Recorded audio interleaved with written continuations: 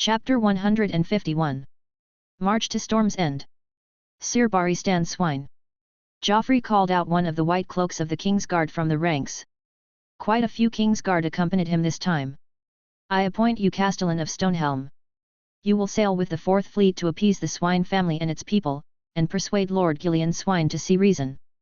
Joffrey gently instructed, try to avoid bloodshed, on both sides. The burly Barry Stan Swine had a loyal, brave, and youthful face. He bowed steadily, showing unexpected courtesy and composure. Yes, Your Grace. Since the unexpected death of Sir Eyrie Oakhart of the King's Guard, Barry Stan Swine, who remained at the Red Keep to serve the royal family, had taken his place, becoming one of the 7. After the King's Guard was expanded to 77, Barry Stan Swine rose with the tide, promoted to squad leader, commanding 10 noble-born companions. These were all good things. But times changed too quickly, too unexpectedly. Barry Stan Swine often felt lost. He could only fulfill the duties of the King's Guard, protect, remain silent, and be loyal.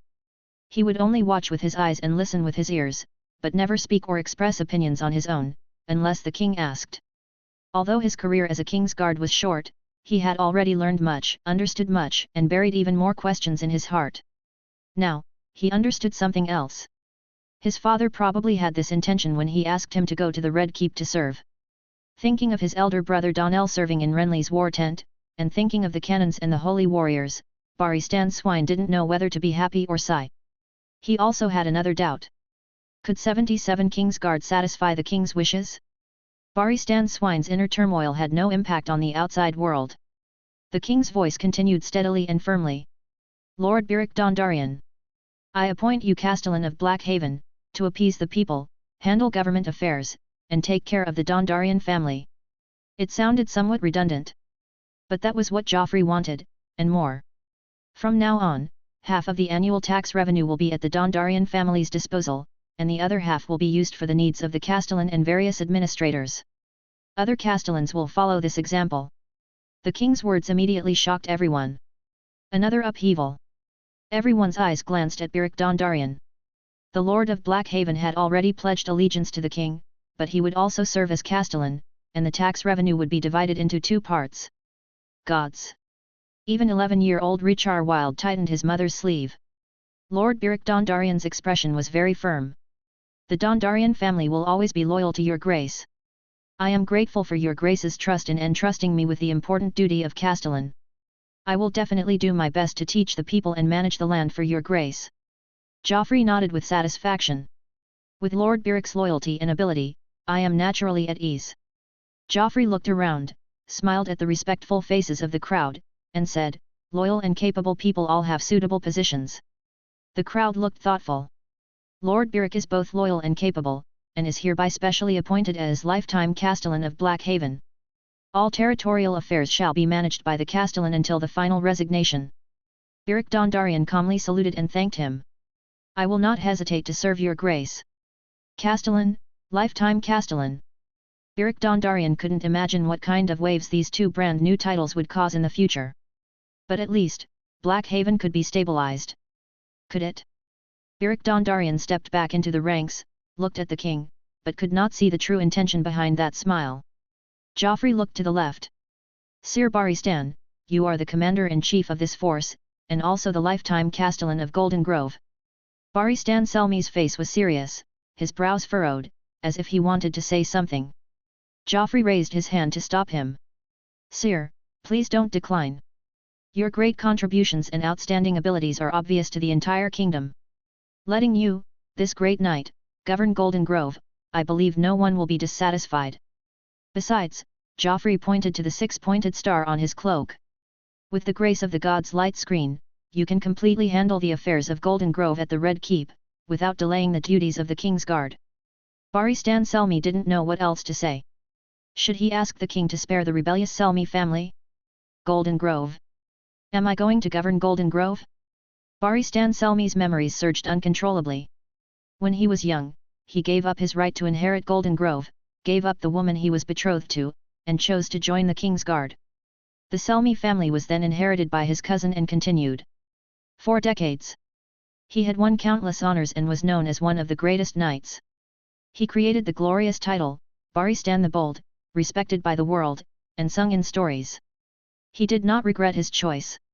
But he also missed his family.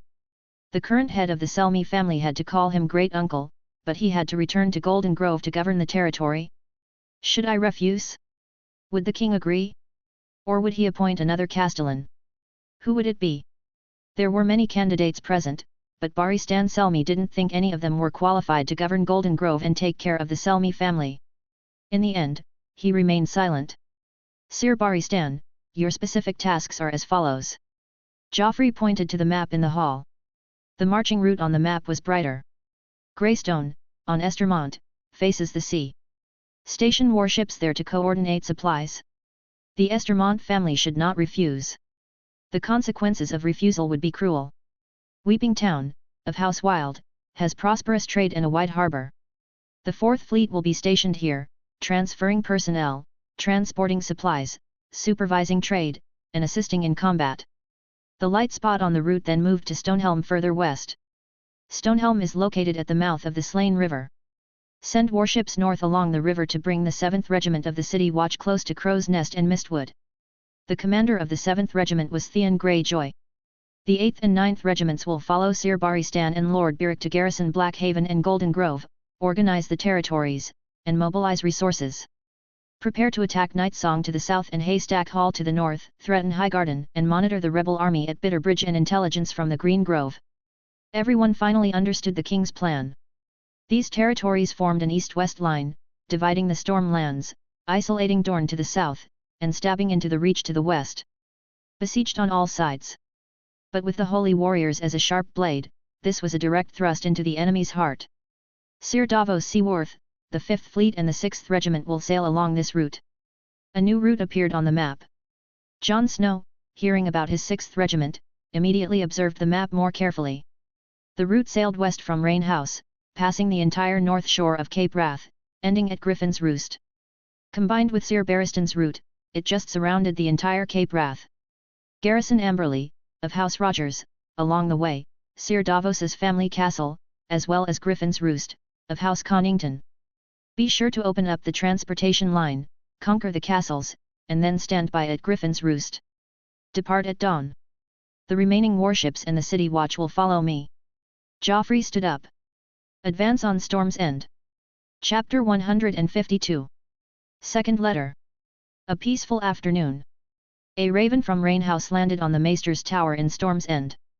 The Maester thought it was another greeting from House Wild and a notification of troop reinforcements and negotiations, but when he opened the scroll, he saw urgent military situation.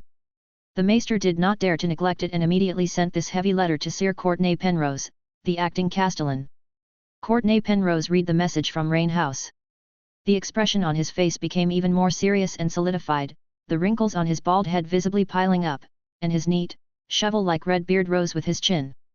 The handwriting on the letter from Rain House was hurried and uneasy, and the content written was even more shocking.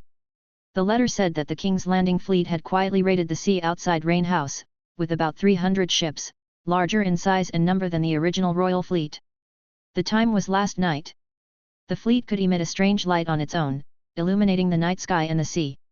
It could also create huge noises, making the shouts and horns inside the castle unable to travel even 20 steps away, so that everyone could hear the fleet's declaration. The fleet announced that it would clear the coast and destroy the castle. At the same time, the false King Joffrey himself seemed to be in the fleet, having left the Iron Throne in King's Landing. Finally, Rain House issued a request, stating that it would be difficult to hold out for long and hoping that Storm's End and His Majesty Renley would send troops to support as soon as possible. Support. Courtenay Penrose couldn't help but be suspicious. The port of King's Landing has never been an airtight place. The last time Storm's End received intelligence from King's Landing was only 3 days ago, recording King's Landing 10 days ago. The port of King's Landing was quite normal 10 days ago. 100 or 200 warships were docked in the port, and merchant ships gradually recovered, but still not as much as before the war. There were also some ridiculous rumors spreading from the city. What's more, His Majesty Renly's camp has already moved to Bronzegate in the north, and intelligence will be sent there first, with a delay of no more than 4 or 5 days. 5 days, or 10 days. The royal fleet has gained 100 warships out of thin air, and they can be used for long voyages? Courtney Penrose couldn't believe it. Could it be that Rainhouse has secretly defected to the false king, and this letter is a dangerous bait? As soon as the thought arose, Courtney Penrose only thought for a breath or two, and then denied this vicious guess. If everything said in the plea for help is a lie, and the purpose is to lure the army south to support, so that the enemy can ambush or attack, then where did the enemy's army come from? Cape Wrath is located at the southern end of the storm lands. If the enemy wants to ambush here, they can only sail at sea, and they have to avoid the islands and ships along the way, and finally find an opportunity to land. How many soldiers can the royal fleet transport directly to Cape Wrath for a long voyage? The number will never exceed 10 or 20,000. Rainhouse's plea for help. If this is really a trap, who is the prey trapped? Who is dizzy in Cape Wrath, without reinforcements and logistics, and with the retreat cut off? Without a doubt, it is the Royal and Westerland's army under the false king. Courtney Penrose understood that even if the false king was arrogant and ignorant, the ministers of the Red Keep could not agree to such an absurd suicide plan. Then, what other reason could encourage Rainhouse to lie? There was none. Courtney Penrose knew the Earl of Rainhouse. Caspar Wilde, who was in his prime, was smooth and worldly. He would frequently visit Storm's End for the ownership of a piece of land, and he would haggle over the amount of taxes paid, almost only taking in and not giving out, like a miser. But for Rainhouse, for the glory and inheritance of the nobles, Earl Wilde was equally not lacking in the courage and determination to sacrifice and dedicate. Rainhouse knows its liege lord, knows the contract. Caspar Wilde would never dare to deceive Storm's End without authorization, especially with such important military intelligence. That is to say.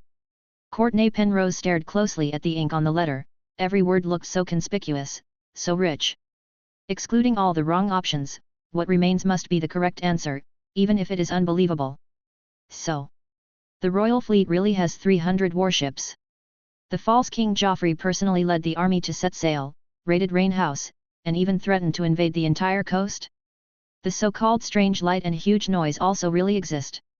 Courtney Penrose couldn't help but think of those rumors from King's Landing, tamed flames, severed limb regeneration, surging soil and rocks, and the blessings of the gods.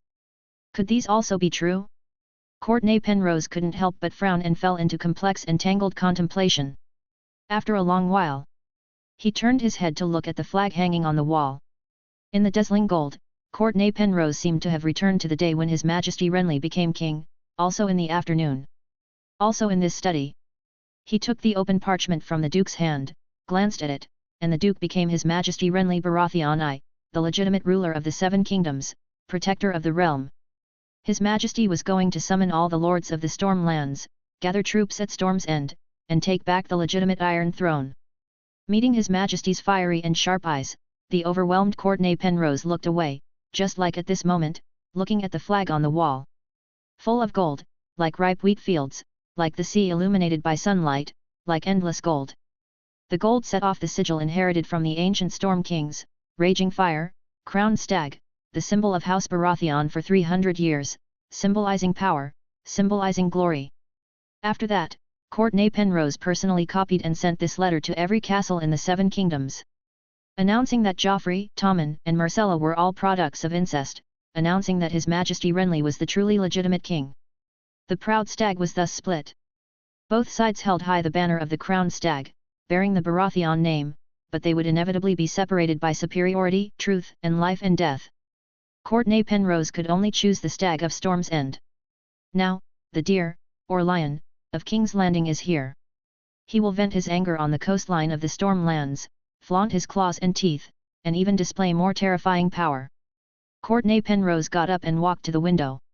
On the sea, there were only the never-ending waves and reefs, without a single shadow of a ship. A few days ago, Earl Valyrian's fleet was stationed on this sea, but the walls of Storm's End were indestructible, and that fleet could only return in dismay. The waves surged. Courtney Penrose's face gradually softened. That's right, the ancient Storm's End was built with magic and solid stone. Not only has it never been breached, but even the most violent storms can't do anything to it. Let that fleet come.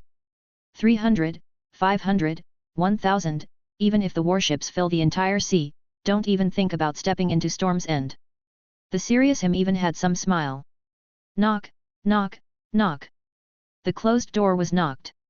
Sir Courtney, a new letter has arrived from Rain House. The maester's voice was still panting.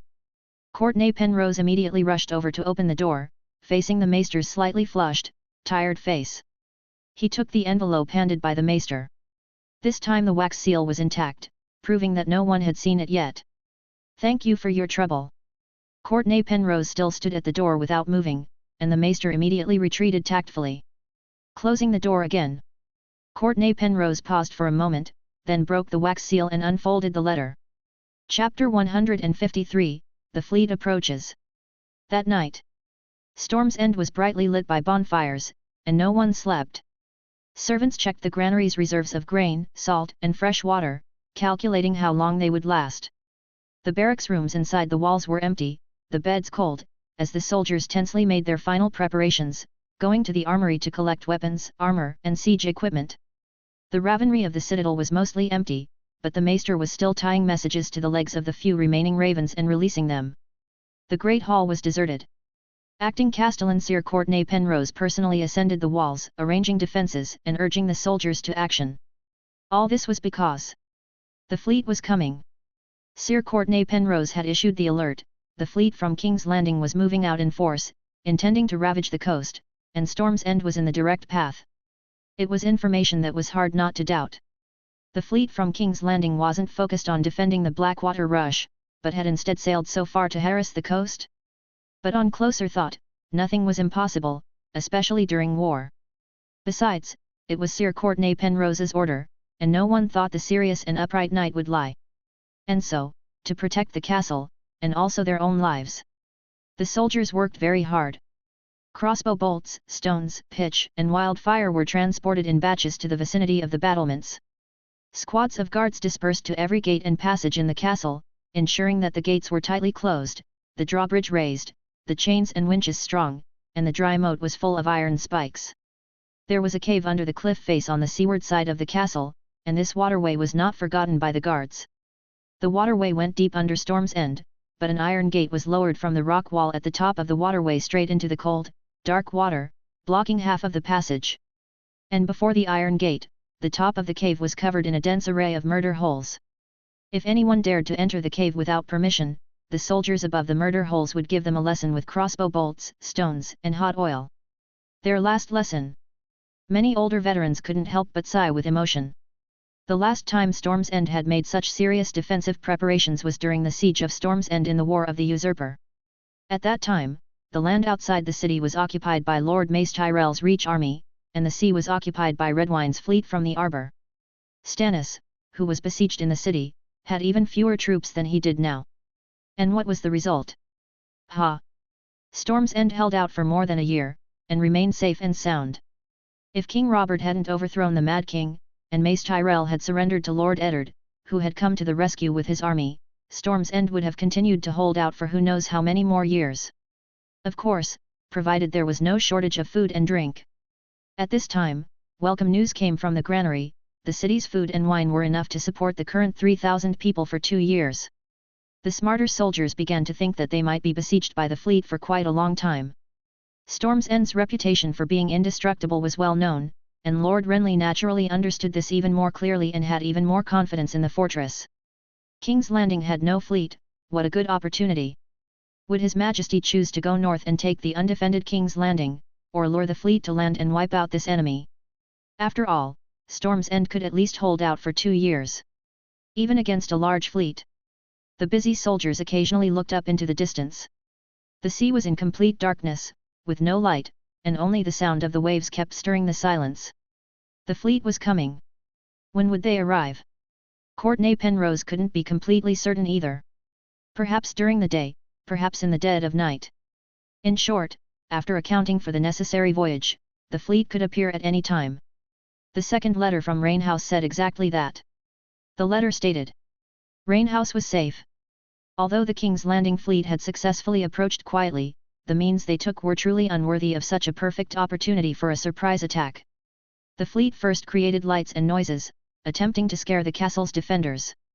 It did have some effect at first, but the Earl's loyalty to King Renly overwhelmed his fear. He firmly rejected the enemy's invitation to surrender and ordered the soldiers to prepare to defend the city. The first letter was written at this time. After that, the fleet, having failed to persuade them to surrender, first tried to throw stones and shoot arrows from the sea, but it was even weaker than an infant's punch. Rainhouse was unscathed. The enemy troops on the fleet then began a landing operation, launching attacks from the 3 landward gates. Fortunately, 1,000 soldiers who had been preparing to go north to reinforce had already gathered in the city, and the armaments were also sufficient. They repelled 4 enemy attacks one after another.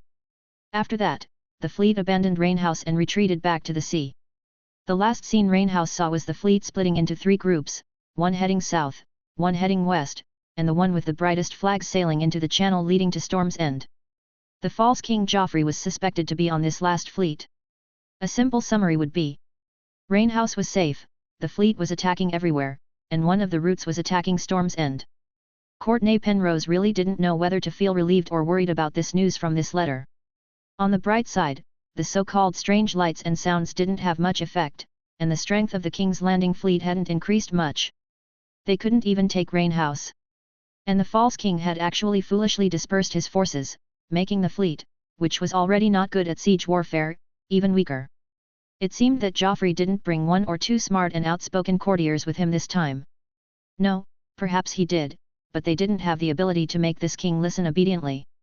Thinking of Prince Joffrey in his impression, Courtney Penrose didn't doubt the extent of his recklessness at all.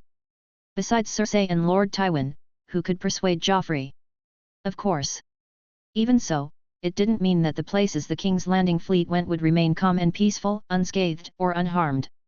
Nor did it mean that Storm's End could continue to rest peacefully without taking precautions. Even if the fleet had fewer soldiers, they still had more than 1,000 guards in the city. If they were negligent and underestimated the enemy, and allowed Storm's End, which had never fallen, to be breached by this enemy, Courtney Penrose firmly believed that he would not be able to rest in peace even after his death. With this in mind, he carefully and meticulously arranged Storm's End's defences, treating the approaching enemy as an army of 100,000 and the enemy general as Lord Tywin Lannister. He had to be able to resist such a strong enemy. That way, no matter how many accidents occurred, Storm's End wouldn't be breached, right? At this time, the defences on the walls and in various parts of the city had been completed, most of the soldiers had returned to the barracks to rest, the patrolling soldiers were in high spirits, and the watchtower lights were bright. Looking at all this, Courtney Penrose was full of confidence, and his drowsiness disappeared. So he stood silently on the city wall, staring at the darkness outside the city. He couldn't see anything, but it seemed as if he could see swords and shadows, blood and fire, and approaching warships. Finally, when the sky was slightly bright, long, hazy shadows rippled inadvertently on the grey sea, gradually increasing in number and becoming wider and wider. One ship shadow after another. The sentry on the watchtower rang the bronze bell and blew the horn, waking up the sleeping people. The bell and horn sounds formed a song of war, and the air suddenly became intense and heavy, occasionally mixed with a few shouts from companions. Everyone immediately understood. The fleet was coming. Chapter 154, Landing. The waves crashed incessantly, and the sea wind howled. The various movements within Storm's End were barely perceptible at sea, with the only clear signal being the arc of leaping or shifting firelight along the castle walls. Those were the torches raised by the soldiers, representing swords and bows. Those were the roaring braziers beside each battlement, used for warmth, illumination, igniting rockets and pitch, and boiling hot oil. In this way, Storm's End announced its vigilance, displaying its thorns and iron spikes. Each point of light signaled Storm's End's meticulous and well-prepared counterattack, foreshadowing the countless blood and lives the besiegers would lose. The guards tightened their grips on swords and crossbows, ready to kill the enemy. Meanwhile, within the castle behind them, horns blared incessantly, like muffled thunder accumulating boundless fury, deterring the enemy, and like uplifting music, encouraging victory. The fleet at sea, however, approached in silence, communicating only through the shifting of flags. Why no drums or horns? Many young guards showed puzzled expressions. So many stories and everyday training were the same. Shouldn't war be accompanied by drums and horns throughout? Even if this was a fleet sailing at sea, shouldn't it be this quiet when launching an attack? Experienced veterans were also quite perplexed. Without the drums and horns to inflame the youth's minds, who would dare to rush towards the walls after calm consideration, to face crossbows, stones and hot oil, enduring the clear, piercing wails from all directions? Harboring various thoughts, the guards' sense of tension seemed to diminish considerably. At this moment, they looked down again at the fleet below. A blur of ships, so scattered and unremarkable, so inconspicuous. Rather than an imposing army, they seemed more like predatory pirates, only sneaking close for ambushes, never launching a fair and square attack. Almost like pirates. Courtney Penrose recalled the battle process described in the letter from Rain House, almost the same tactics as the Ironborn's longships: ambush, sneak attack, forceful assault, and retreat after casualties. Thinking this way, wouldn't dividing the troops to invade various coastlines be exactly the Ironborn's consistent style? Courtney Penrose's confusion seemed to be resolved. The letter also mentioned that one of the officers attacking Rain House was Theon Greyjoy, the Iron Islands whelp. Perhaps this Theon swayed the cruel heart of the false King Joffrey? Made him dispatch the fleet to wreak havoc everywhere, to avenge Massey's Hook, or simply to cause destruction? Courtney Penrose couldn't be entirely sure, but at least he surveyed the fleet below. At a rough glance, there couldn't be more than 200 ships. The exact number from the watchtower was 121. At least it could be confirmed that the fleet had indeed split up. This was certainly good news for Storm's End, but bad news for the castles along other coastlines. For His Majesty Renley, it was probably decent intelligence. After all, judging from the current situation, King's Landing lacked a fleet to guard the river, and the territories of the Stormlands would not be completely destroyed, only allowing the willful Prince Joffrey to vent his anger, looting some villages and fishermen. For the war, this was nothing. The strength of King's Landing was wasted in unnecessary places, while His Majesty Renly's army was growing stronger and more skilled day by day, just waiting to pierce the enemy's heart. The situation of the war seemed to be becoming clearer and clearer. Ha ha ha! They're truly crazy. Ha, they're even using this kind of thing as a weapon? It can't even touch a single hair on Storm's End. Look, they haven't stopped yet. If this is all they've got, we can all go back to sleep. They won't even think about entering Storm's End in 100 years. The guards on the walls erupted in laughter and ridicule. Courtney Penrose didn't immediately stop them. He also saw the fleet's attack, insignificant, even absurdly laughable. Dozens of warships approached to almost grounding distance, launching arrows and stones from their decks, but the vast majority still failed to clear the cliffs below the castle, let alone damage the walls. Courtney Penrose understood that the enemy's attack would only raise the castle's morale higher and make the defense more steadfast. However, there was still one question: what about the enemy's white light and sound? The sky was gradually brightening, so the effect of the white light could be ignored, but what about the enormous sound that Rain House had mentioned several times in the letter? That kind of thing could be much more effective. Courtney Penrose's biggest worry was this. Once the enemy used this strange power, the morale within the city would be low, and the inconvenience of communication would be minor troubles. If it disturbed everyone's sleep and exhausted their energy, and then the enemy sought out weaknesses to approach and attack. Courtney Penrose had no other choice but to keep a close eye on the fleet's movements, to judge the enemy's intentions and prepare in advance. About a quarter of an hour later, the warships throwing arrows and stones retreated. Courtney Penrose immediately stopped the guards' clamor, ordering everyone to be vigilant, observe, and report any changes in the enemy's movements. But this order quickly became useless. Courtney Penrose himself clearly saw the fleet's movements. All the warships sailed north, stopping on the sea next to the flat ground 1,000 paces away from Storm's End, lowering their sails. Then, many small boats carrying dense shadows rowed towards the shore. The enemy was landing.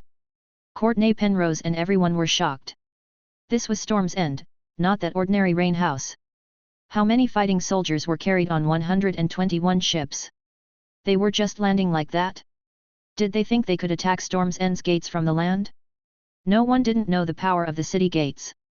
The crossbows and stones on the walls were the first line of defense for the city gate, capable of launching thousands of deadly attacks in just a few breaths, turning the ground outside the city into a field of corpses. The dry, wide moat was the second line, and the guards would enthusiastically help the enemy fill the moat with their own corpses. The third line of defense was the hot oil poured down from the walls.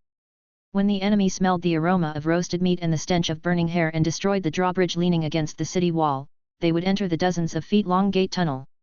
The countless crossbows above the tunnel entrance, the stones piled into small mountains, and pots of hot oil would form the fourth line of defense. The enemy would once again leave corpses all over the ground, finally reaching the city gate.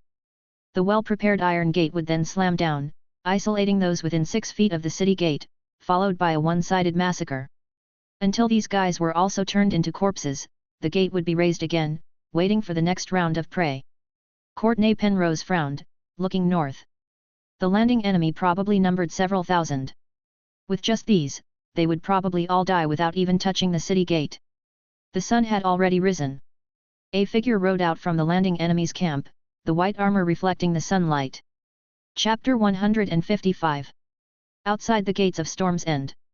Courtney Penrose, astride a chestnut courser, locked eyes solemnly with the opposing knight before him. This knight's eyes were gloomy and downcast, sporting a rust-colored beard, his white scale armor edged with delicate gold thread, wearing a helmet with golden sunbursts, his knee pads, gorget, gauntlets, and boots all gleaming iron armor. Whether to flaunt, or out of fear of death. The key point was that the knight's woolen cloak was adorned with a golden lion clasp. Sir Courtney Penrose. The knight's rust-colored beard swayed slowly. Long time no see. Courtney Penrose snorted coldly. You've been living comfortably in the Red Keep. I'm afraid you've completely forgotten the Stormlands, Maron Trant. Courtney Penrose recognized this face. How could he not recognize it? From his own paps to Storm's End, in between lay the Trant family's ancestral seat of Haystack Hall. What, the Hangman Knight has transformed into a proud golden lion? Courtney Penrose's face was filled with mockery. Maron Trant was unconcerned, stroking the golden lion clasp on his shoulder. As a king's guard, one must naturally forsake family, not marry, not have children, and wholeheartedly serve the king. Shouldn't the knight praise me for upholding my oath? Why do you speak insults? If it were truly out of duty as a king's guard, that would be excusable, even worthy of respect. But, Maron Trant, was he that kind of person? Courtney Penrose was already too lazy to waste words. Just say what you have to say quickly. You can hurry back to lick your master's boots, and I can have a little more leisure at Storm's End, to gather strength to kill enemies. Courtney Penrose glanced at Maron Trant with disgust. If this guy hadn't been waving 2 peace banners from afar, allowing countless people to see, he would have really wanted to initiate a duel immediately, to rid the world of a filthy villain. Pity. He looked up again. One peace banner was painted with 7 colored stripes, connected to 7 long tails, tied to a pole with a 7-pointed star at the top. The other banner was almost the same, except that all the 7s had been replaced with 6s. He knew that this was one of the evil consequences of the false King Joffrey's willfulness.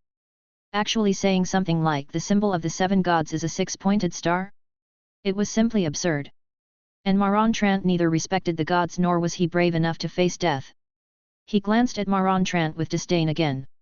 If this guy had really dared to come with only a 6-pointed star banner, it would have been considered some loyalty and courage, but he also held a 7-pointed star, ha! Seemingly stimulated by his gaze, Maron Trant finally unfurled the king's warrant. I, Joffrey of the House Baratheon and Lannister, by the grace of the gods, King of the Andals, the Rhoynar and the First Men, Lord of the 7 Kingdoms and Protector of the Realm. Courtney Penrose lazily picked at his ear. Infinite power, rebellion will be destroyed. To show the mercy of the gods, immediately open the city gates and pledge allegiance to justice. All within the city can still be forgiven, merit will be rewarded regardless of past crimes. Maron Trant reached forward with the warrant, his face full of indifference and arrogance. Finished reciting. Courtney Penrose spat, that is my answer. Go back and report, let those poor soldiers come and crash to their deaths on the city walls, adding to your sins. Or, do you want to die by my sword? Courtney Penrose reached out and pressed on the hilt of his sword. Facing this guy Maron Trant, he couldn't confidently come empty-handed. Maron Trant did not show the slightest surprise or anger. Sword duels are outdated. Maron Trant sighed condescendingly, then turned and headed back to the camp without looking back. Watching Maron Trant's distant, shining back, Courtney Penrose knew that he had rejected the only chance to avoid bloodshed. So what? The enemy's blood will be 10 or 100 times that of Storm's End. Courtney Penrose turned his horse around. Passing over the drawbridge, entering the gatehouse, he felt the countless murder holes and mechanisms hidden in the darkness. Above, solid stones would roll down, hot oil would be poured. On the left and right, bows would be drawn, crossbows would fire, and fire-spewing crossbows would spit out flames. Once the iron gate fell, it could smash people in half, grinding them into minced meat. Afterwards, it would isolate the inside and outside into two worlds, the world inside destined to die, and the world outside merely waiting to die. The city gate was also bound with iron bars, and if necessary, it could be covered with a layer of iron thorns to prevent people from tampering with it. Even the ground was not dull and uninteresting. Inside the city walls, both sides had mechanisms controlling the underground passages, and once activated, the ground in the gatehouse would sink and collapse, revealing a pit 2 jong long and 2 jong deep. Not to mention heavy equipment such as battering rams, even lightly armored soldiers would find it difficult to cross, and there were countless actively operating murder holes. All of this was the enemy's nightmare, and Storm's End's lullaby. Courtney Penrose knew it all too well. Click, click, click. The iron cable tightened with the winch, pulling the drawbridge behind him back up, blocking the gap in the outer city wall. The entire gatehouse instantly darkened. In the dark, confined space, subtle sounds began to fill the space from above, below, left, and right. These sounds came from the soldiers lying in wait behind the murder holes. Boom! The heavy city gate was lifted little by the iron cable, and light shone into the gatehouse from the gap below, becoming brighter and brighter, bigger and bigger, until it could allow passage. Courtney Penrose spurred his horse across the city gate. Thump! The city gate fell heavily to the ground, not knowing when it would open again. Seer, a raven from Amberley. Courtney Penrose had just walked onto the north city wall when the maester hurriedly brought a paper scroll. The letter seal was the sigil of House Rogers, black sealing wax, 9 silver unicorns surrounding a silver maze. House Rogers of Amberley, neighbors west of Rain House. The fleet of King's Landing. He could already guess the contents of the letter. Opening the letter to take a look, sure enough, Amberley had been raided by the fleet, and although the castle had not been breached, many fishing villages and towns along the coast had been plundered or burned, and some enemy troops had even penetrated inland, intending to attack more villages and towns. More and more like pirates. Courtney Penrose's mood was complicated. Seer, how should we report to His Grace? The maester asked cautiously. Courtney Penrose looked towards the enemy camp to the north. It was already certain that the enemy had not brought large military equipment, their reserves were insufficient, their camps were scattered, and they did not even have military drums or horns. As for the reason, the letter from Amberley verified a guess he had previously dared not believe. The enemy's white light and sound were not without limits. Amberley also heard the fleet's thunderous calls to surrender, but only half of them, the other half abruptly ceasing. So, because of this power, the enemy was arrogant enough to abandon drums and horns. But this power suddenly disappeared, and beyond their expectations, causing the enemy to have difficulty issuing orders now. Seer. A soldier ran from the east, the besieging fleet is moving. They. Courtney Penrose raised his hand to stop him. No need to say more, the fleet had already lined up and passed before his eyes, sailing further north. He turned back to true north. In the center of the encampment on the shore, a crowned stag banner larger than a sail was planted on the main camp. Joffrey, you are as arrogant as ever. Before long, all of Storm's End's ravens were released. The besieging soldiers shot several rounds of arrows, but 6 or 7 ravens still escaped the attack. Flying north. Chapter 156, Deadly News. Release the ravens. Jon Snow, having reviewed the entire contents of the letters, commanded the maester of the Eyrie. Jon Snow was clad in iron-grey armor, draped with a golden, dazzling 6-pointed star, and adorned with several badges of varying designs on his chest. The 4 men guarding him from behind were similarly attired, except their armor was painted red. As you wish, my lord. The white-haired maester calmly re-rolled the 3 letters. He had written them himself, but the content was not of his own choosing. Then, the old maester leaned slightly forward, warming the red wax seal by the flame of the candlestick on the table. While waiting, the old maester took out a precious seal he kept close to his body and carefully wiped it, ensuring the engraving was fully displayed, without flaw. The seal depicted a pair of griffins in combat. Griffins, the symbol of the Eyrie, the sigil of House Clinton. The combination of ravens and sigils was very effective.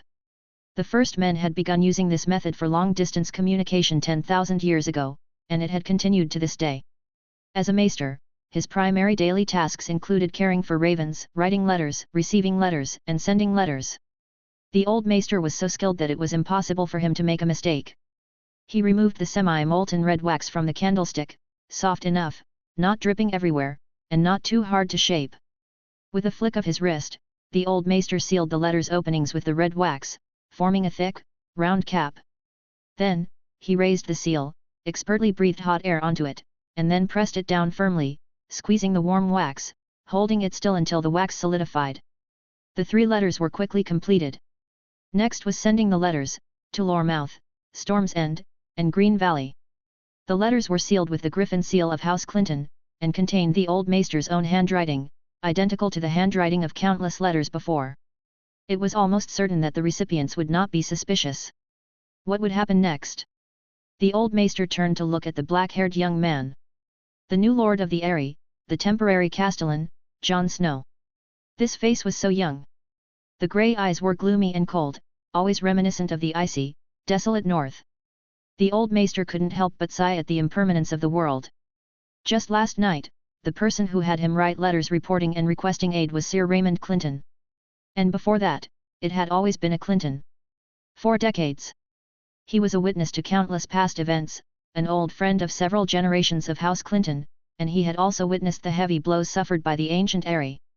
During the Usurpers' War, House Clinton's land and the title of Earl were stripped away by the Mad King. Later, King Robert returned a small portion of land and the title of Knight. The Eyrie was thus able to continue, though no longer as wealthy and prosperous as before. The name of House Clinton had at least not disappeared. But now, another war for the throne. Could House Clinton survive this calamity? The old maester harbored deep worries. He personally had no opinion on this Jon Snow. It was well known that the maesters sent to various castles served the castles and the people themselves, not a specific lord. Maesters should remain neutral and not participate in lords' infighting. But he was old, after all, and had served at the Eyrie, in House Clinton, for too long. Moreover, now he had to falsely use the name of House Clinton to deliver lies to Lord Renley, who had crowned himself king. Jon Snow reminded him faintly, "Maester." The old maester averted his gaze, a momentary lapse, a common ailment of the elderly. "Please forgive me, Castellan." Jon Snow simply pointed to the rookery. The old maester knew he could not hesitate any longer. Everyone in the city had been taken prisoner.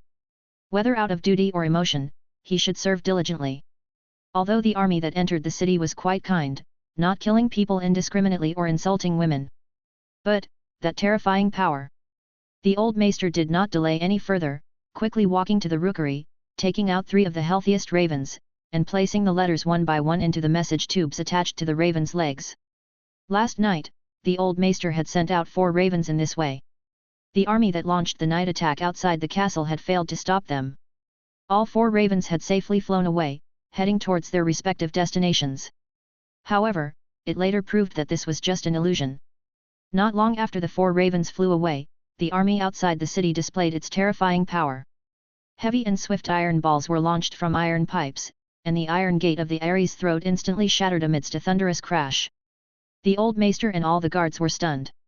Then, a small half of the enemy army outside the city quickly rushed into the barren ridge behind the gate, sprinting towards the main gate of the castle directly ahead. The guards on the twin round towers on both sides of the main gate quickly launched an attack, throwing spears, hard stones, and arrows. Yet the enemies were unscathed.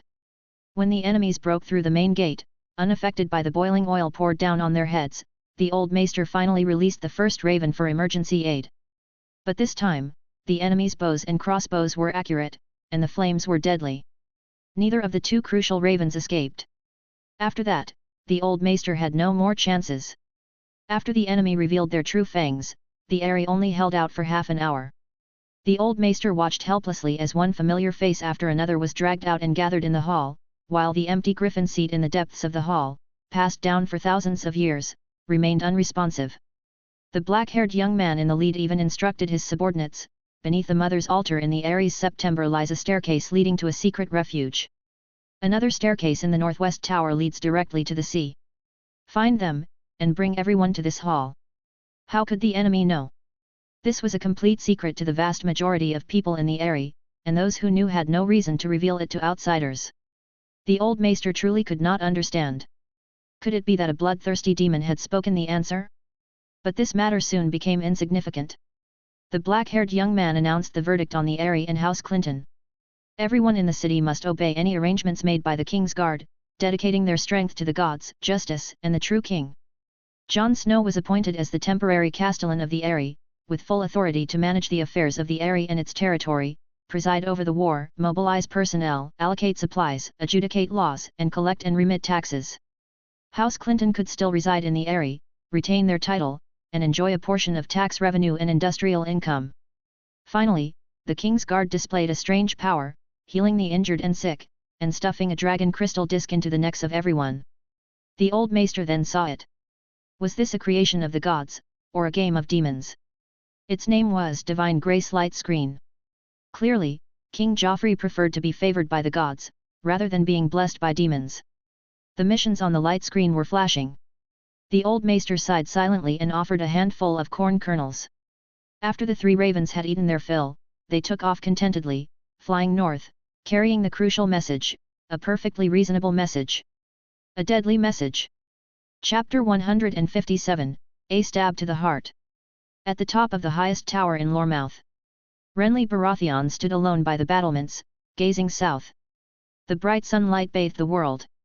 All that could be seen were lush, rolling green forests, the green hues distinct, interesting, and not chaotic. Some were jade green, tender and translucent, like children. Some were apple green, vibrant and luscious, tasting sweet and sour, like teenagers. Some were olive green, vibrant, strong and mature, seemingly unremarkable, yet capable of evoking both warmth and stability, like energetic young adults. Some were dark green, simple and elegant, like elders who had seen the world. A forest is a world in itself. Gazing into the distance. At the edge of the world, a faint line of crimson emerged, contrasting yet harmonizing with the green forest, showcasing the wonder of creation. One couldn't help but marvel at the beautiful scenery. However, Renley couldn't see what he wanted to see. Storm's End. He recalled the magnificent castle, where the waves crashed day and night and storms frequently visited, flipping through the memories in his mind. Walls, gates, mechanisms. Did they really think they could breach it in the hands of Sir Courtenay Penrose with just a few thousand men? Renley wanted to burst out laughing, mocking Joffrey's foolishness and arrogance. But having learned so much, he dared not be careless. Even the axe wielded by a fool could be as deadly as that of a wise man. Unfortunately, Joffrey held just such an axe, and it was growing rapidly, becoming sharper and sharper. The first news came from King's Landing. Spies were sent to observe the harbour, relaying intelligence from the Kingswood to Golden Grove, or along the King's Road to Bronzegate. The ravens of the castles would complete the final leg of the journey. Thus, Renley was able to know the movements of King's Landing from 5 days prior. But sometimes he wished he didn't. Within 3 days, King's Landing had sent 4 pieces of shockingly critical intelligence. Large quantities of lumber were stockpiled at the docks of King's Landing, and then, in just 1 day, the royal fleet stationed in King's Landing doubled in size, reaching as many as 300 warships. Overnight, steel was transformed into sleek warships, launched successfully, and able to move without sails. After the launching ceremony, the city's troops boarded the royal fleet, and all 300 warships set sail for the sea, with Joffrey himself on board. A day later, the lumber was exhausted, and nearly 300 brand new warships were born in King's Landing. Each message was more terrifying, each more dangerous. Renley could hardly believe it. But all the spies and letters were consistent, and some even came to the castle to tell Renley what they had seen and heard, in detail and thoroughly, with evidence. A piece of wood with extremely chaotic grain, as if formed by randomly mixing several colors. Renley chose to believe. He knew that this intelligence could not be concealed, so he quickly called a meeting to discuss how to respond. The lords and generals initially raised very similar questions, and after confirming the truth, reacted differently. Some were silent, some were emotional, some muttered to themselves in despair, and some were stunned and bewildered, their movements sluggish. Renley displayed his calmness and composure, merely instructing the generals to intensify training and sending letters to the castles along the coast. But the ravens from Rainhouse arrived at Loremouth half a day later, announcing that the royal fleet had arrived. This moment was the darkest hour for Loremouth. The lords and knights present were disheartened and held little hope for the defence of the southern castles. Those whose territories were along the coast of Cape Wrath conveyed their expectations to Renley with their eyes, some subtly or excitedly proposing to immediately return to defend the storm lands, setting the battlefield at Cape Wrath, and striking the enemy with blood and fire. Old Lord Estermont of Greenstone even privately approached Renley, begging him to save Estermont Island at all costs. The crowd was agitated, speaking with one voice. But how could Renley agree to chase after a fleet with cavalry and infantry? Moreover, these warships could be built by the hundreds in a single day, and even if skilled sailors were limited, at least there was no need to worry about damage, making them almost equivalent to an unsinkable fleet. And although there was only one ironclad warship, it was a true floating fortress, impossible to breach. Fight such an enemy at sea? Renley was even more determined to implement the plan to cross the Blackwater Rush upstream. The Blackwater Rush was shallow upstream, making it impossible for deep-water warships to reach, and even a few more sunken ships would make it difficult for even light vessels to approach. Then, capturing King's Landing from the land should be hopeful. Renley had already abandoned the idea of certain victory. The power possessed by Joffrey was not only strange but also full of unknowns, shrouded in mist. Who knew what extent this power could reach? Renley couldn't help but think of the worst-case scenario, his 100,000 troops easily destroyed by Joffrey's tricks, like a game. However, after the darkest hour, dawn began to break. The second letter from Rainhouse brought smiles to everyone present. Rainhouse had held. The enemy appeared so mysterious and bizarre, warships, lights, loud noises, all just for show. Renley also breathed a sigh of relief. Judging from this situation, at least the chances of victory on land were high. Provided that the second letter was genuine. Perhaps the good news came too suddenly, Renley was subconsciously doubtful, inexplicably uneasy. But subsequently, Amberley, Greenstone, Storm's End, Weeping Town, and Griffin's Roost, one letter after another arrived, with similar content, first warning and requesting assistance, describing the enemy's situation, then reporting safety, and reporting the enemy's movements. The time was concentrated within a short day or two. The massive royal fleet seemed like a band of pirates, running very fast, searching for weak prey everywhere, never attacking difficult castles head-on. More importantly, the fleet used a very limited amount of light and sound. Was that to say that Joffrey's various strange abilities were also like this, difficult to sustain, and not as terrible as he thought? Renley suppressed his excitement, not allowing himself to fully believe this guess. The situation suddenly improved. So, how should the troops proceed now? The lords and generals argued endlessly, some said to continue westward and join the Reach army, some requested to go south to protect the territory, and some shouted to go straight north to test the quality of the Blackwater Rush fleet. What drove Renley to make a decision was the Raven from Storm's End. Sir Courtenay Penrose reported in his own handwriting, Joffrey had landed with 5,000 men to besiege the castle, and most of the accompanying fleet had gone north, cutting off their retreat. Renley secretly rejoiced that the one holding the dangerous axe was Joffrey, a fool. Your Grace, a letter from Tumbleton. The maester came up from the stairs behind him, holding a roll of parchment. Unsealing the wax with the crossed quill pattern, the content of the letter was as expected. Joffrey had sent the fleet north to plunder villages and towns. Renly's last concerns were also dispelled. He looked at Storm's End again. The royal fleet ravaged the coastal villages and towns, and Joffrey led a few thousand men to flaunt their power outside Storm's End. The defensive strength of King's Landing was unknown. Then, let the war end outside Storm's End. He shouldn't try to destroy the axe. While the axe hadn't grown up yet, while the fool had let go of the axe, one strike. Stab to the heart. Chapter 158. Waiting for the king's arrival. Stabbed in the heart. Inside the golden tent, the priestess's dance was as fiery as fire, and Joffrey chuckled and shook his head, muttering to himself. Wouldn't that mean losing a lot of blood? Too wasteful. What Joffrey saw was not an enemy, but a meal on a plate. To him, the rebel forces led by Renley were a weak and unsuspecting behemoth, whose flesh was delicious and marrow precious. Land, population, power, prestige, wealth. This was a gluttonous feast. The throne and the kingdom had long been hungry and thirsty, eagerly awaiting nutrients for growth and strength, so how could they easily waste food? Every inch of the prey's body was precious. And the hunter held a sharp hunting knife in his hand, ensuring a fatal blow, but it was not long enough. How to hunt? The answer was already very clear: lure the ignorant and restless behemoth to attack, then directly insert the knife into its head and crush its brains, thus preserving the ingredients to the greatest extent. How to lure the behemoth to attack? This was thanks to the various carefully designed actions beforehand. The commotion in King's Landing was too great to hide, so they simply made it public, creating a huge fleet that could not be eliminated, giving the behemoth a strong stimulus. Thus, King's Landing demonstrated clear power and unknown potential. The awakened behemoth was filled with fear and unease, and every part of its body longed for a warm and safe nest, but only the brain still insisted, controlling the body to continue westward, intending to reclaim its pair of powerful wings that had fallen in Bitter Bridge. At this time, the fleet attacked the coast of the Stormlands, the behemoth's nest.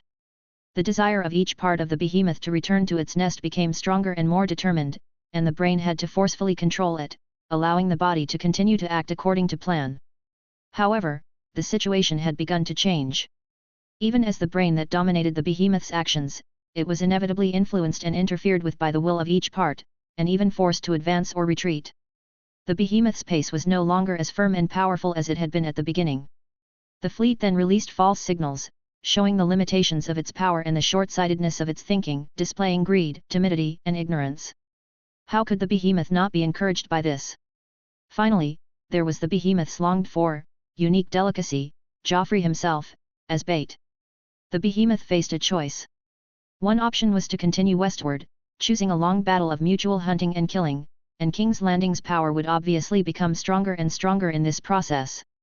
The other option was to send 2 armies straight to King's Landing to deal with the new fleet of unknown strength and the city's guards. The third option was the isolated 5,000 infantry and the raiding fleet that was wandering outside. As long as they were taken down, the war could be said to be more than half won, or even ended. The first 2 options were bitter and dry, difficult to swallow, while the last one was sweet and soft. The behemoth still took the bait. Joffrey was satisfied, but not surprised.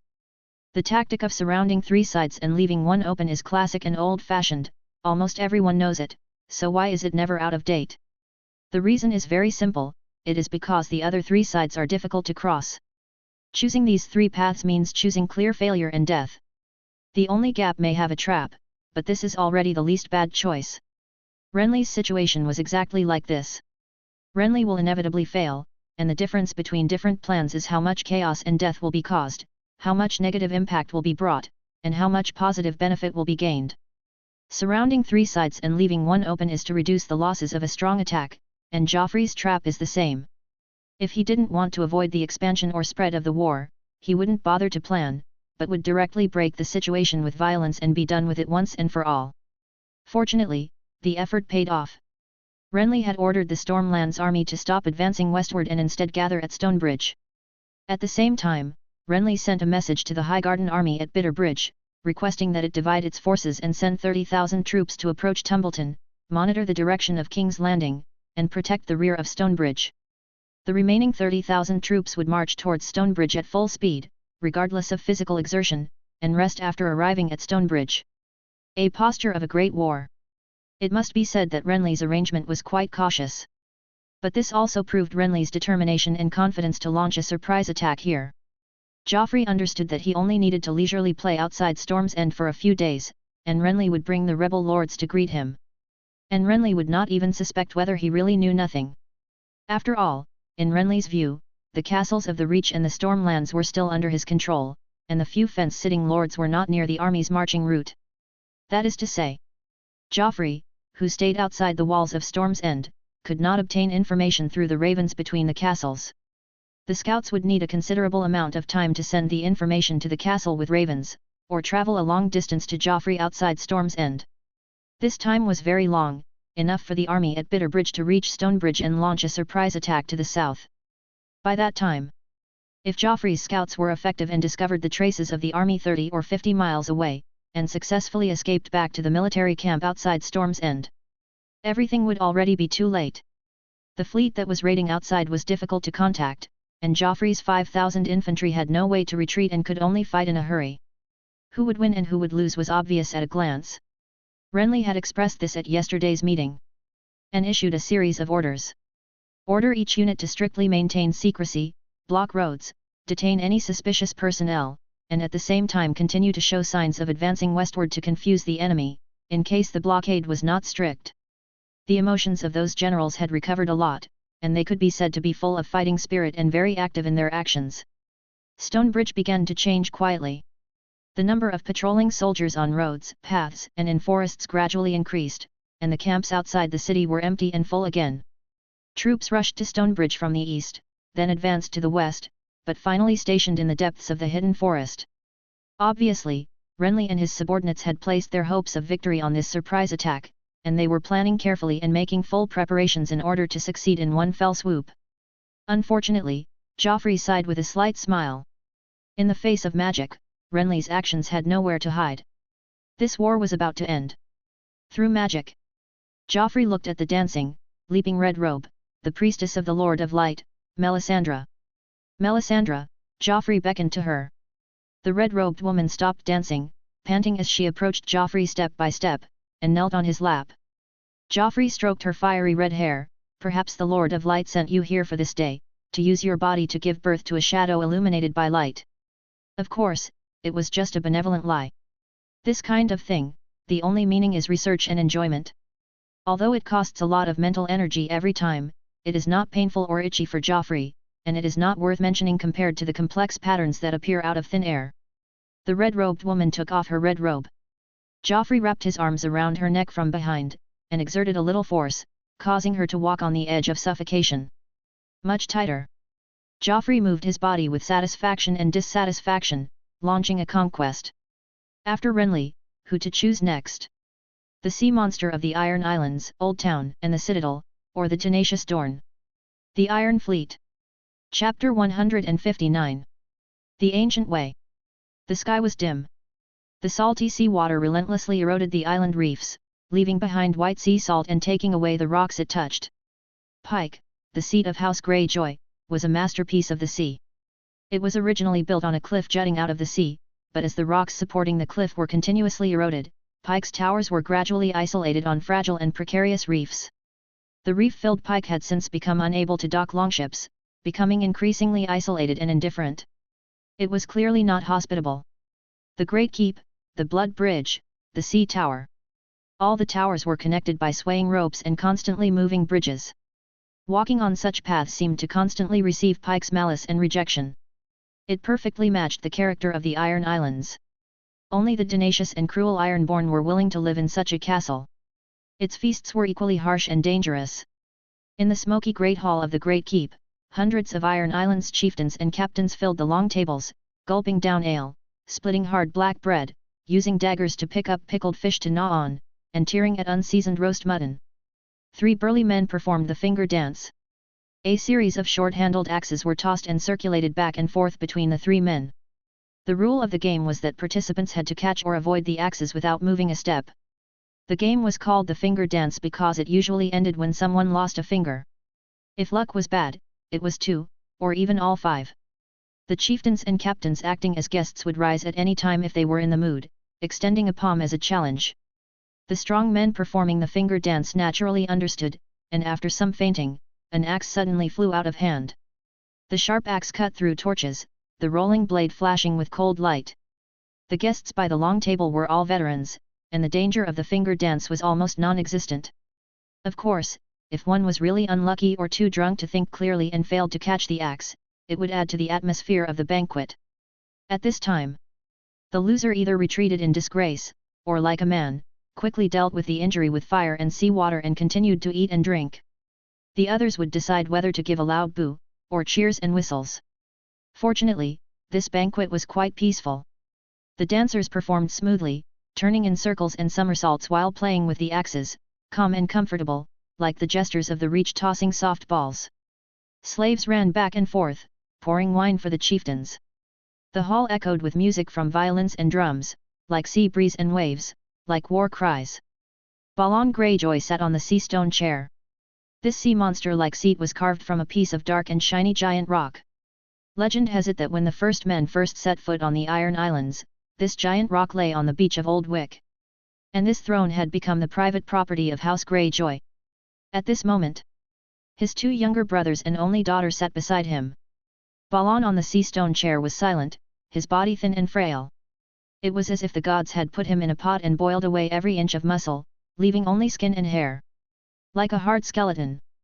However, his face was angular, almost carved from flint, his black eyes were very sharp, and his hair, ravaged by years and sea winds, had become the grey of the winter sea, interspersed with a few white waves, hanging down past his shoulders without being tied up. Just one look at him was enough to understand the deep stubbornness, coldness, and lack of awe in his soul. A typical Ironborn. He watched everything that happened below with cold eyes, and the occasional smile was always a cruel one. Mockery, sarcasm, sneering, hateful laughter. And an arrogant smile at the victory and throne that were about to be seized back following the old way. The old way. Yes, it was time to restore the old way. How could the Ironborn be content with farming? They must pay the iron price, seize it themselves, prosper as reavers, and restore the glory of old. In order to restore the old way. In his hands, the Iron Islands had once again united, ready to seize everything with swords and fire. He scanned the faces below. Lord Stonehouse, wearing sealskin, was still considered brave and loyal. Dennis Drum, the heir to House Drum, and his brother Donnell Drum, 2 warriors, qualified captains. Roderick Harlaw, Roderick the Reader, how could such a person be the Lord of Harlaw, how could he lead the resolute Ironborn? For the sake of Harlaw's longships and his wife from Harlaw, Balon Greyjoy skipped over him. Next was the Lord of Blacktide, Baelor Blacktide, whose face was as smooth as a teenage whore, and he even worshipped the 7 gods of the Reach. How could there be such guys as leaders of the Ironborn? Balon Greyjoy's expression became colder, and then he went to examine the others. House Goodbrother, House Spar and House Merlin of Great Wick, House Sunderly and House Saltcliffe of Saltcliffe, House Botley and House Winch of Pike. Fortunately, most people still looked like Ironborn, like captains who dared to plunder lords and kings. Like warriors who followed the old way. In order to restore the old way, Balon Greyjoy had tried it 9 years ago. That time he failed, losing all his sons, leaving only his daughter Asha. Fortunately, this daughter took the axe as her husband and was more qualified to sail and plunder than many men. But this time was different.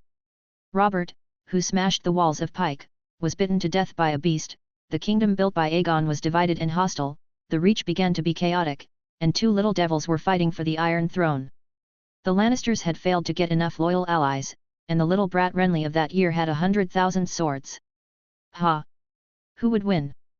Balon Greyjoy only hoped that these 2 families would fight each other quickly, bleed dry, and exhaust their strength, preferably killing each other at the same time, just like the twins during the Dance of the Dragons, who forgot what they were called, and died together, leaving only a story. Of course, Balon was just thinking about it. He would rather personally eliminate the enemy completely, both of them. Humph! 2 arrogant guys.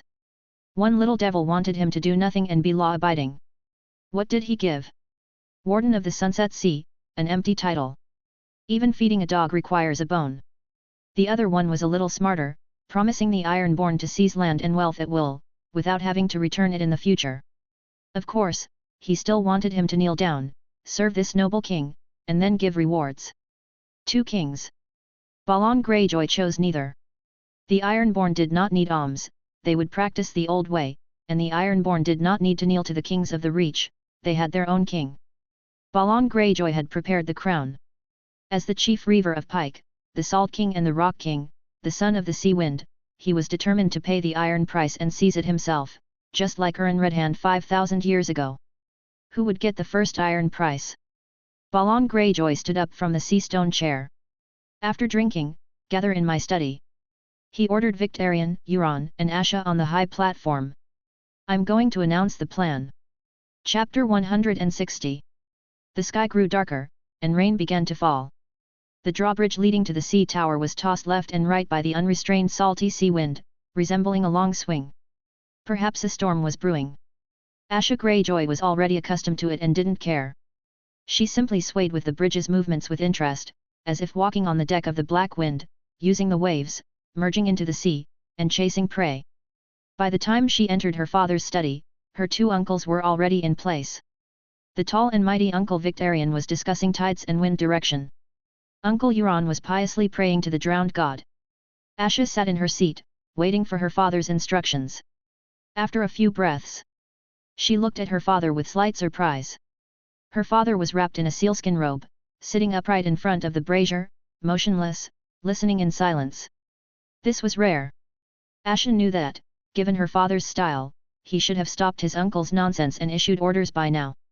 Could it be that her father hadn't made up his mind? Asha sat quietly, while her uncle, the commander of the Iron Fleet, kept reporting information and making suggestions, and her tall, thin uncle occasionally interjected, all with fervent praise for the drowned god beneath the sea. After a long time, her father finally gave an order, "Bring that wildling here." The personal guard in the shadows walked out of the room. Asha instantly understood why her father was so silent and tolerant today, and she also guessed her father's decision. Asha still remembered the wildling's face. A few days ago, Pike received a team of messengers from the Iron Throne, a total of 20 people, led by a woman named Osha. According to Osha herself, she came from beyond the wall. Asha had heard of the wildlings beyond the wall for a long time. Women there could also be warriors and had their own glorious title, Spear Wives. After first seeing Osha, who was a head taller than herself, Asha's impression of Spear Wives suddenly became clear. Osha's eyes were colder than those of many Ironborn. A strong warrior. It was no wonder, as the land beyond the wall was undoubtedly more barren, desolate, dangerous, and arduous than the Iron Islands. Harsh lands breed resilient people. The wildling Osha brought the Iron Throne's letter of appointment, granting the title of Warden of the Sunset Sea.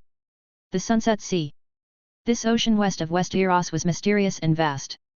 Even the Ironborn, who were most familiar with it, could only sail in the coastal waters, and its depths remained an unknown mist. Asha was somewhat tempted.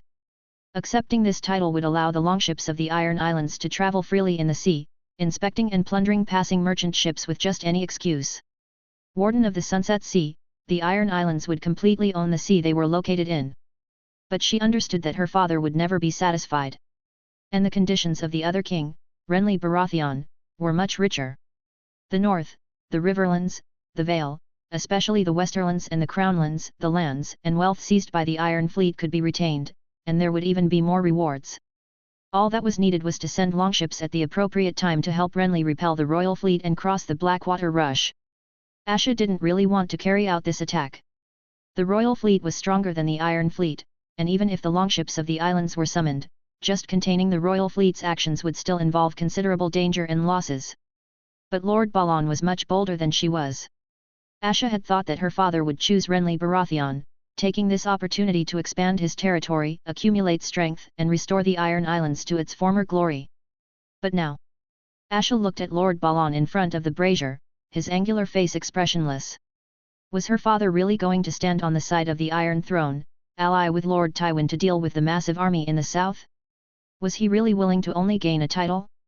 The wildling Osha had not yet arrived. Asha silently waited for the plan that was about to be determined. The Lannisters are too arrogant this time. Why choose the lion? Victarion broke the silence. Asha looked at her uncle in surprise. The loyal commander of the Iron Fleet would actually raise a question.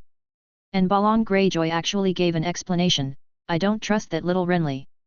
Vain, hypocritical, thinking he's the embodiment of justice and mercy. Lord Balon snorted. He won't see people like us as allies. He's promising a lot, but I think he just wants to repeat Robert's destruction. Being reminded of this, Asha remembered the war 9 years ago.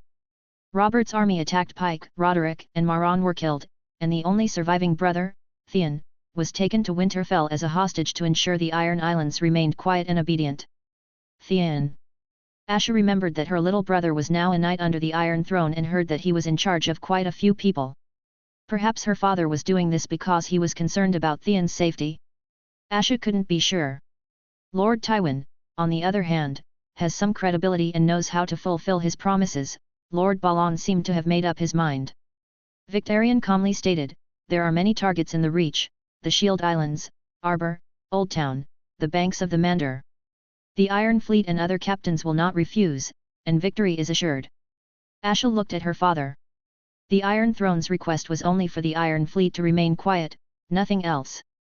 Lord Balon laughed loudly. What did you think I called that wildling here for? To make her happy. The guards happened to bring Osha to the door. Lord Balon, after so many days, have you finally decided on an answer? Osha bowed slightly, then straightened up in an instant. Euron shouted, everyone must be in awe when facing the first of the Reavers blessed by the drowned god. Asha, on the other hand, admired Osha's courage and freedom, and she was already tired of her uncle's set of pious arguments and was not touched by them in the slightest. To be honest, she preferred her uncle as he was before. Young Uncle Euron was much more enthusiastic, drinking heavily, humorous, good at games and competitions, and a good captain who could convince the Ironborn to follow him. But the war 9 years ago changed many things. Uncle Euron's longship sank in the Battle of Fair Isle, he himself almost drowned, and he was imprisoned in Casterly Rock until the end of the war. The Uncle Euron that Asha saw again was like this. Increasingly thin, with sharp, cold black eyes. He always wore a robe in shades of grey, blue, and green, the colors of the sea, symbolizing the drowned god. The waterskin under his arm was always with him, and he used this sea water to drown people at any time. He became the most devout and fanatical priest.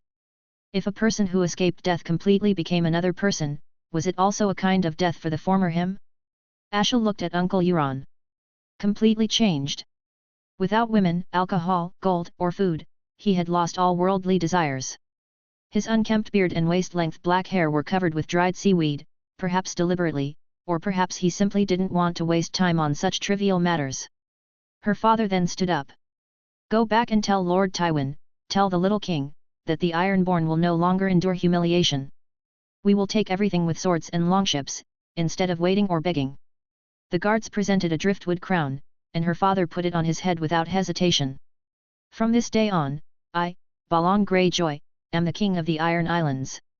The Ironborn will restore the old way and plunder the Reach. Her father had a slight smile on his face. I can also be the warden of the Sunset Sea. Go ask the little king. Osha retreated calmly.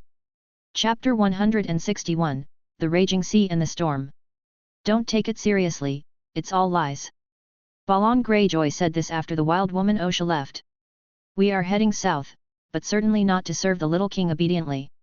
There is only one goal, to make this war even longer.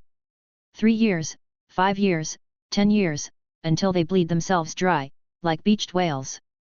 Asha understood. Her father wasn't choosing anyone, but rather wanted the weaker side to continue fighting, to continue tearing the 7 kingdoms apart. Now it's the Iron Throne, and later it might be Renley. Balon Greyjoy looked regretful. There are too few kings in the Green Lands, only 2. In the era when the Andal kings each ruled Westeros, the Ironborn longships could plunder freely, occupying all the coasts. No single kingdom could match the longship fleet. Euron stared at his elder brother's crown, made of driftwood, not black iron.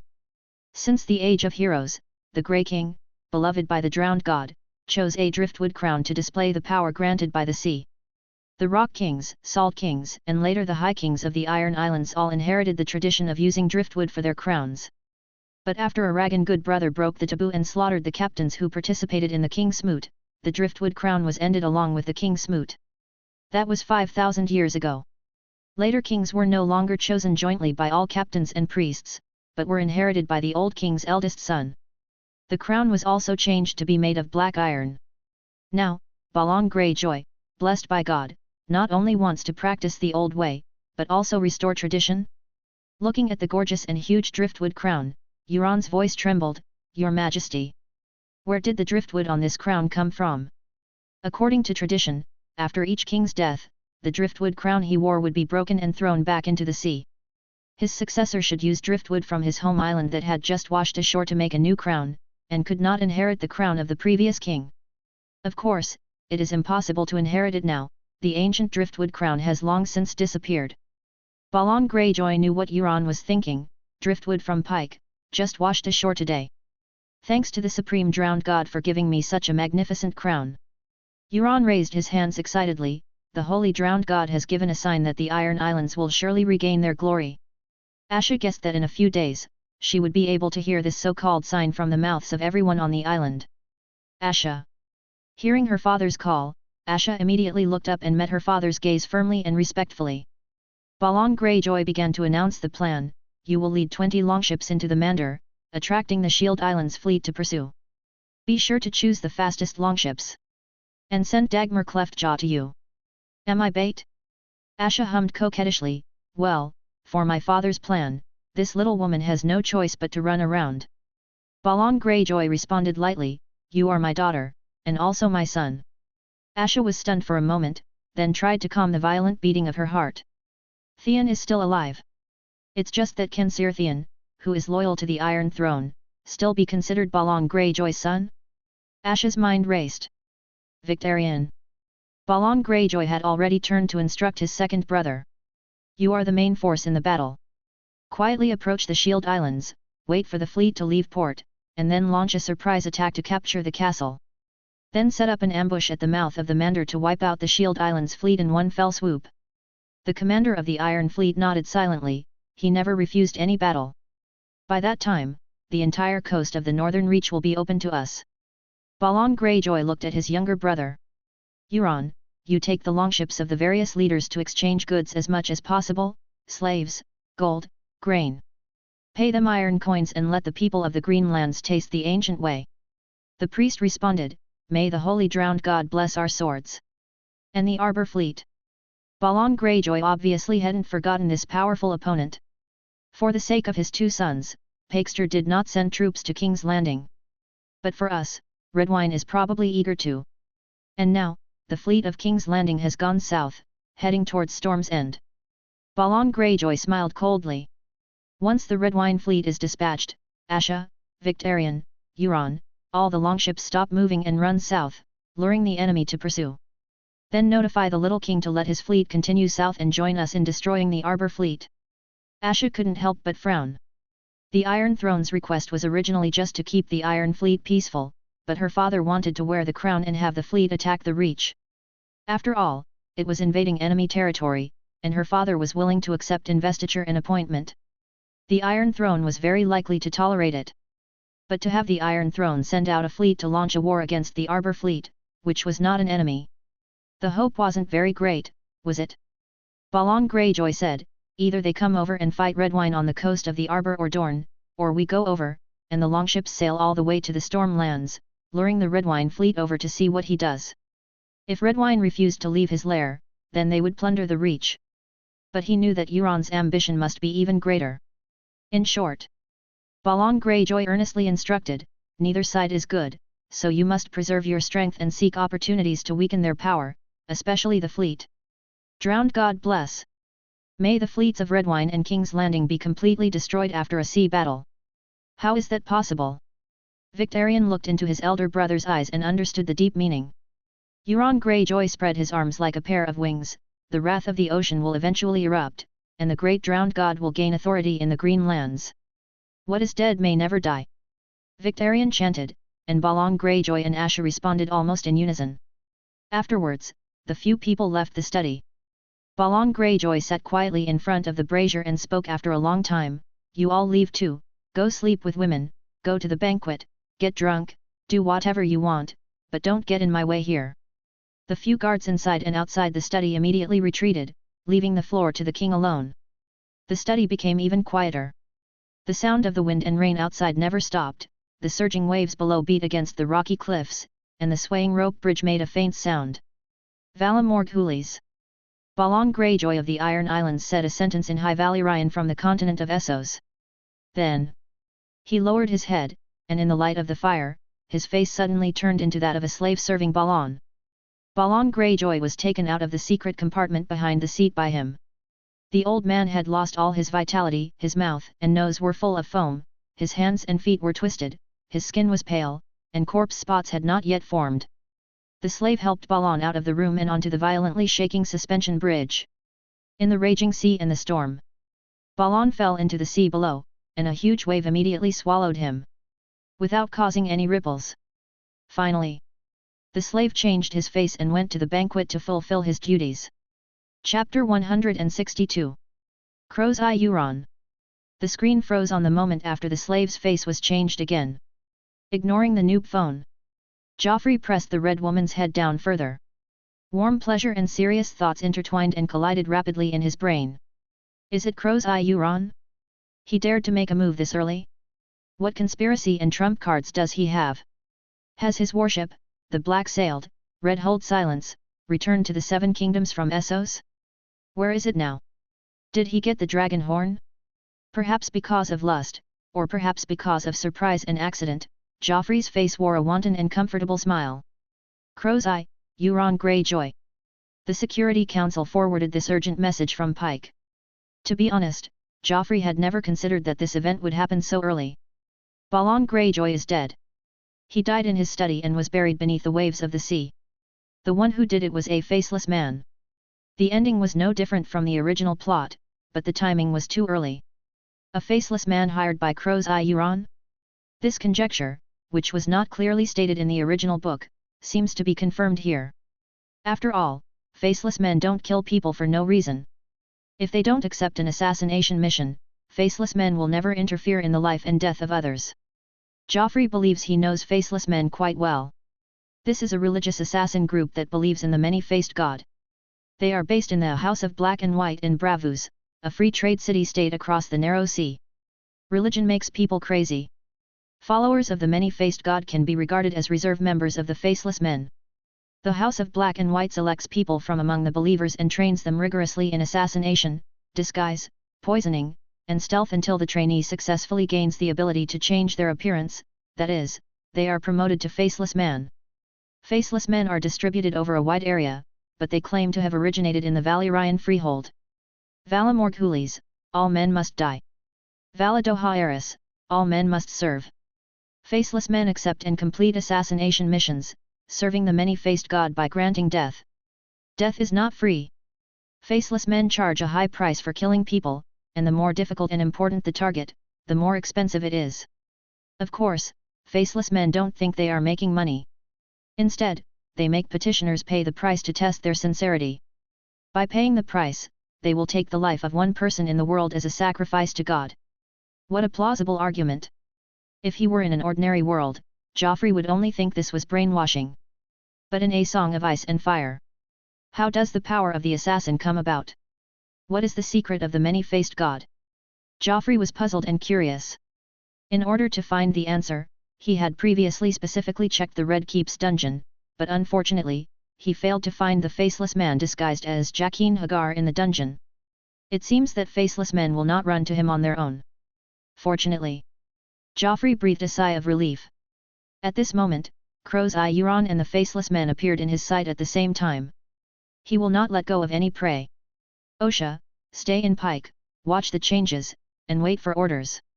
Through magic, information was instantly transmitted from the east coast of Westeros to the Iron Islands on the west coast. As the commander of the King's Guard assault squad, Osha had already put on her armor and equipment, and her 19 subordinates were also on standby, obviously prepared. Joffrey then contacted the security minister, Elon. Search the sea area within 1 or 2 days' voyage around the Iron Islands with all your strength to find the silence. Euron's ship is very recognizable. It has a dark red hull, black sails, and a single mast. The bow is a black Iron Maiden statue with mother-of-pearl eyes and no mouth. All the crew members are mute. Except for the captain, Crow's Eye Euron Greyjoy. Yes, Your Majesty. Guarantee to complete the task. Elon immediately took the order and not only assigned this key task to everyone in the Security Council, but also took an eye himself to personally take charge. Joffrey disconnected the communication. The Red Woman had already stood up, licking the corner of her mouth, and devoutly stroked her obviously bulging belly. It seemed that she was 4 or 5 months pregnant. Your Majesty, you see, this is the crystallization that the Great Lord of Light has given us. Melisandre's tone was gentle and firm. It contains vast and great power, warmth, tranquility, activity, and lightness. It's about to grow up, in 2 or 3 days. The Red Woman's expression was like a mother's, joyful and looking forward to the birth of the baby in her womb, but her eyes were like a servant's, fanatical and in awe of the coming of divine power. At that time, the shadow assassin who is born will bring victory to Your Majesty and implement the will of the Lord of Light. Joffrey agreed with a sincere expression. Praise the Lord of Light. He knew that Stannis seemed to be able to sense the actions of the shadow assassin in his dreams. What about himself? Joffrey witnessed the entire gestation process of the shadow assassin, and there was only one pattern that appeared out of thin air, like an advanced version of the spiritual rune. He had an optimistic guess. Perhaps, with his huge mental power and magic, he could control this shadow assassin, and even gain more knowledge or insights. Melly. Joffrey picked up the red robe from the ground and put it on her. The divine power of the Lord of Light will be the best explanation, and the lords and people of the 7 kingdoms will not reject the true God. Our wishes will be realized. Joffrey smiled gently, go and have a good rest. Come again tomorrow to consolidate the crystal. Come here. The 2 maids outside the tent immediately walked in and helped Melisandre leave. Only Joffrey was left alone in the tent, pacing and thinking. Balon Greyjoy is dead, what should be done with the Iron Islands? Support Theon to take the throne? How to deal with Asha, Victarion, Euron, etc.? And Euron. Joffrey picked up the noob again and looked at the driftwood crown. The crown carefully prepared by Balon was not driftwood, but made of black iron. It was completed a few days ago and reported to him by the Security Council. It is not difficult to understand. Balon would be crazy to want to restore the tradition of choosing a king. As for this driftwood crown, according to the intelligence in Pike, it should have been brought in from outside the city by the faceless man. In other words, this is Euron's intention? He wants to ascend to the throne through the king's smoot, like the plot in the original book, relying on the dragon horn? The dragons have not yet been resurrected. Similarly, the plans issued by the faceless man in Balon's identity were all instructed by Euron, right? Sneak attack on the Shield Islands, plundering the Reach. Lure the Arbor Fleet and promote the decisive battle of the three fleets, waiting for an opportunity to betray an attack. How much does Euron know about the Royal Fleet? Is his return so far in advance because of the early start of the war, or because of some prophecy, or the guidance of mysterious power? At this time, the Security Council reported that a warship suspected of being the Silence was found in the distant sea west of the Iron Islands. The picture was transferred over. It was indeed an evil black and red warship. The captain was wearing an eye patch, the crew was quiet and silent, the warship was sailing fast, and the wind direction was so smooth that it could be called perfect. Joffrey was thoughtful. The Drowned God. The Storm God. Chapter 163, The Collapsing Castle. Birds chirped and frogs croaked in the quiet rainforest. Theon Greyjoy stared intently at a point in the void, his expression shifting with complexity. This was the 5th day since departing Rain House. He had just received a message and 2 appointments from the throne. The god's grace light screen flickered erratically. Theon clearly realized that this was all real, 1 message, 2 appointments. The message made him tremble and his mind go blank. His father, Balon Greyjoy, the king of the Iron Islands, whom he hadn't seen in nearly 10 years, was dead. Balon Greyjoy was dead. He had been murdered by Euron Crowseye, who was about to return to the Iron Islands. Thinking of his uncle Euron's silence, the terrifying sail of that long red ship, and the malicious black eye beneath the eye patch, Theon had no doubt of his madness and ruthlessness. Patricide? What did that count for to Crowseye? He was Crowseye, after all. In any case, his father was dead. Even though he had personally sent himself to the Starks as a hostage, even though they hadn't seen each other in 10 years, even though the letters he sent to Winterfell were few and cold. After all, his father was dead. Theon felt his heart filled with sadness and grief, as well as the anger and strength of revenge. Yes, sadness and anger. That was how he explained his uncontrollable trembling and the hands tightly gripping the sword hilt. Certainly not because of those 2 appointments. Theon switched through the God's Grace light screen, looking at one appointment, then the other. He was truly struggling to choose. Both appointments were produced by the Secretariat, stamped with His Majesty the King's seal, their authenticity and validity unquestionable. One appointment was Duke of Greyjoy, or Warden of the Iron Islands. The other appointment was Guardian of the Sunset Sea, or Commander-in-Chief of the Sunset Sea Fleet under the Royal Fleet. Theon could only choose one of the 2. Both appointments were a surprise, and both were perplexing problems. Duke of Greyjoy. This was a position that Theon had dreamed of inheriting. Theon also knew that His Majesty the King had redefined and clarified the peerage system. It was no longer based on strength or the liege lord to whom one was loyal, as it had been before. Duke, Marquess, Earl, Viscount, Baron, Baronet, Knight, Citizen. This was the updated peerage system of His Majesty the King. Each rank of peerage enjoyed considerable preferential treatment and privileges. The higher the peerage, the more honourable, the more likely to be reused, and the more God's grace one could share. To date, only 5 dukes were recognised by the throne. Tywin Lannister, Hoster Tully, Eddard Stark, Robert Arryn, Doran Martell. The traitors Renly Baratheon and Mace Tyrell had been stripped of their titles. And Doran Martell of Dorne had always enjoyed the title of prince, and now his attitude was ambiguous, which obviously displeased King Joffrey. Which meant, if he accepted the title of duke, Theon would become one of the 6 dukes of all of Westeros. Theon Greyjoy, Duke, Eddard Stark, Duke. Thinking of Stark's stern face and that terrifying greatsword, and then trying to juxtapose his name with Duke Eddard, Theon immediately felt a burst of heartfelt joy. He almost immediately clicked on the Duke of Greyjoy appointment, fulfilling his long-cherished wish and returning home in glory. But the Warden of the Iron Islands on the next line reminded him that times had changed. Theon wasn't stupid. He could guess the king's true intentions in establishing the Warden. In Rain House, Theon had witnessed a power struggle, the king tearing apart visible and invisible opponents like a storm, easily achieving victory.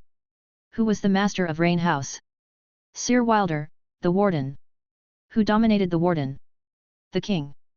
Theon looked at Duke of Greyjoy again, gradually shifting his gaze to the next line. Warden of the Iron Islands, this will be an important and difficult position, the Ironborn captains will not easily submit, there are many challenges.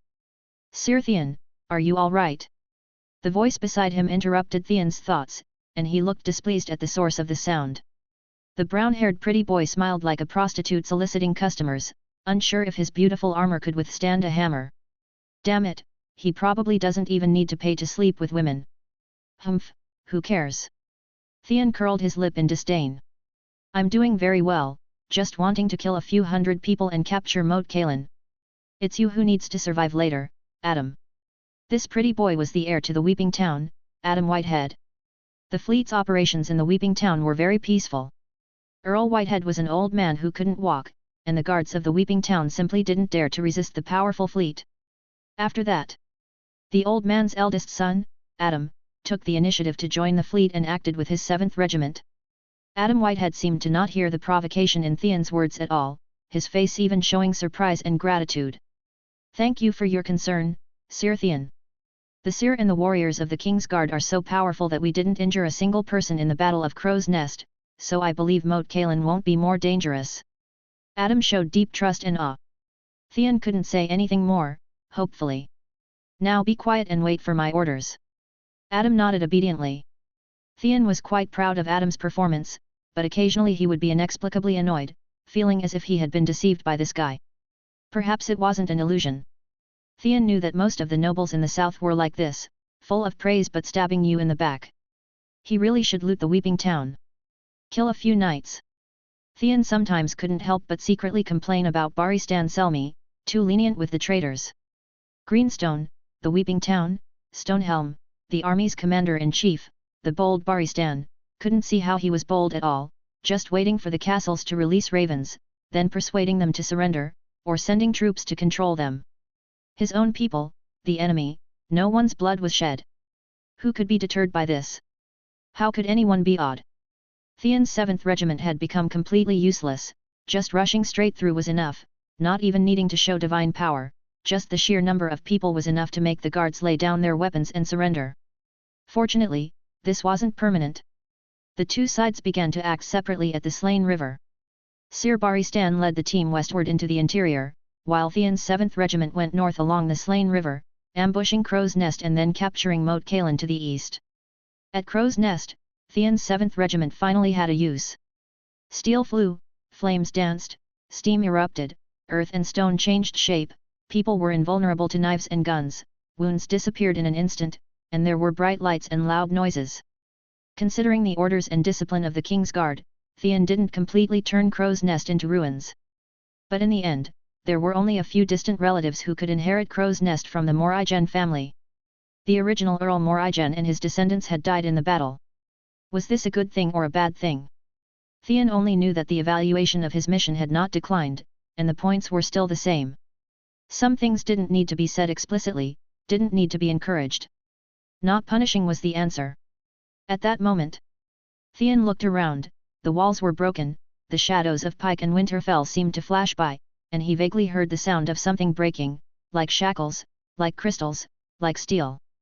In a trance, he looked at the collapsing castle. His heart trembled. Chapter 164.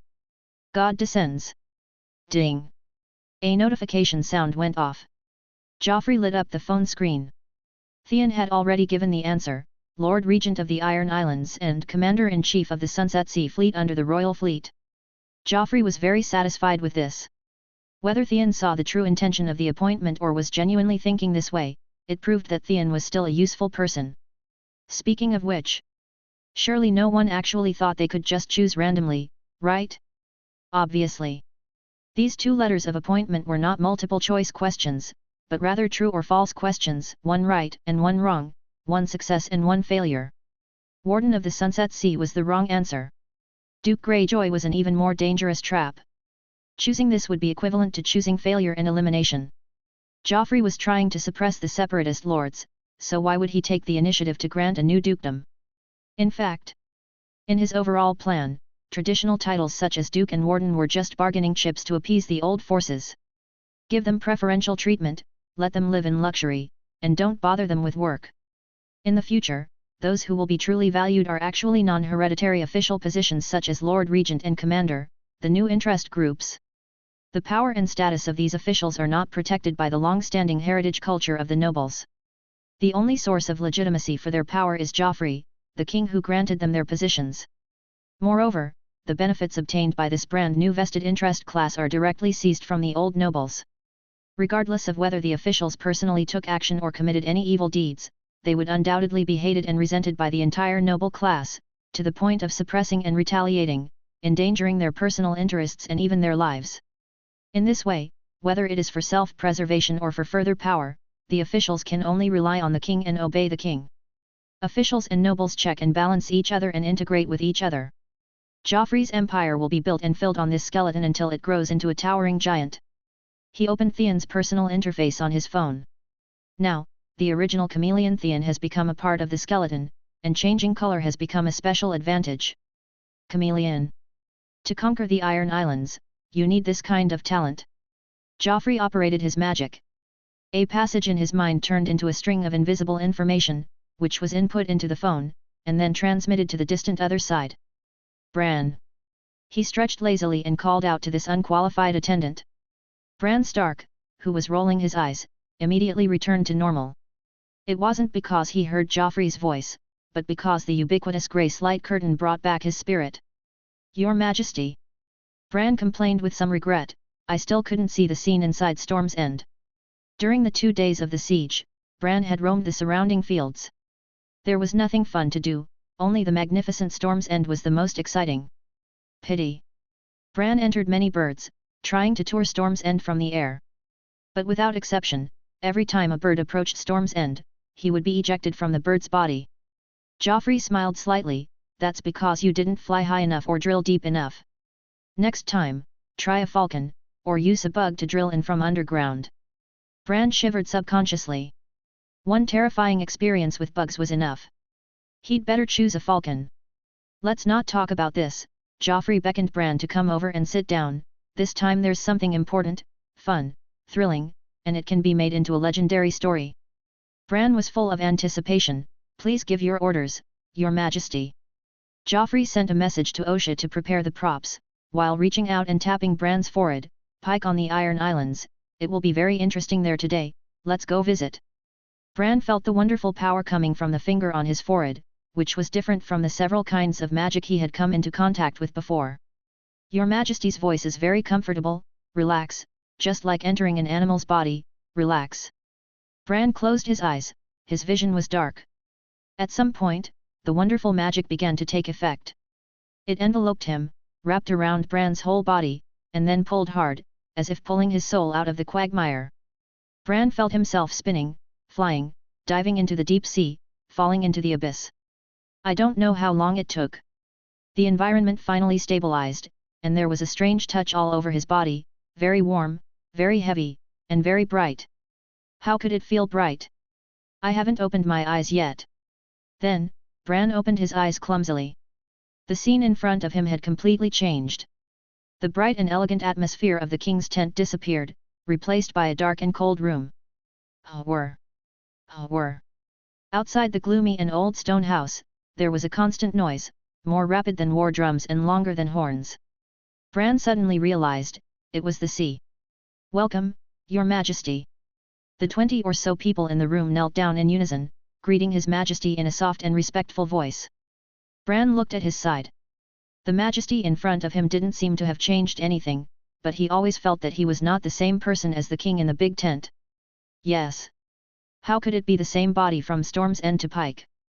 Bran spread out his hands and looked at them back and forth, almost fascinated by this magical body. How did you make it so similar? The palm prints are exactly the same. One of the warlocks under Osha took a few steps forward and created a life-size water mirror. In the water mirror, Joffrey's golden hair fluttered, his face was delicate and lazy, and his slender clothes were gorgeous and noble, exactly the same as when he was in the big tent. Joffrey was very satisfied with the effect of God Descends. God Descends is a new application led by Joffrey and assisted by the Research Institute and the Logistics Bureau, which allows people to perform remote operations and participate in real time. Of course, it's mainly for Joffrey himself. The first step is to use specific synthetic materials to create the God-descending body. Then, basic components such as light runes, sound runes, information runes, and spiritual runes are added to make the performance of the God-descending body meet the needs of human daily activities. At the same time, additional components such as fire runes, shaping runes, firm runes, and recovery runes can also be added to make the performance of the God-descending body more excellent. Finally, and most importantly, is the key to the success of God Descends: the Identification Rune. Identification Rune. This is the rune obtained from the abandoned fortress of the Wall, the Black Gate in the underground of Night Fort. Using it to set a certain condition can be used for identification, which is why the Black Gate will only open for the Night's Watch. Not only that, if the identification magic is integrated into matter or runes and a certain condition is set, the runes and matter can react specifically to it, as if they have thoughts. It is precisely because of the magical characteristics of the identification rune that the God-descending body, which was originally just a dead object, can accept the instructions of human spirit and thinking signals and make different reactions, just like a flesh body. Bran. Joffrey's face and clothes suddenly changed, turning into the appearance of a soldier present. The soldier pointed to the ground, turned into his appearance. Bran looked over. It was a ragged, tightly bound, sleeping boy, about 13 or 14 years old. Gradually, Bran felt a force changing this body. It's lively outside, don't startle them first. Joffrey took the soldier's sword. Surprises should always be saved for last. Let's go. Go and see the Ironborn of the Iron Islands and make a decision. Chapter 165. The waves roared. The air in the Great Hall of Pike was heavy. More people sat at the long table than at last night's grand banquet, but all had serious expressions, silent and gloomy, fully armored, with weapons at their sides. Some glanced around, Pike soldiers wearing the kraken sigil guarding the hall inside and out. Some stared blankly at the sea stone chair in the deepest part of the hall, shaped like a kraken. The throne was empty of a king, save for a light driftwood crown. Driftwood crown.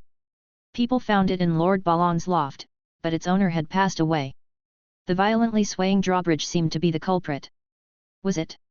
The treacherous waters near Pike made it impossible to dock longships, and the storms and waves in the night grew more turbulent. Pike still ordered men to the nearest port to dispatch ships to search.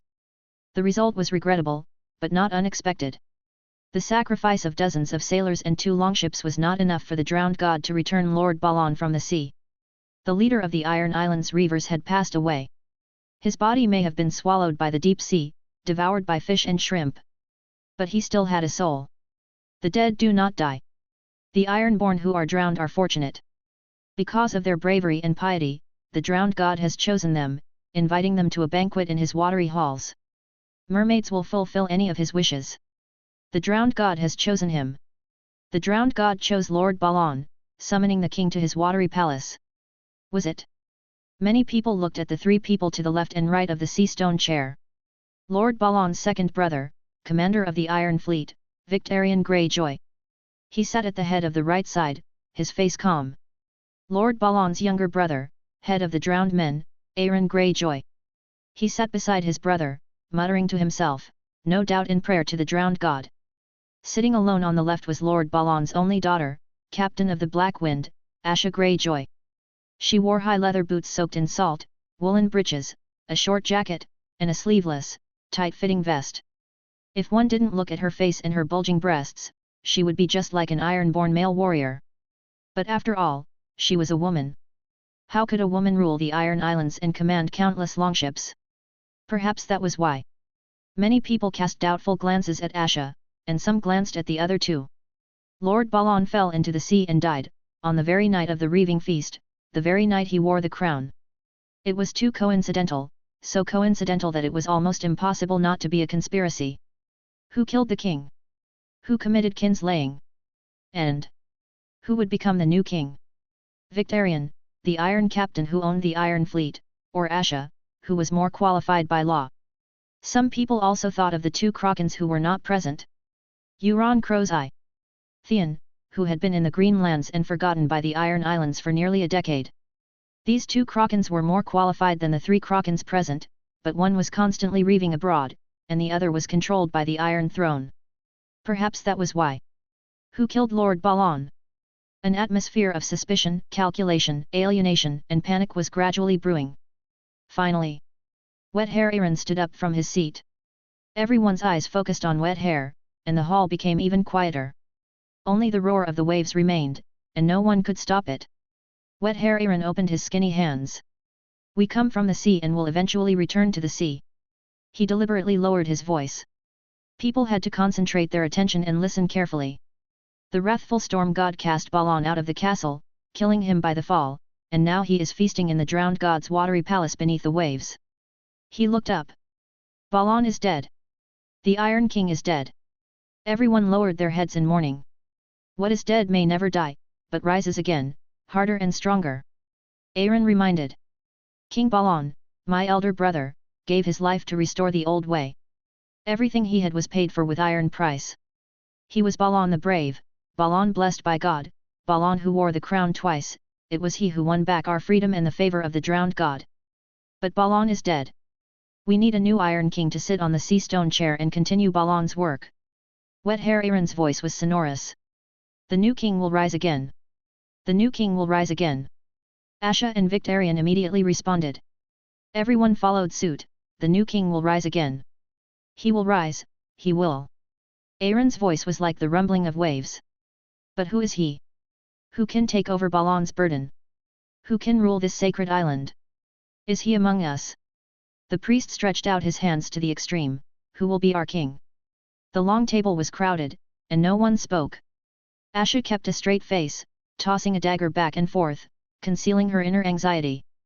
Only captains and chieftains were qualified to speak at the long table. Her subordinates were all soft-spoken, and even the bravest maiden Cog's words were as insignificant as dust. Asha needed someone with more weight. However, her father's death was completely beyond her expectations. Time was so tight that Asha didn't have time to prepare much, only trying to win the support of her uncle and Uncle Victarion. The question was, who would break the silence? Asha turned her pleading gaze to her uncle at the lower end of the long table, Lord Roderick Harlaw of Harlaw, the reader. Roderick Harlaw shook his head slightly and sighed, then nodded almost imperceptibly. Sir Horace Harlaw stood up. Are we going to hand over the Iron Islands to the Green Lands young pups and kneel to the Green Lands? Sir Horace Harlaw drew the sword at his waist, the Valyrian steel sword Nightfall. The sharp black sword stabbed down, instantly piercing the thick long table. Never. From the day Theon Greyjoy left the Iron Islands, he was no longer a proud Kraken. From the moment he knelt and served Joffrey, he was no longer a free Ironborn. Lord Balon's true heir, there is only one. A true warrior, an excellent captain, a believer of the drowned god, one of our own. Sir Horace Harlaw looked at Asha on the high platform. I agree. That's right, Theon can't be the new king. Lord Balon usually doted on his daughter, obviously intending to cultivate his own heir. Queen Asha. Asha is Lord Balon's true bloodline and successor. The old way will be restored in her hands. Many captains from the Harlaw, Valmark, Stonetree, Kennings, and Meyer families echoed the sentiment. Others were not in a hurry to express their opinions, but were staring at the Iron Captain on the right side of the sea stone chair. Victarion simply looked silently at Asha. So read Ralph Stonehouse, Swain Botley, Limp Ralph, Ralph Kenning, and other captains and lords also began to shout Queen Asha. Half of the people were shouting, and the other half were joining in. The voices in the hall gradually unified, and the gloomy atmosphere began to dissipate. Asha suppressed the smile at the corner of her mouth. Bang! Good niece, am I late? A gentle and calm voice suddenly sounded from behind. Everyone looked towards the opened door of the hall. It was him. Silence descended again. Crow's Eye Euron glanced around and smiled, looks like it's not too late. Chapter 166. Outside the Great Hall, the soldiers huddled in the distance, shrinking back. Standing in the middle, Crow's Eye Euron seemed more like their master. He hasn't changed a bit, Victarion thought. He looks exactly the same as the day he left after mocking me. His hair was still as black as the midnight ocean, without a single white strand, and his face was still smooth and pale, with a neat black beard. A piece of black leather covered Euron's left eye. But his right eye was as blue as the summer sky, full of smiles. Was it mockery, or malice? The agonizing cries of the wife he had hammered to death with his own hands, the Crow's Eye's taunts during the confrontation, the images and sounds mixed together, Victarion could no longer distinguish them. Wet hair Eyrie stared blankly at Euron. He was wearing a grayscale armor that Eyrie had never seen before. As black as smoke, and as light as a silk shirt to wear. The edges of the scales were bright gold, shimmering from time to time. The metal was decorated with patterns, swirls, hieroglyphs, and mysterious symbols, all etched into the steel. Valyrian steel, Wet hair knew, his armor was Valyrian steel. Traveling all over the Seven Kingdoms, no one owns such a piece of Valyrian armor. This kind of thing only appeared more than 400 years ago, before Valyria was destroyed. But even then, this thing was worth a kingdom. The sound of the door opening. The scream of the rusty iron door chain. No. Aeron's hands trembled, and he closed his eyes to pray. The captains and chieftains in the long hall were sizing up Euron's men. Black people with skin as dark as asphalt, people from Qohor, Dothraki, Westerosi, and short, hairy guys who looked like apes from Sothorios. All kinds of mutes and mixed-race bastards didn't say a word. The Ironborn captains all knew that all the crew members of the Silence had their tongues cut out. The Silence was indeed silent. Uncle Euron, you are indeed late. Father returned to the Water Palace last night. You've been away for so long, failing to see him one last time, perhaps you should regret it. Asha responded with her head held high. The sound broke the deadlock. Victarion pulled himself out of the painful memories. Balon had ordered that Euron must not return to the Iron Islands unless he died. It has been 3 years. Crow's Eye had never appeared near the Iron Islands, but today he returned, exactly the day after Balon's death. Then, Victarion immediately questioned loudly, did you do it? Violating the blood oath, committing this heinous act of kinslaying that is intolerable to the gods. There was an uproar in the hall. Yes, when it comes to it, Crow's Eye Euron's return is a truly impossible coincidence. I received a prophecy. Crow's Eye Euron walked forward calmly, his mute crew closely following him, and the pike soldiers behind him hesitated. The entire Westeros is about to move towards destruction, and the Iron Islands will regain their glory, take back the ancient overlord position, and the decree will be unimpeded again in all places that can hear the sound of the waves. So, I'm back. Euron sighed softly, I just didn't expect the prophecy to be carried out in this way. It turns out that I am to sit on the sea stone chair. Euron stated his great ambition plainly and undisguisedly. Asha, Victarion, and Eyrie stood in a line, blocking directly in front of Euron, protecting the sacred sea stone chair behind them. Just now, I heard you shouting Queen Asha.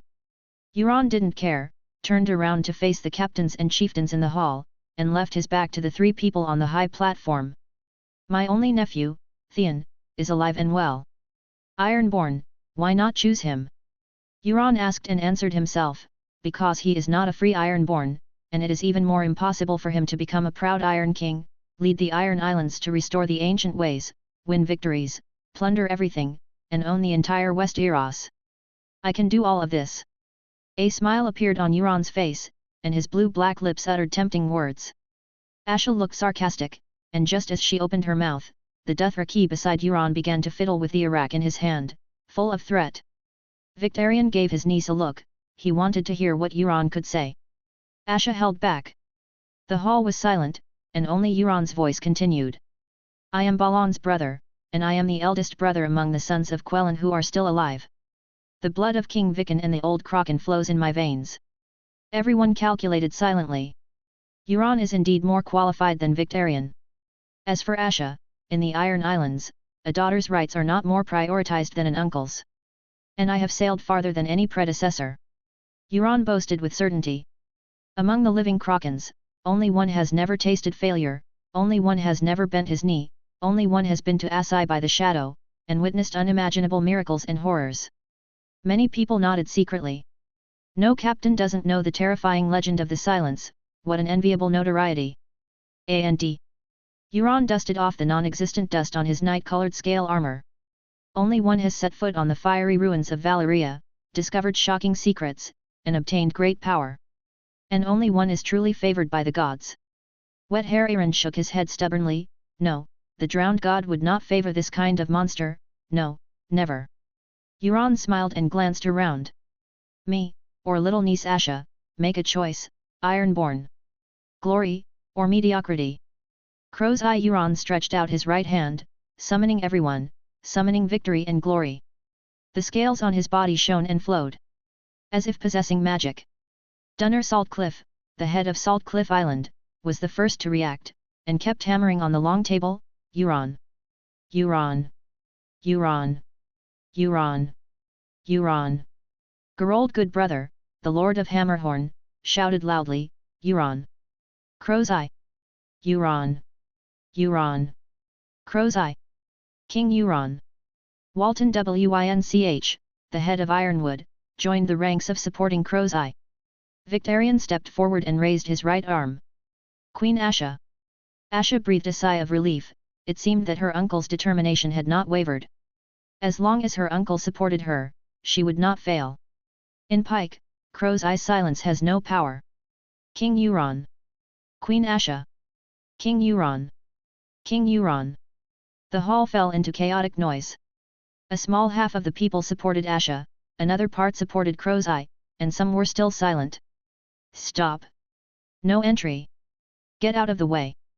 Are you worthy of stopping the special envoy from doing business? How much is your life worth? A discordant voice came from the door again. Asha looked over. The guarding soldiers did not dare to do anything on the spot. Osha, the messenger of the Iron Throne, then crashed in with her people. Chapter 167, Drowned God? One seat cannot accommodate two people. Why not let the Iron Throne arbitrate your dispute?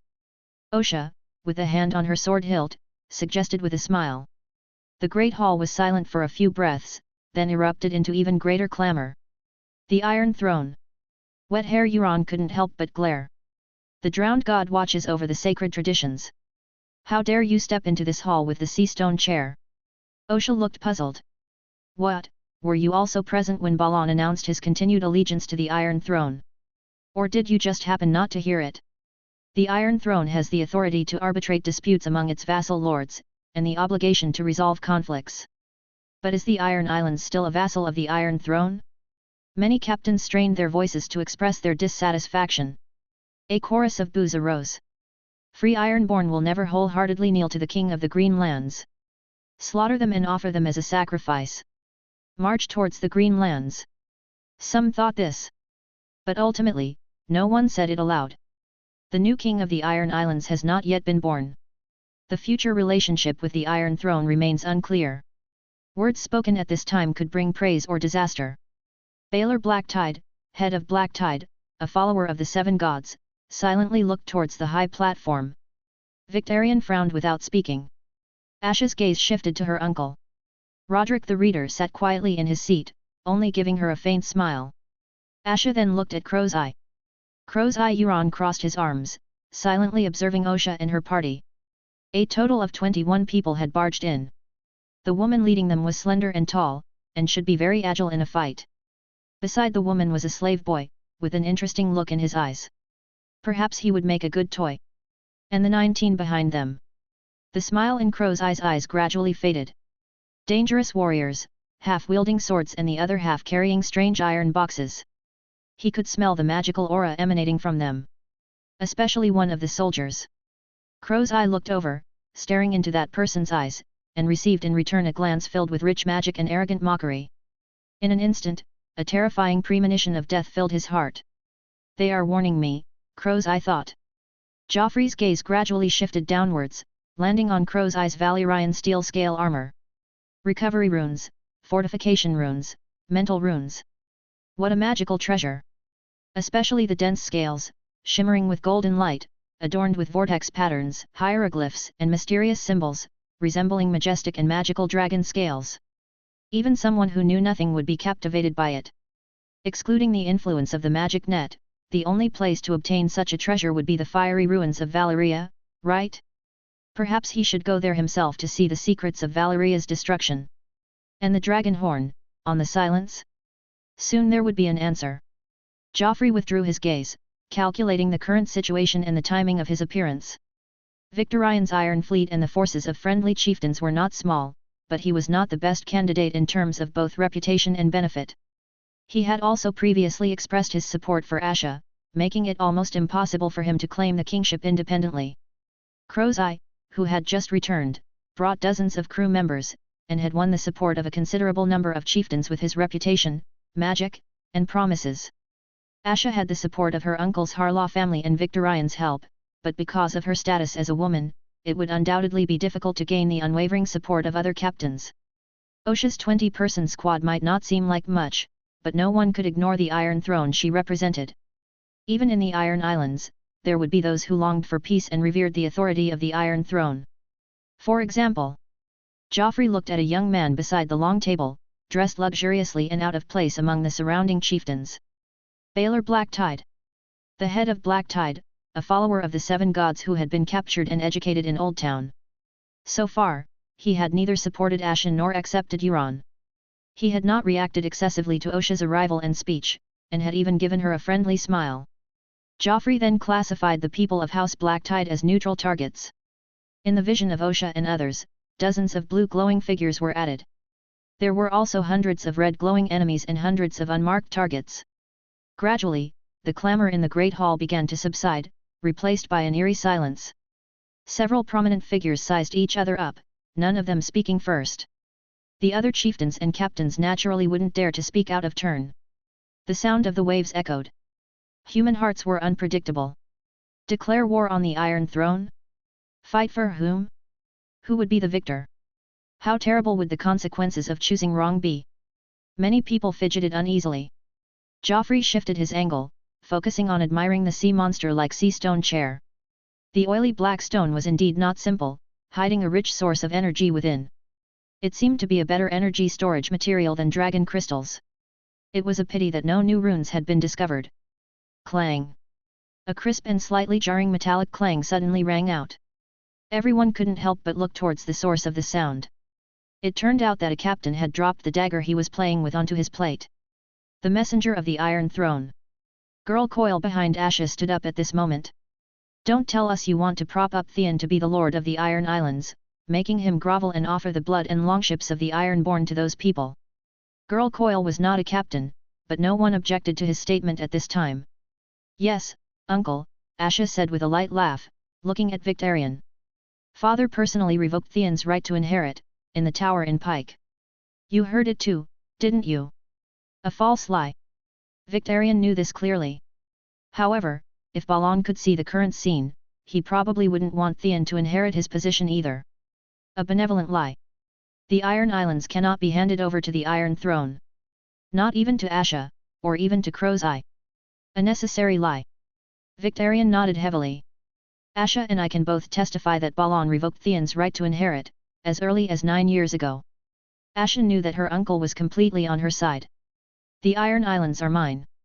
The Queen looked at Crow's Eye. Although she wondered why he was still silent, she was no longer worried. At worst, she would fight and win the throne with swords and fire. Osha. The voice of Queen Asha already carried some firmness and majesty.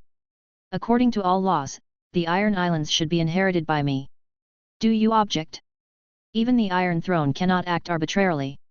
Not at all. Osha remained calm, only tightening her grip on the sword hilt in her hand. Theon's position is not duke. Nor king. A soldier behind her stepped forward, approaching the sea stone chair. Osha continued to speak. But the soldier surpassed her, Osha following behind. Regent of the Iron Islands. What is a regent? Before Asha and the others could think about it, they noticed the soldier's offensive act and immediately shouted to stop him. Soldier! Stop! A wave of invisible, terrifying power swept over. Asha and the others all stiffened, their eyes dull and motionless. Everyone in the Great Hall rose in alarm. There were 3 steps in front of the sea stone chair. As the soldier stepped onto the first step, his breeches instantly transformed into a pitch-black night sky adorned with silver stars. As he stepped onto the second step, his cloak transformed into a pair of black stags and lions. The footsteps of those rushing forward faltered. As he stepped onto the third step, the soldier's unremarkable brown hair immediately turned into sun-like golden hair. And then, he pushed aside the stiff people, sat directly on the sea stone chair, and turned around. Only a few people recognized him. King Joffrey. Crow's Eye quickly retreated, drowned god. Chapter 168. Clang. A dull thud echoed from the entrance of the long hall. Hundreds of pairs of eyes immediately turned to look.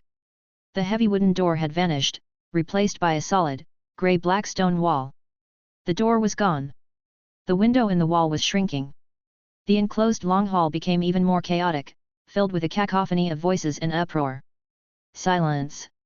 Osha raised the dragon crystal scepter high, her voice deafening, echoing throughout the narrow space. The captains turned their heads. Osha and the other 20 guarded the high platform of the sea stone chair. The Ironborn who charged closest had already been cut down, lying lifeless on the ground. 3 sea creatures rolled off the high platform, just managing to stand up. Euron and his mutes retreated to the wall, at least dozens of steps away from the sea stone chair.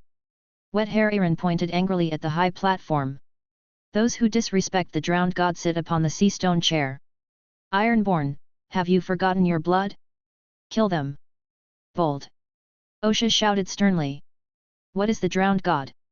Merely a servant of the true god. His Majesty the King, as an emissary of the gods, is already bestowing the highest grace by sitting in your seat. How dare you prattle on? The Ironborn became even more resentful. Wet hair Eyrie constantly prayed to the drowned god, issuing vile curses and urging the crowd to attack. At this moment, 100 or 2 pike guards and captains had gathered in front of the high platform. Finally, they cast aside all fear and hesitation, and charged together. Tear them apart. Kill. Long live the Iron Islands. Long live the Reavers. The ferocious Ironborn surged forward, brandishing swords and axes, while axes were thrown from various points in the crowd. Osha took half a step back and waved her hand. 8 Holy Shield warriors stood their ground in front, intercepting the flying axes and dealing with the enemies closing in. The other 8 Holy Fire warriors lined up, drawing 2 nozzles from the steam injectors on their backs, one in each hand, and aimed them at the enemy ranks. Immediately after, they channeled fire mana. The clear water in the injector tanks instantly boiled, transforming into steam of several hundred degrees under the combined action of high temperature and high pressure, and then ejected. Hiss! Hiss! The invisible steam struck people's skin and eyes, then cooled and turned into white mist, transferring the scalding heat. A baptism of steam. Ah! My eyes! My eyes! No! Ah! More people simply howled and screamed meaninglessly, unable to express even a single clear word. In an instant, the area beneath the high platform descended into a steam hell. The fresh scent of water vapor, mingled with a slight aroma of roasted meat, spread throughout the long hall. Many captains couldn't help but swallow, their hearts filled with fear and dread, their steps slowing uncontrollably until they stopped or retreated. Halt! Osha ordered. 16 steam nozzles stopped simultaneously, the thick white steam at the muzzles gradually fading and eventually dissipating, leaving only Ironborn writhing on the ground, howling from burns. The Ironborn closest to the battlefield clearly witnessed the misery of their companions on the ground. Lobster red skin and stiff, white wrinkled dead skin were already the luckiest of cases, translucent blisters were nothing, while hardened brown or charred skin was truly beyond saving, leaving only death. Wasn't this fire? Why was it white? Water? Steam? Magic? The Ironborn retreated in confusion and fear. Afterward, a deathly silence fell over the long hall, with only the cries of the wounded continuing. Quiet! Joffrey uttered a word. Osha walked down the high platform and, together with the Holy Shield warriors, gave the noisy wounded a final blow one by one, ensuring their peaceful ascension to heaven, or submersion into the watery palace. The standing Ironborn merely turned their heads slightly. The situation was so obvious. Although King Joffrey's men numbered only 20, they were worth all the people in the long hall. The life and death of everyone was at King Joffrey's whim. Quiet! Many people looked to the Crow's Eye in the corner. Could the power of the Valyrian ruins resist King Joffrey's magic and save the Ironborn? Crow's Eye remained expressionless, only silent. Asha forced a smile. "Your Majesty, your power is unquestionable. The Iron Islands are willing to submit. Please, give your instructions." Victarion shifted his body but ultimately did not refute. Aeron's face was ashen. Joffrey, however, seemed not to have heard at all, calmly pointing his finger at one Ironborn after another. "You, stand on this side, you, stand on that side." What did it mean?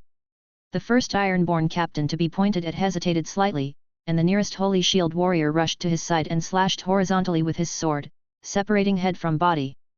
Everyone was immediately shocked. Afterward, they dared not delay even half a moment, nor dared to ask questions. Why this division? To execute one side? Which side would die? Which side would live? Or was it not so?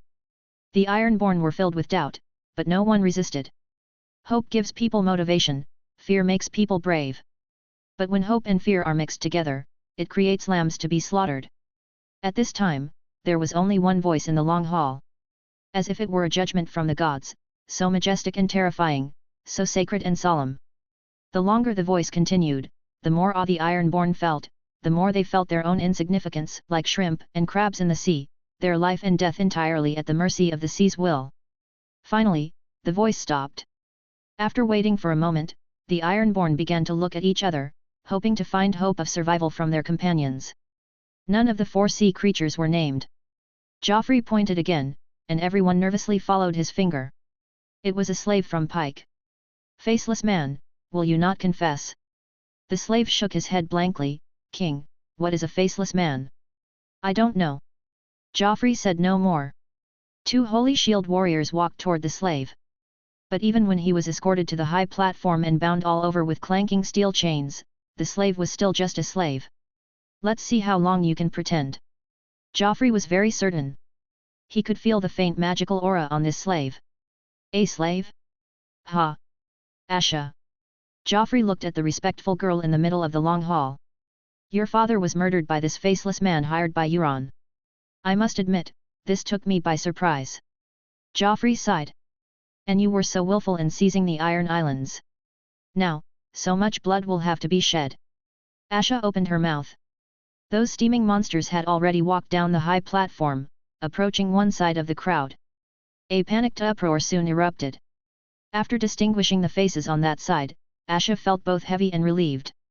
Her uncle was not there, but most of the most famous and traditional captains were among them. Joffrey turned to the Ironborn on the spared side.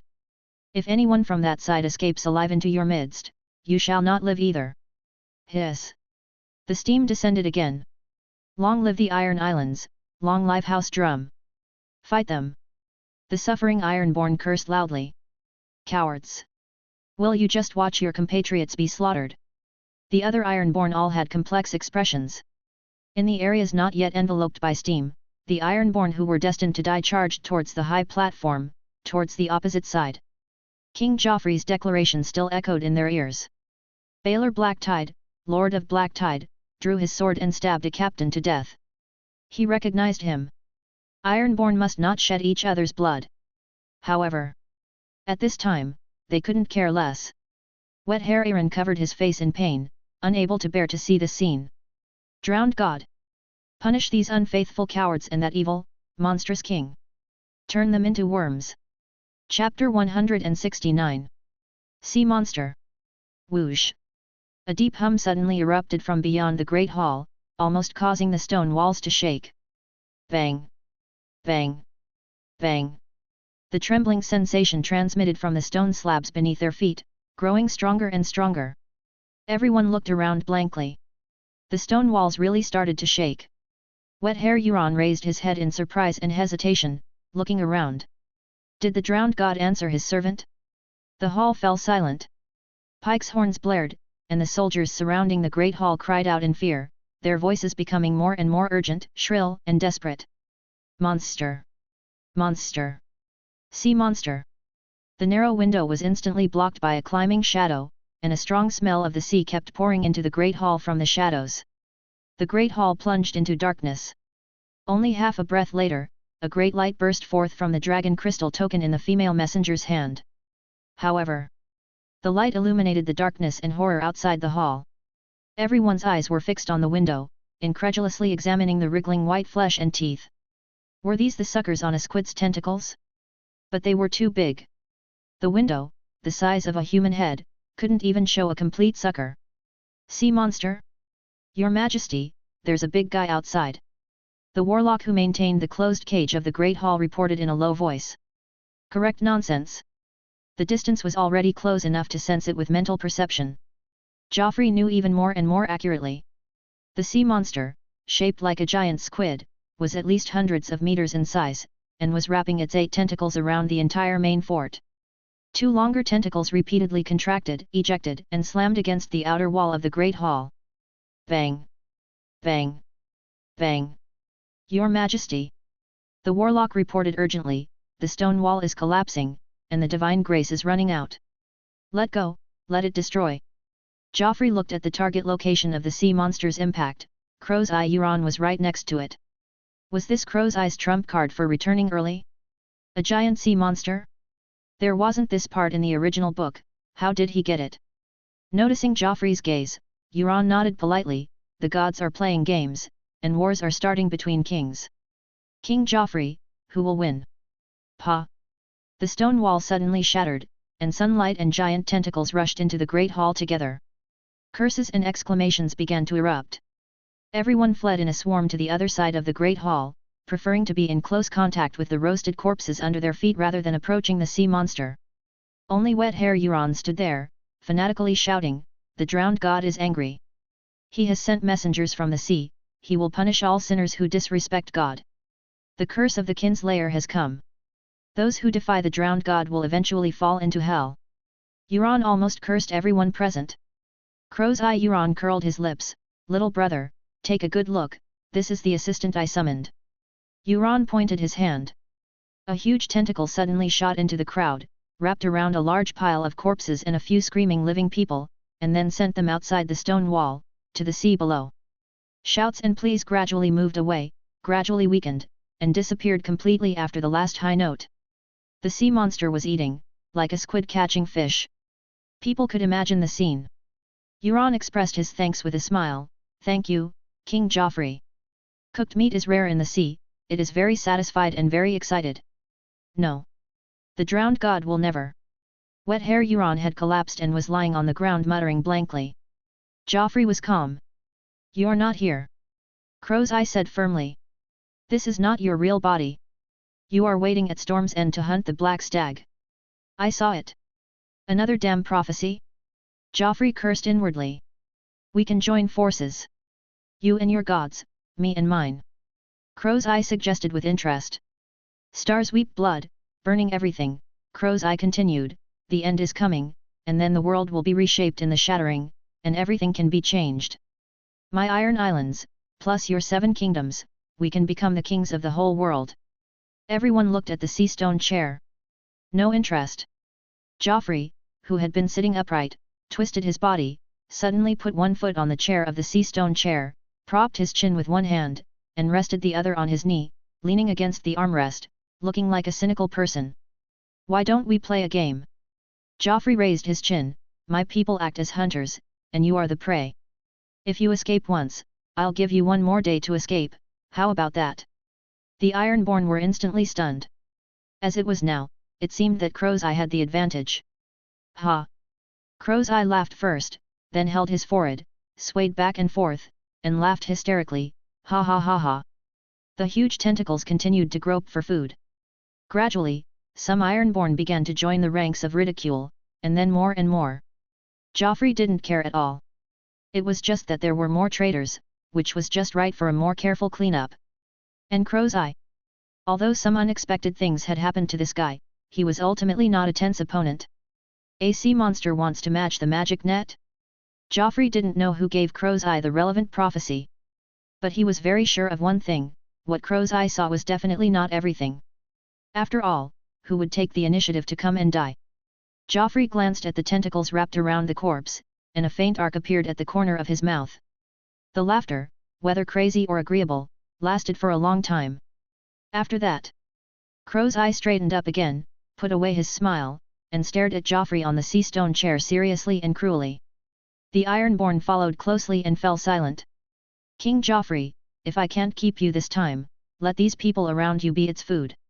Crow's Eye slowly raised his arm and pointed forward. The two tentacles in the Great Hall began to contract, and two more tentacles crawled to the vicinity of the gap. Joffrey chuckled, explode. All the tentacles in everyone's vision immediately trembled violently, waving blindly and erratically, whipping the walls, and several dumb people who were affected instantly shattered on the stone walls. Whoosh! The deep hum rang again, but it had a hint of wailing and pain. Osha waved her hand and shouted, "Throw!" The steam ejector streaked across the air, accurately passed through the gap in the stone wall, and hit the sea monster's tentacle outside the wall. Boom! Boom! Boom! Iron pieces splashed, light flashed, and air waves surged. The heat wave rushed into the Great Hall from the gap, and a dozen more dumb people were steamed, roasted, cut, and their internal organs were shattered by the shock wave. The surviving Ironborn huddled against the walls in the depths, looking at the high platform in surprise. One person controlled the flowing steel and remade it into that strange box, and water and blood flowed into the water tank. Drowned God! A victorious smile appeared on the corner of Joffrey's mouth. After the sea monster swallowed the first round of corpses, he secretly buried the fire demon energy in the pile of corpses, and then activated it in the sea monster's belly. It's too gluttonous, it's not good, would you say so? Joffrey looked at Euron. Euron twisted his whole body and shouted crazily, as if he was experiencing the pain of the sea monster. Finally, Euron tore off the eye patch on his left eye, revealing an evil black pupil and red eye, like a demon. The sea monster's tentacles calmed down a lot, and then rushed into the Great Hall, circling into a wall of flesh, occasionally ejecting to various places in the Great Hall. The guards immediately protected Joffrey. Ironborn, remember today. Euron rushed towards the gap. The sea monster has been reborn. The Iron Islands will eventually rule the world. Euron jumped. The giant tentacles contracted and retreated together, seeming to want to capture Euron into its mouth. Whoosh! The sea monster dived into the sea, stirring up huge waves. Chapter 170. Long Live. Whoosh! Whoosh! The sea breeze poured into the long hall from the gap in the stone wall, washing away the stench of blood and other unpleasant odors. The Ironborn reacted like mutes, silent. Osha presented Joffrey with a steel bottle containing the kraken's blue-green blood and 2 teeth from its tentacles. Joffrey activated the rune reconnaissance. At this moment, the kraken was heading west in the deep sea. A violent jet of water sprayed out from its body, and under the huge thrust, the kraken darted forward at high speed, like a giant crossbow bolt. Euron Crow's Eye had his eyes tightly closed, tightly wrapped by one of the kraken's tentacles, as peaceful as if he were in a dream. West. The port of Kingsport, closest to Pike, was to the west. Joffrey connected to the magic net. The Security Bureau was still reporting the movements of the Silent in real time. Now it was still quietly docked in Kingsport, with hundreds of crew members on board not saying a word.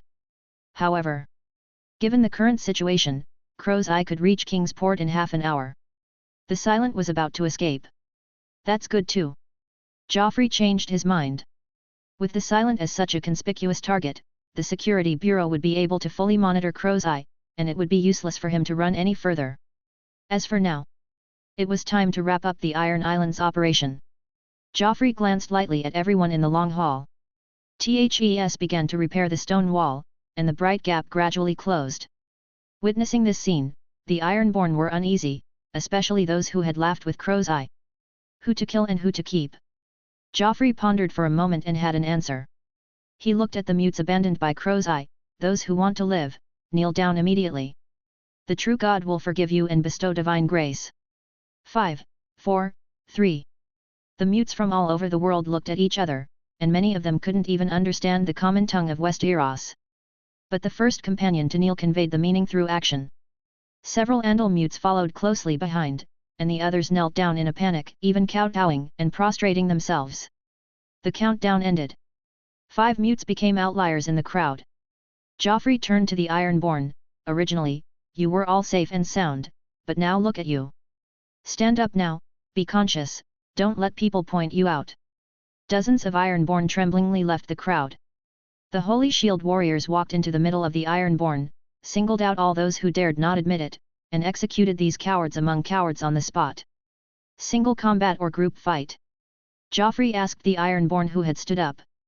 Your opponents are these 5 mutes. Do you want to choose a one-on-one fight until one side is completely dead, or a free-for-all? Never. Wet Hair Euron suddenly interjected, you bastard pseudo-king, dare to use the Ironborn's battle as a game for amusement, the wrath of the drowned god will destroy everything of yours. I curse you. Joffrey looked at Victarion, are you going to stop him, or do you want me to burn him to ashes? Victarion remained silent. Euron was still cursing, Asha was already anxious. She could see clearly that the Greyjoy family had not suffered much damage so far, and she must not anger King Joffrey at this time. Uncle Euron, I'm sorry. Asha rushed forward in one step, hitting Euron's back neck heavily with the hilt of her knife, causing the priest to fall into a coma. Joffrey just urged. Choose quickly, one-on-one, or group fight. Dozens of captains looked at each other and determined each other's intentions. Crow's Eye's mute crew members were not lambs to be slaughtered, but fierce beasts who had been through battles and traveled the world. If it was a one-on-one fight, no one could guarantee that they would not be injured or even die. So, the Ironborn swarmed up. Victarion, standing straight, closed his eyes in pain. The pride and dignity of the Ironborn had been trampled beyond recognition by these shameful cowards. Where was there even a trace of the style of a reaver? The result of the battle was not surprising. The deaths of the 5 mutes only exchanged for 2 fingers of one Ironborn. The Ironborn won. In a real looting battle, this battle could be said to have been won beautifully. But in the long haul, in front of the king, this victory was more like a shameful defeat, a defeat of the Iron Island's spirit of resistance and unyielding. What freedom and courage are you talking about? Many Ironborn lowered their heads dejectedly, seemingly mourning the passing of something intangible. Asha, do you still want to be queen? Joffrey sighed with pity, today, a lot of blood has been shed, maybe you don't want to continue. The Ironborn looked at Asha with complex eyes. In an instant, all kinds of pictures flashed in Asha's mind. Her father's aging and bold words, the battles on the longship, the sweet days and nights with lovers, the infighting between the leaders, and the chaotic and dim defeated time 9 years ago. Theon. Asha recalled her only remaining younger brother, remembering only Theon's stubborn and panicked little face before he left. What has Theon become? Asha raised her head and stared at the king on the sea stone chair, the 12-year-old king. Theon had come of age and should be more mature than King Joffrey. But he was certainly not as cunning and ruthless as him, nor did he have such terrifying power. Asha bowed deeply. Your Majesty, Asha would never dare to have such delusions again. With all the gods and laws as proof, the Iron Islands will forever belong under the Iron Throne. Kneel down, the king said. Asha knelt respectfully on both knees, lowering her head. But Joffrey said again, Asha, in what capacity do you make this guarantee? Who are you? Asha choked. Yes, the succession has not been completely determined yet. What trick does King Joffrey have? Joffrey smiled faintly. The governor of the Iron Islands will be in charge of all internal affairs and taxes of the Iron Islands for the Iron Throne, and the commander-in-chief of the Sunset Sea Fleet will command the Iron Islands fleet. These 2 positions belong to Theon. The Ironborn stirred slightly, but quickly silenced. No matter what, Theon was also of the Greyjoy bloodline, the only remaining son of King Balon. Perhaps, Theon still has the Iron Islands in his heart? Asha did not speak. The captains of the Iron Fleet looked at the commander-in-chief. Iron Captain Victarion was used to silence. Over the past many years, he had perfectly fulfilled his duties as a younger brother and subordinate, following instructions, leading troops to fight, never insisting on his own opinions, and never thinking about independence or kingship. He executed more than he thought. And today? Balon was dead, Asha was going to succeed, Crow's Eye returned, the Iron Throne intervened, strange power, giant sea monster. What should I do? Should I decide the fate of the Iron Islands? He had to remain silent. Joffrey looked at the 2 sea monsters.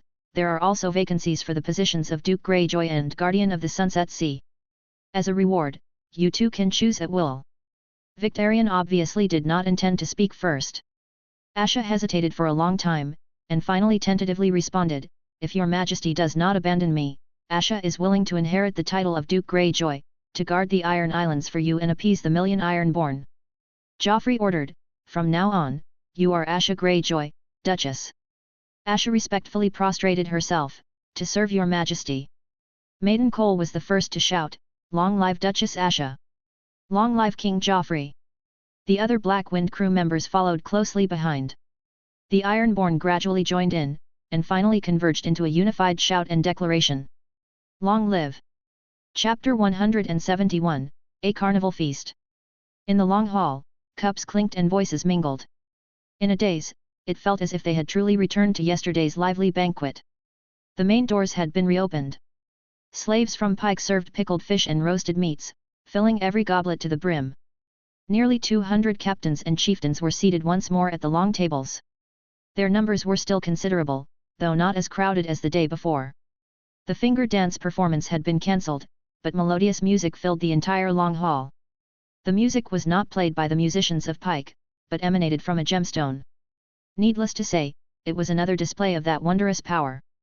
Fortunately, the sound of the music masked the guests' unease, preventing it from becoming too obvious. Yet, the music also stirred the thoughts of everyone present. When the melody of the blood cup echoed from the gemstone, the Ironborn were all surprised and wary. It was, after all, a song celebrating the ancient Ironborn reavers. What did King Joffrey mean by this? The captains gazed towards the far end of the hall, where the king sat high upon the sea stone chair, flanked by Victarion Greyjoy and Duchess Asha. The king wore a smile. However, after the blood cup, came the melodious and sombre The Rains of Castamere. The captains couldn't help but feel a chill in their hearts. The Lannister Lion of Casterly Rock and the Kraken of the Iron Islands were age-old enemies. Longships had raided Lannisport more than once, and the Lions had played The Rains of Castamere several times, severely damaging the Iron Islands. The king was also half a golden lion, the captains realized once more. And then came the misty morning. Some captains knew the song's background. It told the story of a mother who came to the battlefield after a bloody battle at dawn, searching for her son, her only son. The sorrowful voice of a mature woman sang, "Oh, have you seen my son, good sir? His hair is the tawny brown of autumn. He promised me he would return one day. Our home is on Windwater Street." The captains looked around. The corpses and blood within the long hall had vanished, as if they had never existed. Whose sons were those familiar dead men? The living knew them, even knew their mothers. But they were dead. Dead by sword and steam, dead by the tentacles of the sea monster, dead by the hands of the Ironborn. The drowned god would be angry. But when? And how would it compare to the power in the king's hands? After that came Maiden, Mother, and Crone, a song praising the 7 gods of the Green Lands. Following closely was a similar song of the 7 backslash. The father's face is stern and strong, he rights the wrongs and judges true. 7 gods made us to be, hear our prayers and heed our plea. Close your eyes, no more to fret, the gods watch over you, little one. What soft and feeble lyrics, how could they inspire awe? But still, was it the 7 gods who gave the king that power? The captains all looked towards Baelor Blacktide, Lord of Blacktide. Since King Balon's failed coronation 9 years prior, the 7 god shrines of the Iron Islands had all but disappeared, and only this one lord still worshipped the 7. Perhaps that was why the Blacktide family had been spared entirely. What enviable good fortune! The captains couldn't help but wonder if they should convert to the 7 gods of the Greenlands in order to gain King Joffrey's trust and revitalize their families. After that was the Dance of the Dragons. A suite of songs composed of many narrative poems, describing the Targaryen family's civil war, from which countless glorious battles were born. The captains seemed to relieve the blood and fire of ancient times. At that time, the Iron Islands were led by Red Kraken Dalton Greyjoy. He led longships to sack the entire Lannisport, taking away a large number of women, burning it to the ground, and conquering Fair Isle. For 2 whole years, the Ironborn were able to plunder the coast of the Westerlands at will. If Red Kraken hadn't had his throat slit by a whore, perhaps the lions would never have landed on the Iron Islands, inflicting such a terrible revenge on the Ironborn. If it weren't for. But there was no such thing as if. The fact was that the Iron Islands suffered retaliation, thousands of people were killed or starved to death, and longships were burned in the harbour. Now it was even worse. King Balon had gathered almost all of the Iron Islands captains, a full 400 or 500 men, which meant 400 or 500 longships. But in just half a day, more than half of the longships had lost their masters. At the same time, the captains discovered, with either horror or excitement, that the captains of Pike, Harlaw and Black Tide were almost unscathed. But the captains of Old Wick, Great Wick, Orkmont and Salt Cliff had suffered heavy casualties. Terrified captains realized they were degenerating into beached fish struggling on the shore. Excited captains smelled something delicious. But whether they could eat the fish depended on King Joffrey's will. After all, they had not yet stepped out of the long hall, and those monsters clad in six-pointed stars were guarding the gate and the king's side. Moreover, the king was not his true self, and those monsters numbered as many as tens of thousands. Could they eat the fish? The captains chewed on the fish, swillied the fine wine, but it was like swallowing beeswax in air, without any flavor. Undercurrents surged, and hearts were treacherous. After a long time, the lengthy dance of the dragons finally ended, followed by 1001 Eyes. The ambiguous song calmed the captains slightly, and they pondered its meaning. Why play this song? How many eyes does Lord Bloodraven have? The riddle goes. 1,000 eyes, and one more. Bloodraven, Brynden Rivers. Some recalled the news brought by the ravens. The beast that killed King Robert seemed to be a puppet controlled by Bloodraven. Was this song the king's signal for revenge? Some focused on the phrase 1,001 eyes. Bloodraven was known for his sorcery of spying on secrets. And King Joffrey's power was definitely far beyond Bloodraven's sorcery, perhaps many times more than Bloodraven's eyes. So, was this song a warning, warning us to be devoted and obedient, that the king was watching? Recalling the timing and words of King Joffrey's appearance, those who were mindful immediately became deeply convinced of this conjecture, and then lowered their heads in fear and dread, unwilling to reveal any further attitude. Finally, there was an unfamiliar tune. Melodious, brisk, suddenly heavy, fierce and turbulent, like the sea turning from calm to furious rage. When the tune ended, the storm ceased. King Joffrey raised his goblet. In a single breath, the long hall grew silent from near to far. Gentlemen, Joffrey smiled faintly. King's Landing has already had its outcome. Euron Crow's Eye didn't make the sea monster appear in King's Landing, he just took away silence and a few other longships willing to follow him. Joffrey was a little surprised, but this was even better. The remaining longships could be used to appease the people's hearts, and also to divide the ties between the Iron Islands families. All longships are incorporated into the Sunset Sea Fleet and under the protection. But to operate a ship, there must be a captain. So. Joffrey paused slightly, and the captain's heart stopped beating immediately. Unmanned longships are all ownerless, and the captains present can go to appease the crew and select a captain. Limited to today and tomorrow only. For the rebirth of the Iron Islands, cheers. Joffrey raised his cup and sipped. Everyone either breathed a sigh of relief or flushed with excitement, instantly agreeing with the generous golden-haired king. Long live his majesty! Everyone drained the last drop of wine from their cups, and began the true carnival feast. Chapter 172. The Iron Islands have submitted. Asha Greyjoy succeeds as Duchess, Victarion Greyjoy is appointed Guardian of the Sunset Sea. Theon stared at the message on the god-given light screen, unable to recover for a long time. Asha became the Duchess of Greyjoy? Theon knew this was how it should be, but when he recalled the bow-legged, pockmarked, clumsy girl of the past, he always felt it was absurd and unreal. It's different now. Lord Balon is dead. Theon told himself again, now is the time for our generation. Me. Asha. Asha, ha. Theon still found it difficult to completely reverse his perception. Compared to Asha's transformation, he could accept the appointment of his uncle Victarion much more easily. Guardian of the Sunset Sea, this position is most suitable for my uncle. Patrol, fight, guard the sea, Victarion is skilled and content, and there is no need to worry about his loyalty. Theon still remembered his size and personality. He is the commander-in-chief of the Iron Fleet, a fearless warrior, a serious warrior.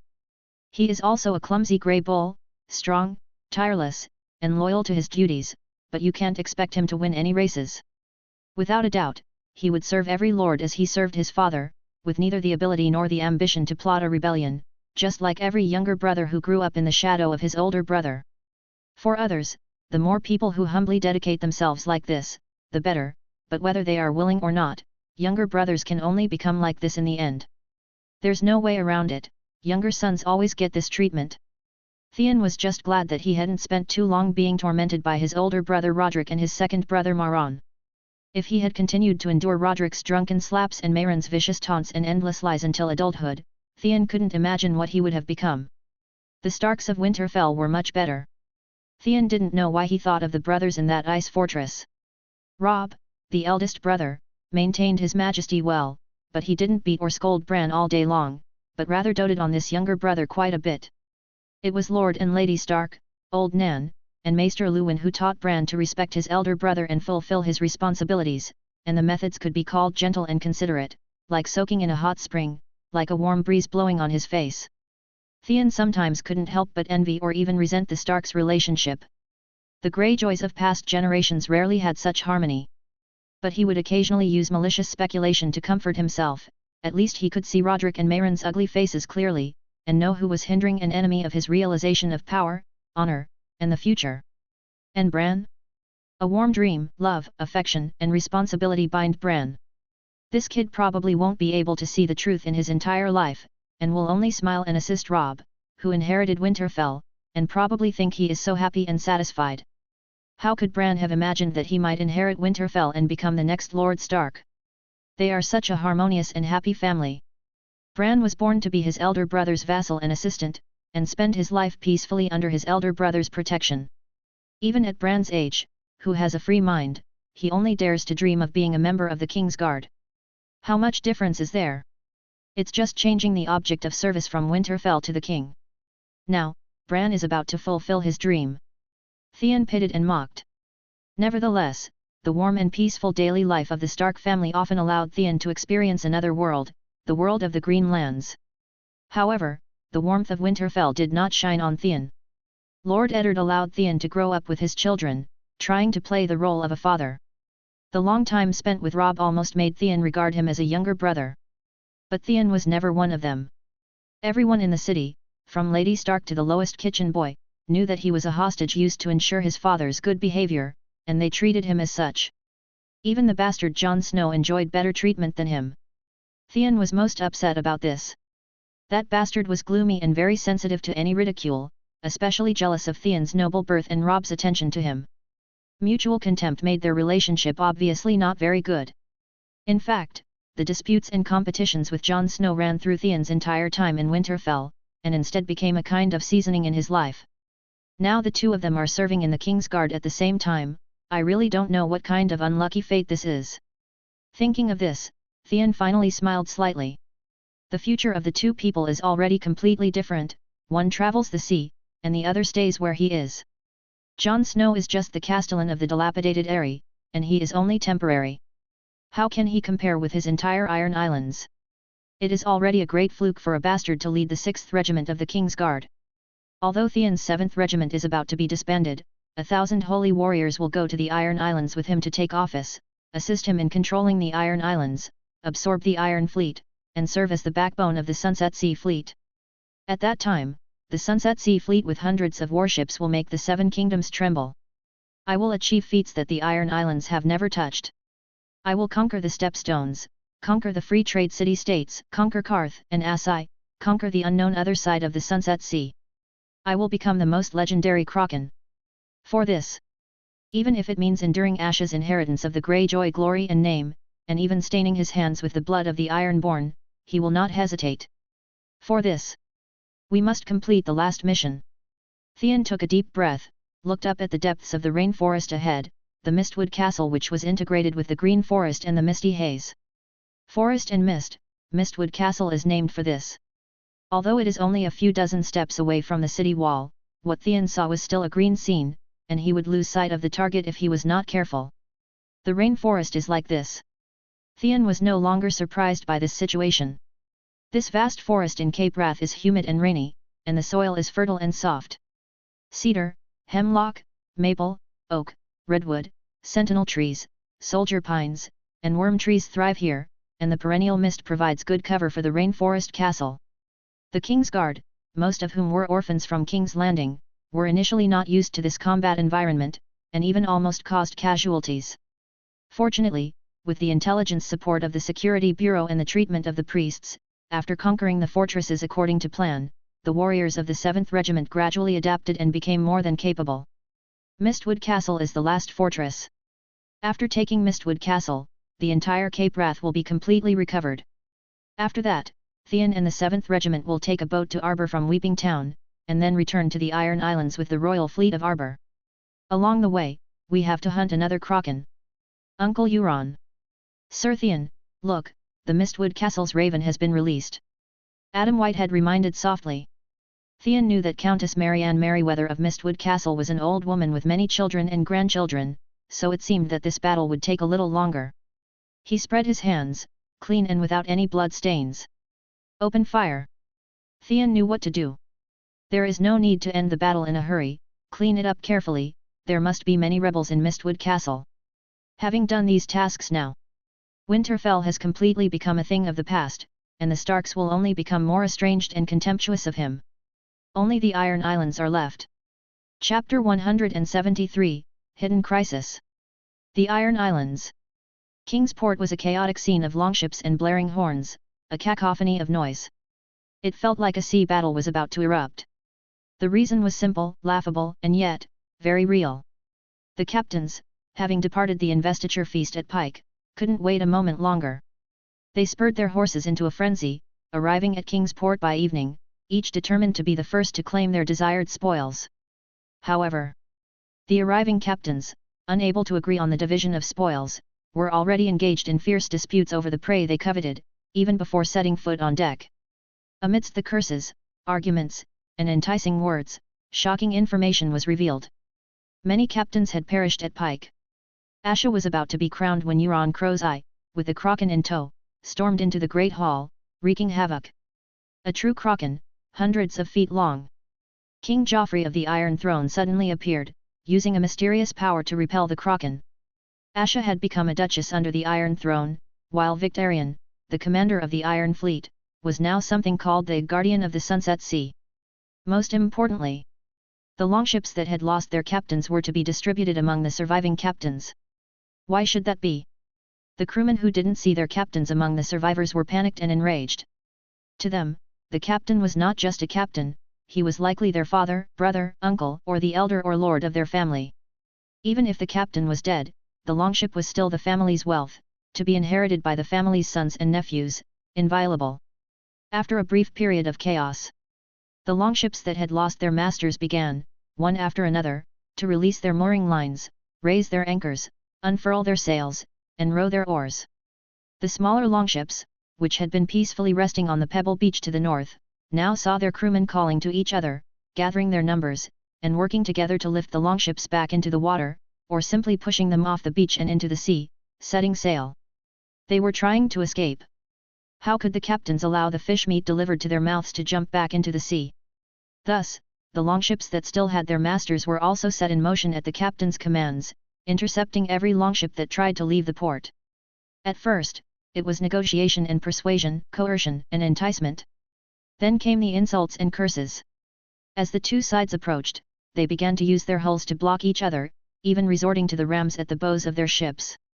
The conflict escalated.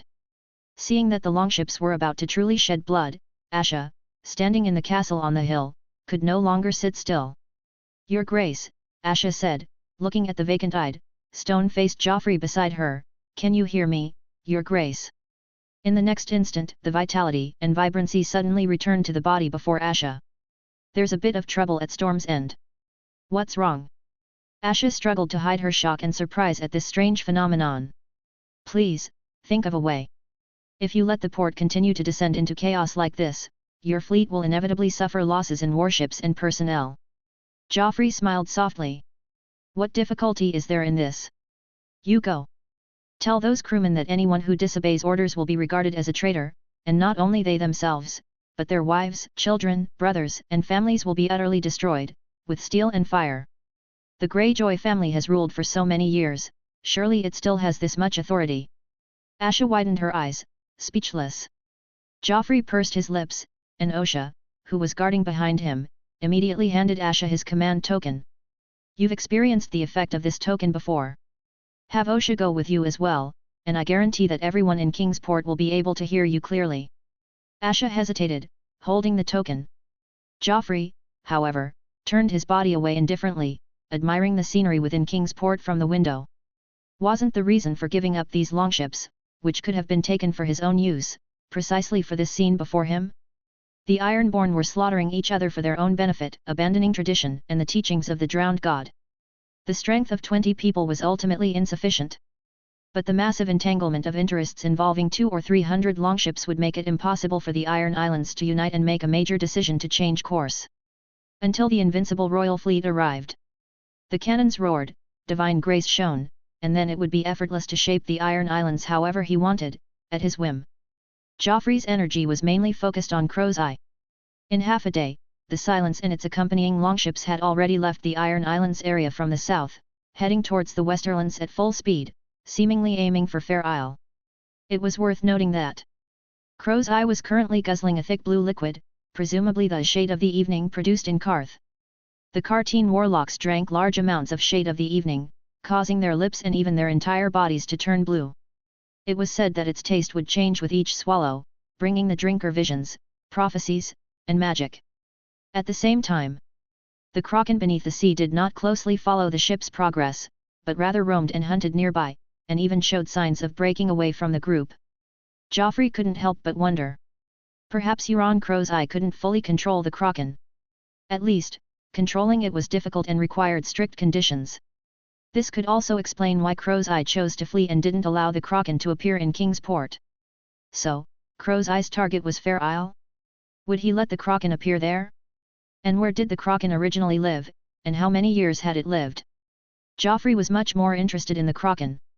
If this kraken had truly lived for hundreds or thousands of years, witnessing or experiencing ancient history, then capturing it and communicating with it might reveal many unknown secrets and truths. Gods, magic, the apocalypse. The kraken's memory was a precious treasure trove. Joffrey was determined to have it. He had already sensed a certain crisis. The giant kraken, disrupting the timeline, had inexplicably appeared, not long before the arrival of the Red Comet. Joffrey had tested it, and the concentration of source energy in the world today had slightly increased, but it was still not enough for the Children of the Flame to survive independently, let alone a kraken hundreds of feet long. How had it survived all these years? What was its purpose in appearing this time? He couldn't help but suspect that what was reviving along with magic was not just wizards and others. He had to obtain more power as quickly as possible. He couldn't slack off in either his own development or the development of his forces, earning every chip to deal with any possible crisis. Ironborn. I am Asha Greyjoy. In the name of the Duchess of Pike, everyone stop. Joffrey looked down at the docks below. Asha stood on a stack of cargo boxes, shouting orders towards the port, the command token amplifying her voice countless times, drowning out the waves, horns, and all other human voices. War is coming. I promise in the name of House Greyjoy that every longship that has unfortunately lost its captain will be allowed to join the Sunset Sea Fleet, receive proper protection, and fulfill its duties in the war. The surviving captains are experienced and will choose the most suitable new captains for you to command the battle and win victory. If anyone dares to abandon their duty, cowardly fleeing back to their hometown just because of the death of one person, don't blame the well-built, massive fleet for showing no mercy and making an example of them first. The kraken's mercy is extremely limited. Whether it was by being summoned, intimidated, or shocked by the loud noise, the port gradually returned to order. Joffrey had a bit of appreciation for Asha. She was quite capable. However, while things were calm here, the families throughout the Iron Islands would not easily concede. Even in the face of the kraken. The kraken. He absolutely couldn't let the kraken get away. Joffrey contacted Earl Velaryon, who was leading the fleet towards Arbor, urging him to speed up. Subdue Arbor, then hunt the kraken. Chapter 174, Outer Harbor Incident. The rising sun cast its first rays. At the bow of the flagship Tidewind Isle's Glory, the young knight stood before Count Munford Valerian, facing forward into the fierce sea wind. The undulating outline where the sea met the sky was clearly visible in the sunlight. It was Qingting Island, famous for its fine wines. Your Majesty. Munford Valerian respectfully addressed the artificial body before him. The Red Wine Fleet has sent a signal, inviting us to dock at the outer harbor not far from here, saving us the time of sailing into Red Wine Harbor within Red Wine Bay. What do you think? Munford Valerian gazed at the artificial body. Although he had been informed of the artificial body's capabilities, he was still unable to conceal the intense surprise in his heart when he witnessed such a magical scene for the first time. Just a quarter of an hour ago, the artificial body was merely a stiff doll, devoid of life. But now, he could not detect any falsehood. The artificial body's physique was flexible and strong, its face delicate and lifelike, its silver hair meticulously detailed, completely like a living being with a soul, a true human created out of thin air. To transform from an inanimate object into life was so shocking, like the descent of a god.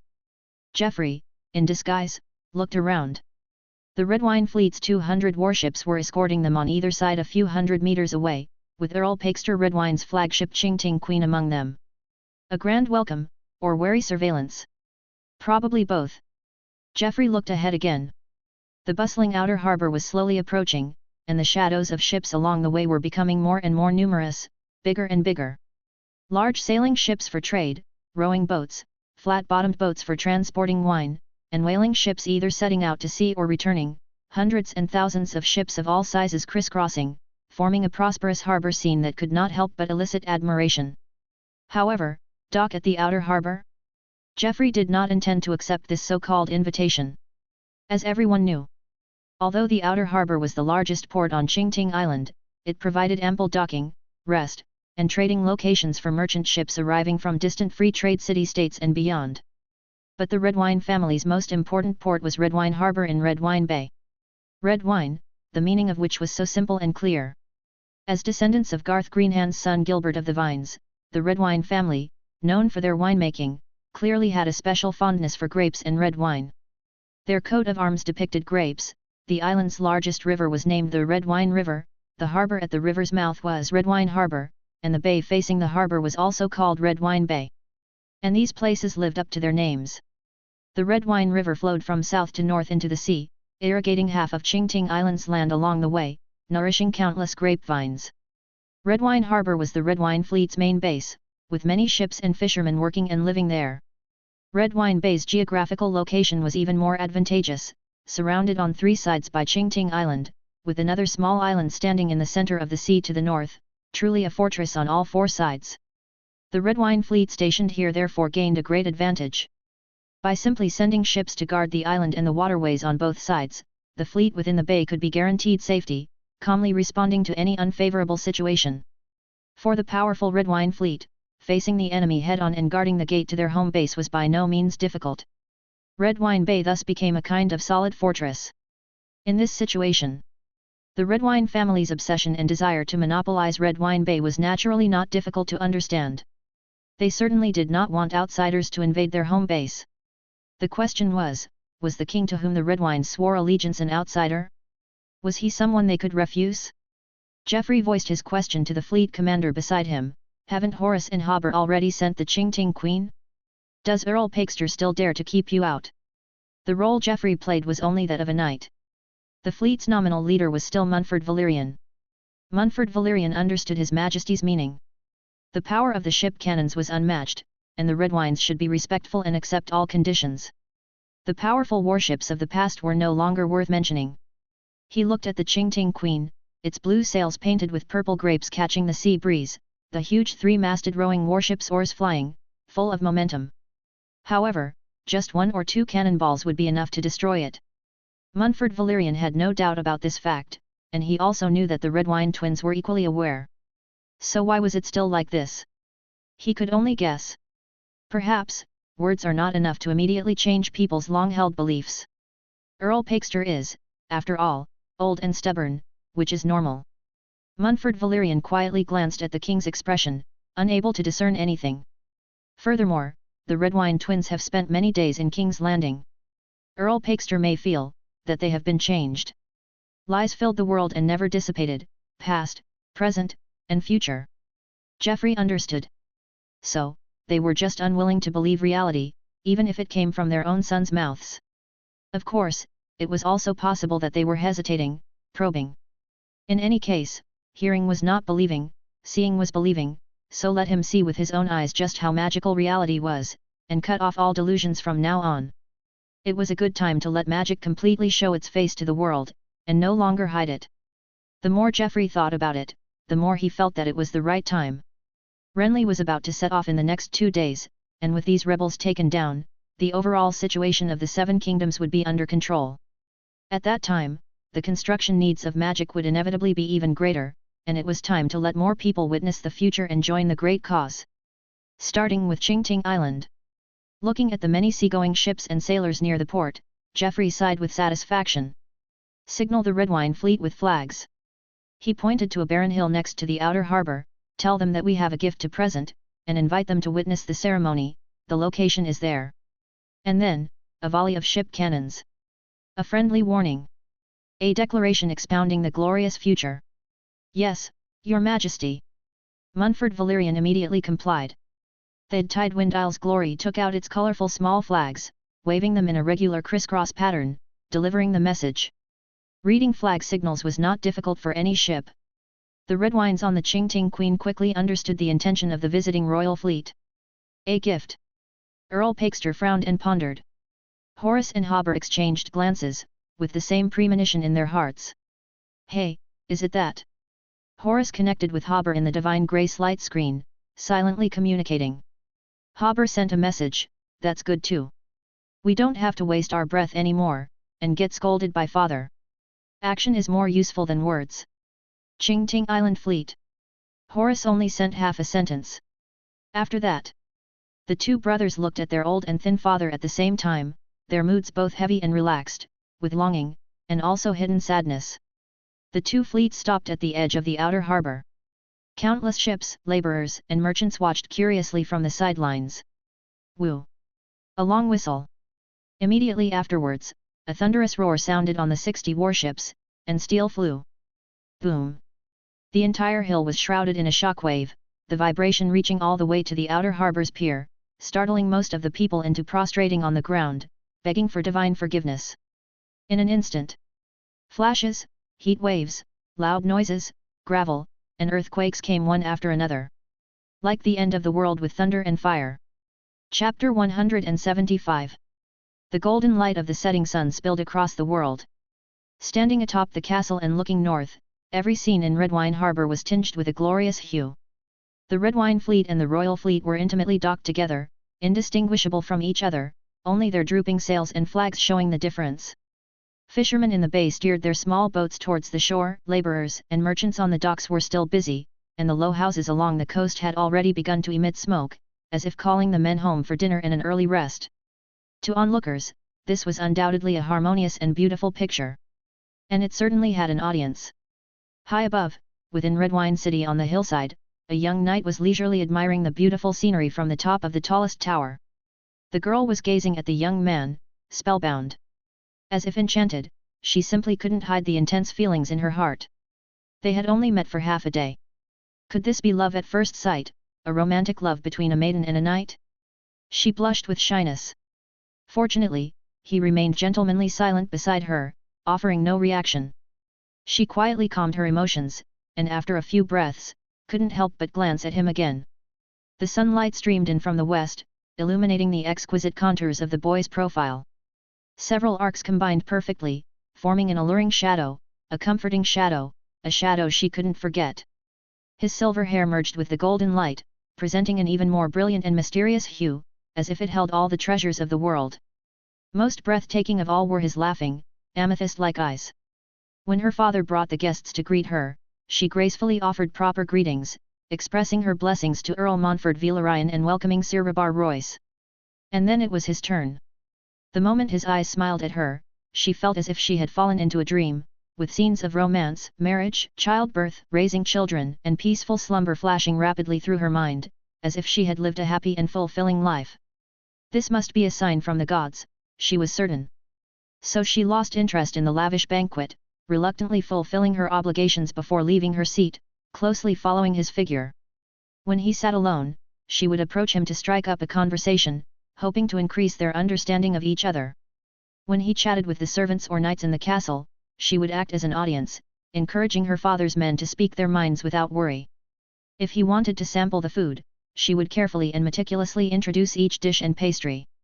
Dornish-style fried eggs, creamed quail, honey cakes baked with blackberries and nuts, and the family's most prized red wine, a vintage from the cellar. She quickly discerned his tastes. Not the sweet and sour flavors favored by children, nor the intense spiciness craved by warriors, but the mellow, lingering aroma that he loved, without being obsessed with any extreme taste. Just like her. She felt an even more wonderful sense of fate. Afterward, He walked out of the banquet hall, and she followed closely behind, clearing every obstacle in his path, eventually arriving at the top of this tower. The sun was setting, a gentle breeze was blowing, and the two of them were enjoying the scenery beneath the sky, waiting for night to fall. What a romantic time! She really wanted to immediately confess her feelings, to keep him here, to accompany her every day, to be together forever. Only her remaining shyness and restraint stopped her. To relieve the restlessness in her heart, she could only focus on admiring his face, indulging in his silver hair and purple eyes. Silver hair and purple eyes? He must be Valyrian, perhaps even with Targaryen blood. No wonder Earl Velaryon valued him so much. Of the more than 100 visiting guests, he was ranked third, only after the fleet commander Earl Velaryon and the commander of the King's Guard, Sir Rabar Royce. She thought proudly. He was also a knight with a fiefdom, having been knighted. More precious and more honourable than the knighthoods of Horus and Hobart. Although it was nothing compared to Arbor, she believed that with his ability, coupled with the help of her father and family, he would eventually turn his knighthood into an earldom, perhaps in just a few years. Then, I would be a countess. She looked at the three-headed firebird embroidered on his shoulder, sketching in her mind what the new coat of arms would look like after combining purple grapes with it. A firebird eating grapes? She couldn't help but laugh at this childish idea. But how should they be combined? Sire, what does your coat of arms mean? She asked softly. Joffrey shifted his gaze from the harbour to the cheeks of Dismera Redwine, the youngest daughter of Earl Pakester. Dear Miss Dismera, do you not like the banquet? Joffrey, of course, asked knowingly. The truth could not be spoken. Dismera pouted her little mouth, and asked, what about you, sire? Dismera was indeed very curious. Although she preferred their current time alone, for a guest ranked third, leaving the banquet halfway was undoubtedly very noticeable. When the knight got up and walked out, Dismera noticed the displeasure on her father's face, but Earl Velaryon said something to him, and her father picked up his wine glass again. As for the moment she stepped out of the hall herself, Dismera didn't dare look back again, and didn't dare imagine how unhappy her father would be. To her surprise, her father didn't send anyone to urge her to return to the banquet, as if she and the knight had been forgotten, and no one came to disturb them. Such impolite behavior, she didn't believe the knight would do it for no reason. What was the reason? She looked at him with eager eyes, seeking his answer. Joffrey gazed into the girl's eyes, smiling silently. The answer was right in front of him. It was Dismera herself. Having personally experienced the bustling port on the island today, Joffrey more clearly felt the important position of the Redwine family at sea. For the captains and sailors of Arbor, for the reputation and credibility of the Redwines, and to destroy the independent sea defense of the Reach, more solid and strict control measures needed to be taken against the Redwine family. This was also the reason why he used magical charm, attraction on Dismera at the welcome ceremony. Earl Pakester had only 3 children, 2 brothers had already submitted and would not and dare not oppose the royal family again, and Hobart had even sworn to become a member of the King's Guard. If the youngest daughter Dismera also embraced the royal family, Pakester would have no choice. After all, they were his own children, the next generation of the Redwine family. No matter how good the relationship between other families in the Reach, no matter how close the relatives were, could they be more important than their own children? Joffrey not only wanted the Redwines to stand in line, but also to be willing and take the initiative to set an example for the Reach. The Redwine fleet would become the sword of the southern coast. His eyes grew hotter. Dismera lowered her head in a panic, twirling the long hair beside her ears. Joffrey gently held her shoulders. Didn't you ask me about my coat of arms? Now I will tell you. Dismera secretly perked up her ears. This is the 3-legged golden crow, the spirit of the sun, in charge of sunrise and sunset. The sun shines everywhere, and the light is eternal. Dismera listened in a daze, it seemed very powerful. As for my name, he smiled mysteriously, I will tell you after I have spoken with your father. Talk to her father? Dismera couldn't believe it, was her dream coming true? At this moment, the sun had completely set. The 2 figures on the tower gradually merged. Chapter 176, The True King. Only 3 people were in the private reception room. Lord Pakester Redwine sat in the master seat, and a silver-haired knight sat in the guest seat. Even more unbelievable was that Montfort Velaryon was kneeling before the knight. Lord Pakester. The surveillance of the God's Grace curtain has been deceived by ancient Valyrian magic. What follows is the truth. Montfort Velaryon shouted in a high-pitched voice. The one before you is the eldest son of Prince Rhaegar Targaryen. Aegon VI of House Targaryen. King of the Andals, the Rhoynar, and the First Men, ruler of the Seven Kingdoms and protector of the realm. The true Dragon King. Heir to the great Valyrian magical empire. The king has returned. The voice was so loud that Lord Pakester was frightened, fearing that someone would hear it. The truth? Rhaegar's son is still alive. But, 15 years ago. Lord Pakester's voice was full of doubt. As everyone knew, when King's Landing fell 15 years ago, the infant Aegon had already died at the hands of the Mountain. The silver-haired knight did not answer. Montfort Velaryon smiled slightly, that baby was just a child from a farmer's family. Varys did it perfectly, and no one noticed. As for what happened after. Varys. A farmer's son. Following this line of thought, Lord Pakester automatically supplemented the subsequent development. Varys used shady means to hide the little prince and sent him out of King's Landing one day, then secretly raised the little prince. Alas, Montfort Velaryon sighed. It's a pity that Lord Varys was framed and killed. Fortunately, he didn't reveal his Majesty's whereabouts, truly loyal. Lord Pakester looked at Montfort Velaryon. The Velaryon family was close to the Targaryen family and also possessed Valyrian blood. In recent years, they had become increasingly weakened. It was not impossible for Velaryon to support the little prince's restoration. However, Lord Pakester was even more confused. Why choose me? How long have they been colluding in secret, and who else is involved? Lord Pakester. Montfort Velaryon slowly stood up. The Seven Kingdoms are in the midst of war, the lords are panicked, and the people are suffering. It is time to bring the country back on track. Montfort Velaryon couldn't help but glance at the quiet king before speaking again. The true king will soothe the pain, expel the rebels, and punish the crimes. The lords who have suffered losses in maintaining the orthodoxy of the Iron Throne will be compensated and rewarded. Lord Pakester understood the meaning of these words. After the Usurpers' War, the Redwyne family, who supported the Targaryens and their liege Lord Tyrell, naturally suffered considerable losses as a result. Of course, he hadn't forgotten. His two sons had become hostages, the Redwyne family's reputation was damaged, their influence on the court was greatly reduced, and the tariffs on Arbor gold wine were increased. If the king were changed. Lord Pakester couldn't help but look at the silver-haired knight. The knight's hair was like molten silver, and his violet eyes were gentle yet dignified. And that face, the more he looked at it, the more it resembled Prince Rhaegar, the more he looked like a standard Targaryen. He looked 16 or 17 years old, exactly the age Prince Aegon would be. Montfort Velaryon took a step forward. Prince Doran has already agreed to the secret alliance. As soon as the royal banner is re-established, tens of thousands of Dornish spearmen will march north to join the war. Miss Marjorie's fiancé is not Renley. The real marriage contract is between Targaryen and Tyrell. Now, it's just to let the Baratheons kill each other and consume their strength. Marjorie? Lord Pakester's breathing stagnated. This can't be true.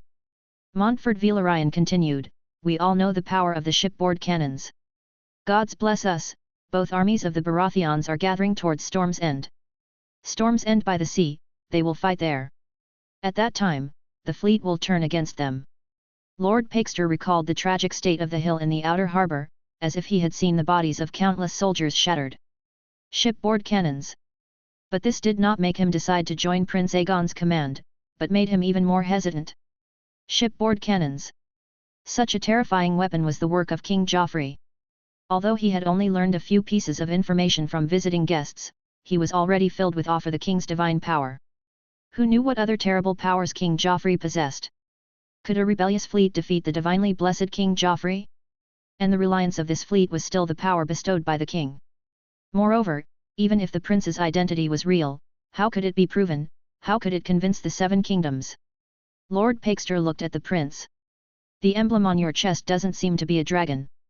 It was a three-legged firebird. The prince smiled and said, is that so? Take a closer look. Lord Pakester was stunned for a moment and had to look again, but... a dragon. The original three-legged firebird changed from golden yellow to blood red. The head split into three and transformed into a dragon, its wings wide open and its tail wrapped around. The Targaryen emblem. Is it really a dragon? Take another look. A mysterious voice echoed. Lord Pakester blinked. The emblem in front of him changed again, causing his heart to race, his brain to buzz, and he collapsed to the ground. A shield. A black stag and a golden lion stood on either side. Pakester Redwine trembled as he raised his head to look at the prince's face. Everything had changed. The gold of sunlight replaced the silver of mystery. Violet turned into green crystal. Greetings, Your Majesty, Pakester uttered with difficulty. Joffrey glanced at him teasingly. Spare the formalities, Lord Pakester. I am quite surprised that in such a long game, you have not truly stated your position. Lord Pakester opened his mouth, but didn't know how to explain. What could he say? I was just hesitating, I didn't intend to agree to the rebellion. For kings, even a moment of hesitation and consideration is equally intolerable. However, Joffrey got up and patted him on the shoulder. I believe Lord Pakester was just hesitating how to refuse and capture the rebels, which is why he didn't stop them immediately. Right. Pakester nodded repeatedly. Joffrey calmly ordered, the Redwine fleet will be incorporated into the royal fleet, commanded by Horus and Hobart, heading north to the Iron Islands. Dismara will stay by my side to serve me. No problem, right? Pakester paused, knowing he had no choice, and had to continue nodding. Joffrey looked gratified. From today onwards, you are the guardian of the summer sea, guarding the sea and defending against enemies. Thank you for your Majesty's grace. Knowing that the ordeal had passed, Pakester couldn't help but ask, Your Majesty, what were those just now? Joffrey chuckled, of course they were fake. Aegon died long ago, and Marjorie is still Uncle Renly's fiancée, for now. Lord Pakester sighed secretly, further recognizing the situation. There is only one true king. Joffrey asked again, Bethany Redwine, what is your relationship with her? Pakester was stunned. She was a branch of the Redwine family, fortunate enough to marry Lord Rowan. What did the king mean? Joffrey generously stated, the Rowan family is about to be destroyed. You can save her and her children, and even let them inherit the Rowan family's castle. For a moment, Pakester was speechless. Chapter 177. The 30,000 troops stationed at Old Oak are constantly training, and Earl Mathos Rowan is determined to resist. Duke Tywin stared straight ahead at the deep corridor. Our army will head south tomorrow. The deep and capable majestic voice echoed in the golden corridor, reaching the distant places beyond sight, and the walls of gold shone brightly, as if responding. Casterly Rock, which has never fallen. Joffrey was walking inside it, discussing the war with its owner, Duke Tywin, talking about death, money and power, conceiving campaigns, deals, and conspiracies. Casterly Rock had undoubtedly heard many similar words, and was already accustomed and tired of them. Fortunately, Joffrey was young enough to still maintain interest and pleasure in many things. Grandfather, I wish you a triumphant return in advance. The territory of the Oakhart family will be incorporated into the West, the title will be revoked, and a permanent governor will be established. Joffrey spoke of the distribution of the spoils of victory as a matter of course. Then, in your opinion, grandfather, how should the Rowan family's territory and title be handled? Two sweet fruits.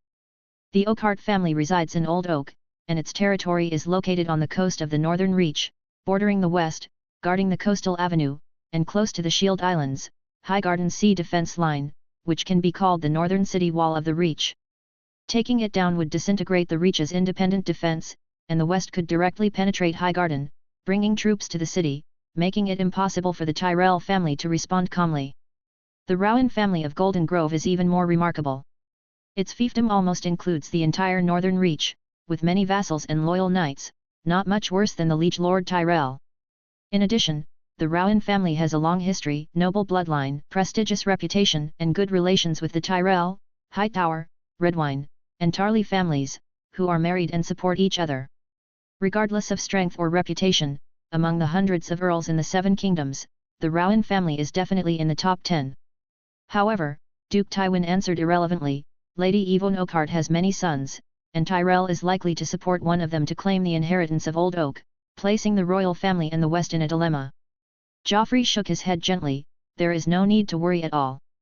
As long as grandfather is willing to accept this gift, someone will clean up all kinds of troubles. He smiled, didn't 1,000 holy war troops be transferred from King's Landing under your command? Along with the reinforcements, there were also 300 artillery crystal cores. The crystal cores came with runes and magical energy, making them easy to transport and carry. When combat is needed, the warlocks only need to fuse them with steel to recreate the artillery. The complete victory on the western front will be created by this.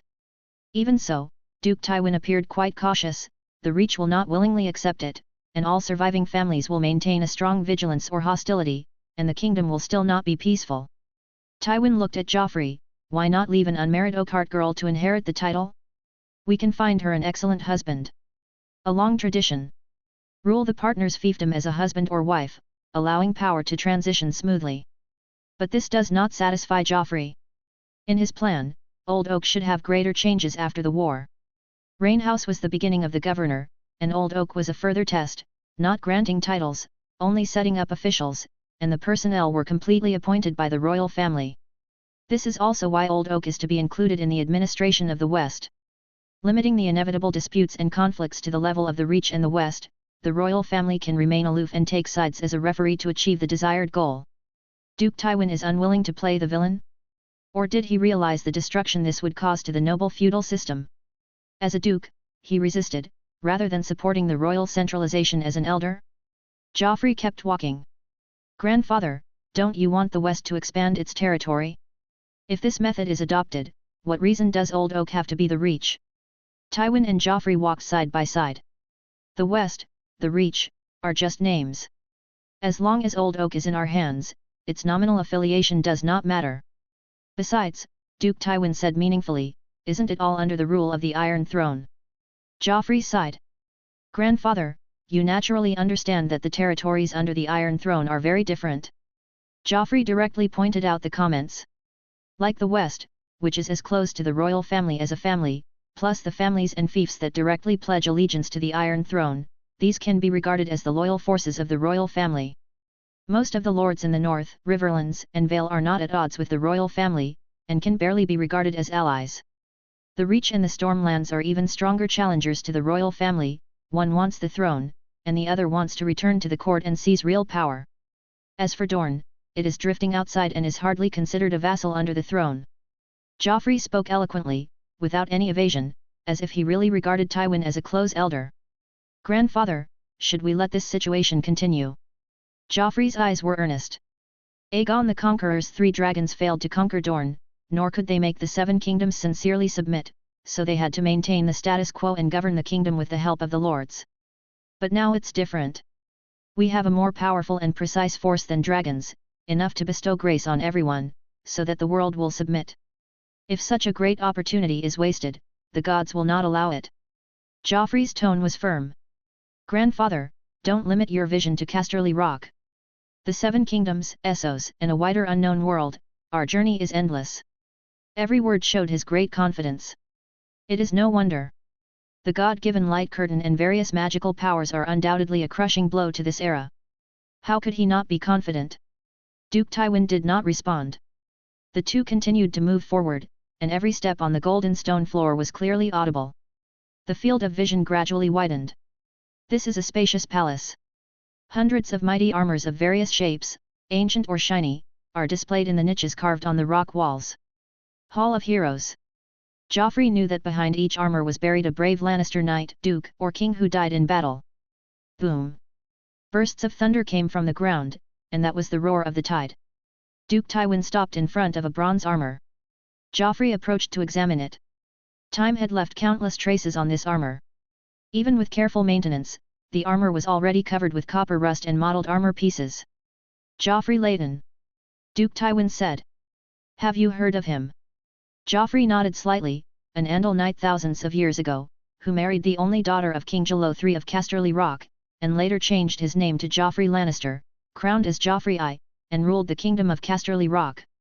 Duke Tywin gently stroked the ancient armor. He also has a suit of iron armor, but it has long since disappeared with the wind. Only this bronze armor produced in Casterly Rock has been preserved, along with Casterly Rock. Crack! The bronze armor was suddenly taken off by Duke Tywin, and the armor pieces collided back and forth, almost shattering. Casterly Rock is willing to offer this as a gift. Duke Tywin's eyes were filled with many complex meanings. Do you like it? Your Majesty. Joffrey stretched out a palm. The moment he touched the armor, the bronze flowed down his palm to his whole body, restoring it to its original state. Chapter 178. Your Grace. Inside the hall, Lord Mace Tyrell led the Reach Lords to pay homage to King Renley. Outside the hall, war horses neighed, weapons clashed, soldiers shouted, and wheels rolled, creating an intense atmosphere of war and military presence. Renley Baratheon was not only not annoyed by the noise outside, but felt more at ease and joyful. The sounds were the declaration of the 60,000-strong army, the proof that the Highgarden allied forces had arrived at Stonebridge. It was the resounding horn heralding victory. Finally, the two armies had joined forces. Joffrey was still at Storm's End. He really wanted to order the camp to be pulled up and attack immediately. However, after all, this was the first personal meeting between the two sides since the start of the war, and the necessary greetings and communication were indispensable. Be quick to rise.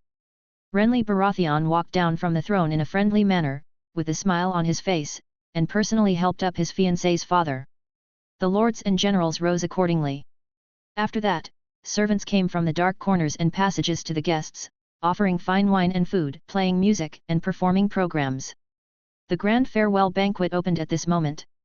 The atmosphere gradually became warm, and the guests successively showed smiles, enjoying the last carnival before the war. Renly sat down intimately next to Lord Mace. Lord Mace, is Lady Olenna well? It's been many days since I've heard the teachings of the Queen of Thorns, it's really memorable. Hearing the name of his nagging mother, the smug look on the face of pufferfish Lord Mace instantly subsided a lot.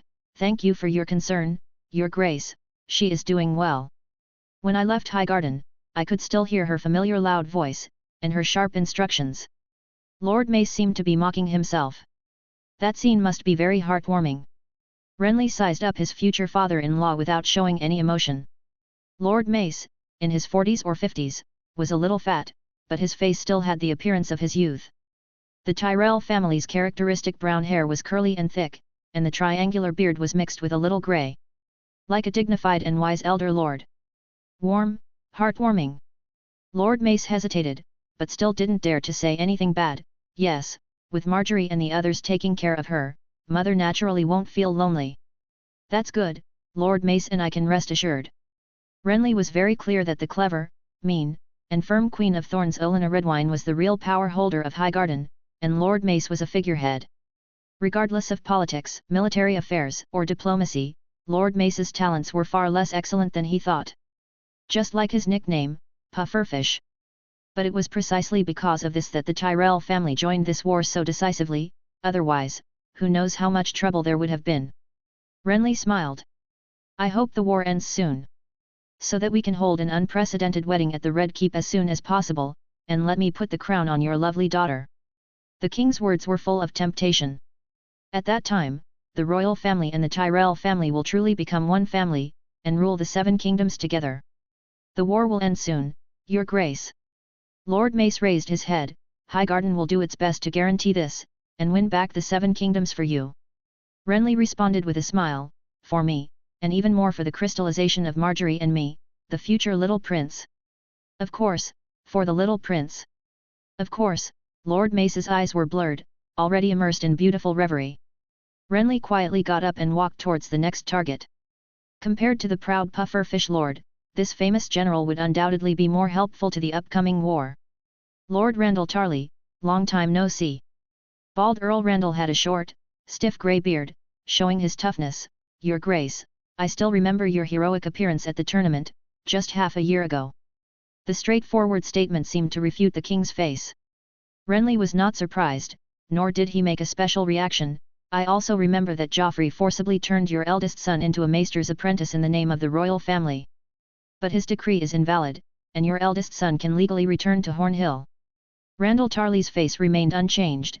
The past has become a reality, and the Tarley family will not regret it.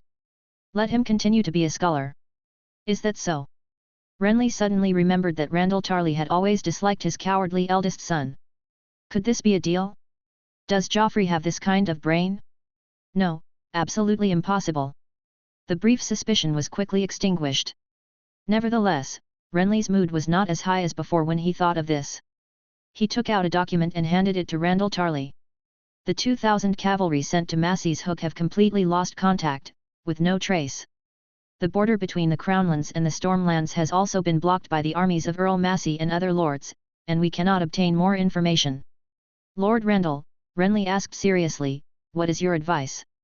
Randall Tarley read the intelligence in his hand carefully and quickly, and the expression on his face became more solemn.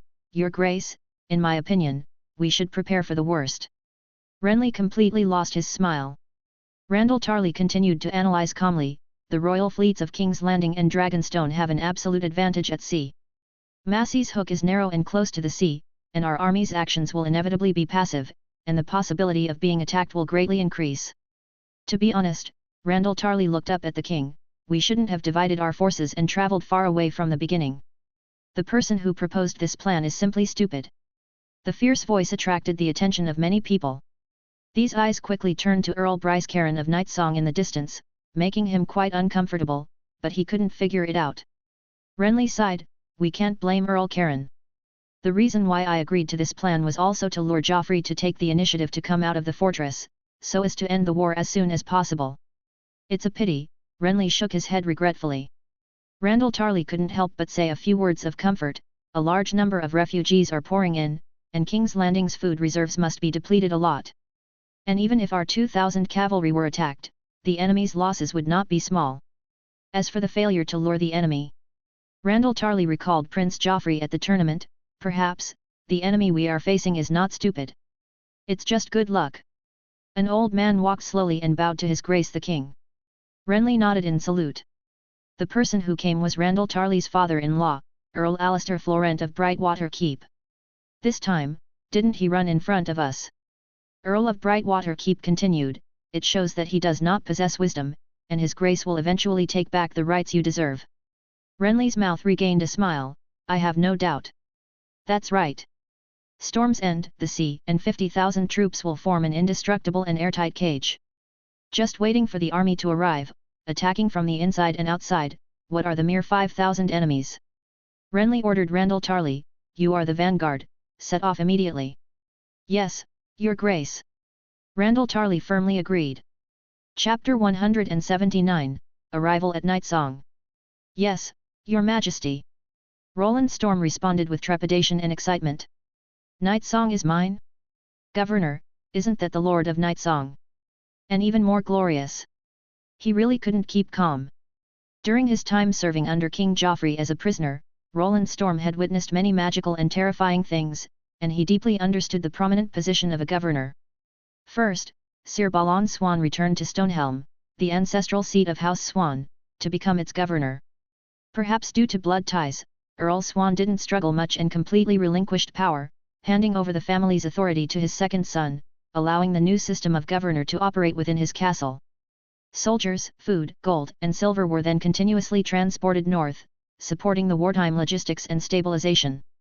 If this continued, Sir Balon's elder brother would probably only inherit the family's title and half a castle in the future. Governor Balon Swan's office and residence were also within Stonehelm. West of Stonehelm was Blackhaven in the interior. With Earl Beric Dondarrion coming forward, the King's Guard peacefully took over this military fortress with black basalt walls, a bottomless moat, and a strategic choke point, without any conflict. This was undoubtedly more beneficial for both sides. As a lord who had been loyal to the Iron Throne from the beginning, Blackhaven and House Dondarrion were unscathed, and Earl Beric was appointed as the lifelong governor of Blackhaven, essentially obtaining a protective charm. The King's Guard could also continue to advance more easily and complete His Majesty the King's mission as soon as possible. Before departing westward from Blackhaven, Roland Storm also noticed that Beric Dondarrion rarely issued orders or dispatched personnel and supplies in the tone of an earl, but rather in the name of a governor. Roland Storm was not the only one who noticed this. Many knights and lords had already realized the immense power of the governor and the terrifying changes it symbolized. Like Earl Beric, they chose to comply with His Majesty the King's will, diligently learning and integrating into the new rules of the game.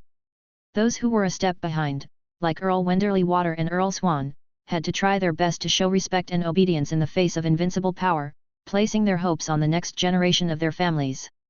Those who were as unlucky and ignorant as Earl Wilde naturally met the most tragic end, with most of their wives, children, relatives, and friends suffering, leaving only a remnant to continue the lineage. Earl Aston Selmy of Harvest Hall should have had a similar fate to Earl Wilde. Fortunately, he had a benevolent great-uncle, Sir Barristan Selmy, the commander-in-chief of the Western Expeditionary Army. When approaching Harvest Hall, everyone thought it would be another bloodless peaceful procession, like in Earl Byric's Black Haven, or in Stonehelm, which was ambiguous at first and then enthusiastically compliant. But to everyone's surprise, the reputation and guarantees of Barristan the Bold seemed to have no effect at all, even though he was a senior member of House Selmy. Earlston Selmy's judgment of the war and the object of his loyalty did not change because of this. Even if Sir Barristan painstakingly advised, exhorted, and even risked revealing the true combat power of the King's Guard in advance, Earlston remained stubborn and resistant. Even as the commander-in-chief, Sir Barristan's personal feelings could only go so far, and he had to handle things officially and execute the mission. Cannons blasted open the gates of Harvest Hall, and flames and arrows shot down the ravens in the sky. Roland Storm remembered Theon Greyjoy and the 7th Regiment who had separated at the mouth of the Slain River. The tasks there seemed to be similar to the intense scenes now, or even more brutal. Barristan the Bold would certainly not go too far. After occupying the castle, Aston Selmy and the other Selmy family members were only placed under house arrest, and Sir Barristan, who was appointed by the king as the lifelong governor of Harvest Hall, began to manage the castle and prepare logistics. While waiting for further instructions, everyone finally rested for 2 days in Harvest Hall. They were indeed tired. The days at sea were better, but the crew on the fleet suffered. But since setting foot on land, everyone had been rushing day and night, stopping only briefly at each stronghold, leaving a small team behind, and the main force continued to advance, lasting for 6 days. Even with the help of priests to restore energy, the mental fatigue was still difficult to eliminate. Roland Storm was no exception, and he had a rare sound sleep on the first night in Harvest Hall, without waking up for a moment, until the sun was bright. However, the idle time after getting up made him feel uncomfortable. Many others were the same. Roland Storm then joined a group of soldiers, temporarily abandoning his awkward identity, and argued with them about the next target of conquest. To the north was Haystack Hall of House Caffarin, now loyal to their liege lord Renley Baratheon. To the south was Night Song of House Cairn, whose strength should not be underestimated, also loyal to Renley, and the culprit of the Windwater and Massey's Hook disasters. To the west was Golden Grove of House Rowan, belonging to the Reach. The Battle of Golden Grove during Robert's Rebellion took place here. Roland Storm's deepest impression of this place was this. This was the only defeat in King Robert's Rebellion. His army was defeated by Earl Randall Tarley leading the vanguard of the Reach, but fortunately, the main force of the army was not lost, and the king himself was not killed. It is worth mentioning that Duke Mace Tyrell, the bloated fish who arrived late, often claimed his decisive contribution in this battle. And everyone knew that Duke Mace's army only arrived after the battle was over. West, north, or south? His Majesty the King's order on the second day ended this difficult debate. Knight's Song. Roland Storm stepped into the dilapidated gate of this familiar fortress with complex emotions. The cannonballs had ploughed terrifying wounds inside the gate, and the debris of flesh and blood was scattered sparsely, completely impossible to clean up. Solid bullets were used, which caused less casualties to personnel and were more suitable for conquering fortresses.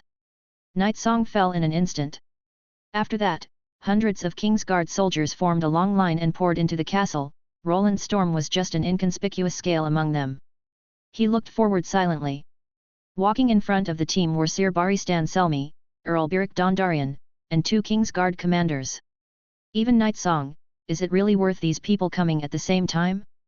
Roland Storm's doubts were answered that night. His Majesty the King appeared in the Hall of Night Song. Roland Storm was summoned in. Now, under the gaze of many generals, he blankly accepted the unimaginable grand gift. I have become a King's Guard. I have become the governor of Night Song, its master.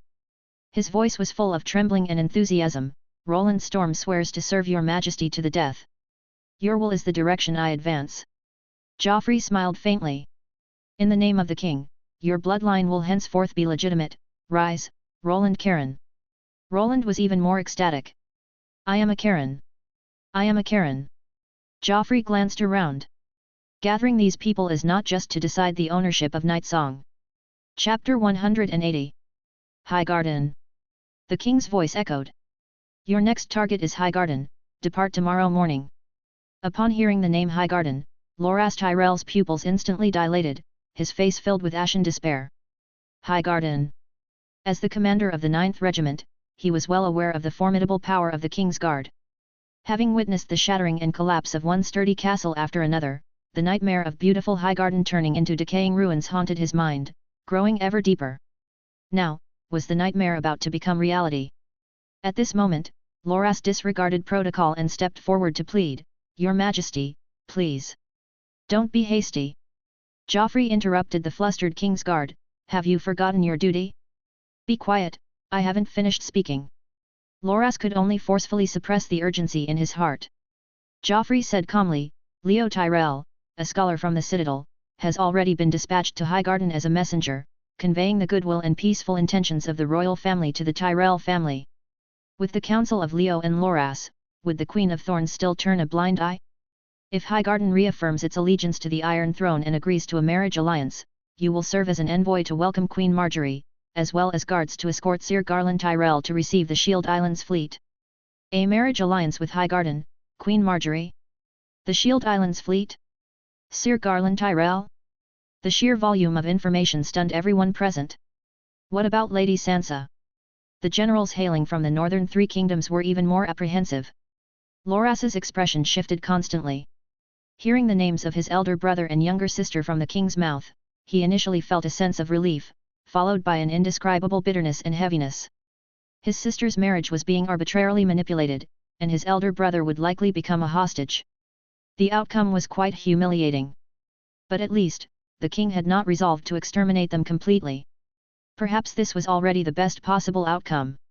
If things do not go smoothly. Joffrey looked at the commander of the 8th Regiment, the former captain of the Gates of the Moon, Ironhand Jace Wood. "There's no need to force Sir Loras to make a difficult choice, Jace, you shall take over." Ironhand placed his hands across his chest and replied in a deep voice, "As your Majesty commands." It was obvious. The title Ironhand was no longer suitable for the current Jace Wood. The priest had used divine grace to restore his severed hand. At that moment, he had never felt so complete and satisfied, as if he had fulfilled his lifelong wish, with no regrets. Afterward, the iron prosthetic hand that had accompanied him for nearly a decade was decisively thrown into the Blackwater Rush, never to be seen again. Only the title Iron Hand remained. After all, this title was a testament to that era of blood and fire, a symbol of scars and glory. From that moment on, Iron Hand had completely surrendered. Regardless of the reason, how could he refuse the orders of His Majesty the King? Even if it meant destroying the illustrious Highgarden, let alone merely crushing the fragile Highgarden. Loras stared intently at his colleague, a former gold cloak captain whom he had once disdained. But at this moment, Loras saw the determination in Ironhand's eyes. As long as King Joffrey gave the order, this guy would dare to shake Highgarden. Loras was horrified to realize this.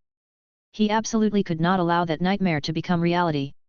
Loras immediately resolved that he must persuade his grandmother, the Queen of Thorns. They really couldn't afford to anger King Joffrey any further. Highgarden couldn't withstand the bombardment of cannons. Joffrey continued to issue orders. "Lord Beric Dondarrion, Thuras of Myr, you two are responsible for accompanying Sir Garland Tyrell to the Shield Islands to receive and integrate their fleet." The two stepped forward simultaneously and respectfully accepted the order. Joffrey smiled slightly.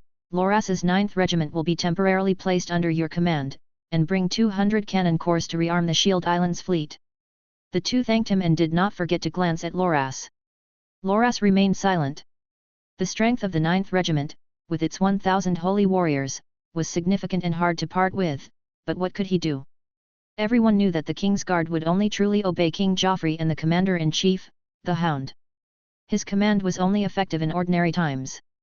At critical moments, no one would be wholeheartedly loyal to him personally. "Loras." The King's voice drew Loras to look up. Joffrey asked as if casually, "Do you want to continue leading the 9th Regiment to the Shield Islands, or are you willing to stay in Highgarden for a while longer, to reunite with your family?" Loras's mind immediately raced, pondering the king's true intentions and how he should answer. What was the correct answer? Was this a trap, a test, or just an ordinary question? Not daring to hesitate for too long, he could only cautiously reply in a low voice, "I beseech your Majesty to allow me to stay in Highgarden, to convey your will to Highgarden, to foster a close alliance between the two houses, and to bring peace and prosperity to the 7 kingdoms." Joffrey nodded with satisfaction. "That you have this heart shows that I have not valued and nurtured you in vain. Thank you for your concern, Your Majesty. Loras will do his utmost to live up to your expectations. Loras was filled with gratitude, but he couldn't help but wonder what he had been valued and nurtured for. Divine grace? This power had already been bestowed upon thousands of people, and it was continuously increasing. King's Guard? There were fewer of them, but there were still dozens, which could hardly be considered special attention. Commander of the King's Guard? If he could truly command them as he wished, it would indeed be a great favor. But the reality was that the king could take away all the warriors with a single word. Loras understood that if it weren't for the Tyrell family behind him, he might not even have received divine grace. To speak of valuing him was to value and covet the strength of Highgarden, which was by no means a good thing. A hidden light flashed in Joffrey's eyes. Talent like you, of course, deserves more nurturing, a higher position. Loras suddenly had an ominous premonition in his heart. Loras Tyrell, hear me. I hereby appoint you as the governor of Highgarden, to manage and coordinate the affairs of the Reach, to appease the people, and to care for the Tyrell family. In case of major events, you may report directly to me. The crowd immediately erupted in an uproar. Governor of Highgarden. Unlike any previous governor, this appointment was enough to completely shake the Seven Kingdoms. It was also a great blessing for Loras himself. People looked at the newly born lucky one with envy, jealousy, or concern, thinking that Highgarden was about to change. Loras stared blankly at the composed king, his mind in a state of chaos, unable to react or know what expression to make. At this moment, the faces of Highgarden appeared in his mind one after another, and finally, it was the kind smile of his elder brother, Willis. Recalling the beautiful times when his elder brother limped and played with him, Loras really didn't dare to imagine what his elder brother's expression would be when they met again. Governor of Highgarden? Highgarden should belong to Willis. Everyone knew that his elder brother was the heir to Highgarden. Joffrey was very satisfied with Loras's reaction. The deeper the Tyrell brothers' feelings, the more unstable the rule of Highgarden would be, and the more chaotic the succession. Loving and killing each other was more fun. Joffrey smiled faintly. Storm's End, Old Oak, and Highgarden, the three core areas of the war, had all been arranged, leaving only the last one. The 30,000 from Stonebridge, south of King's Landing.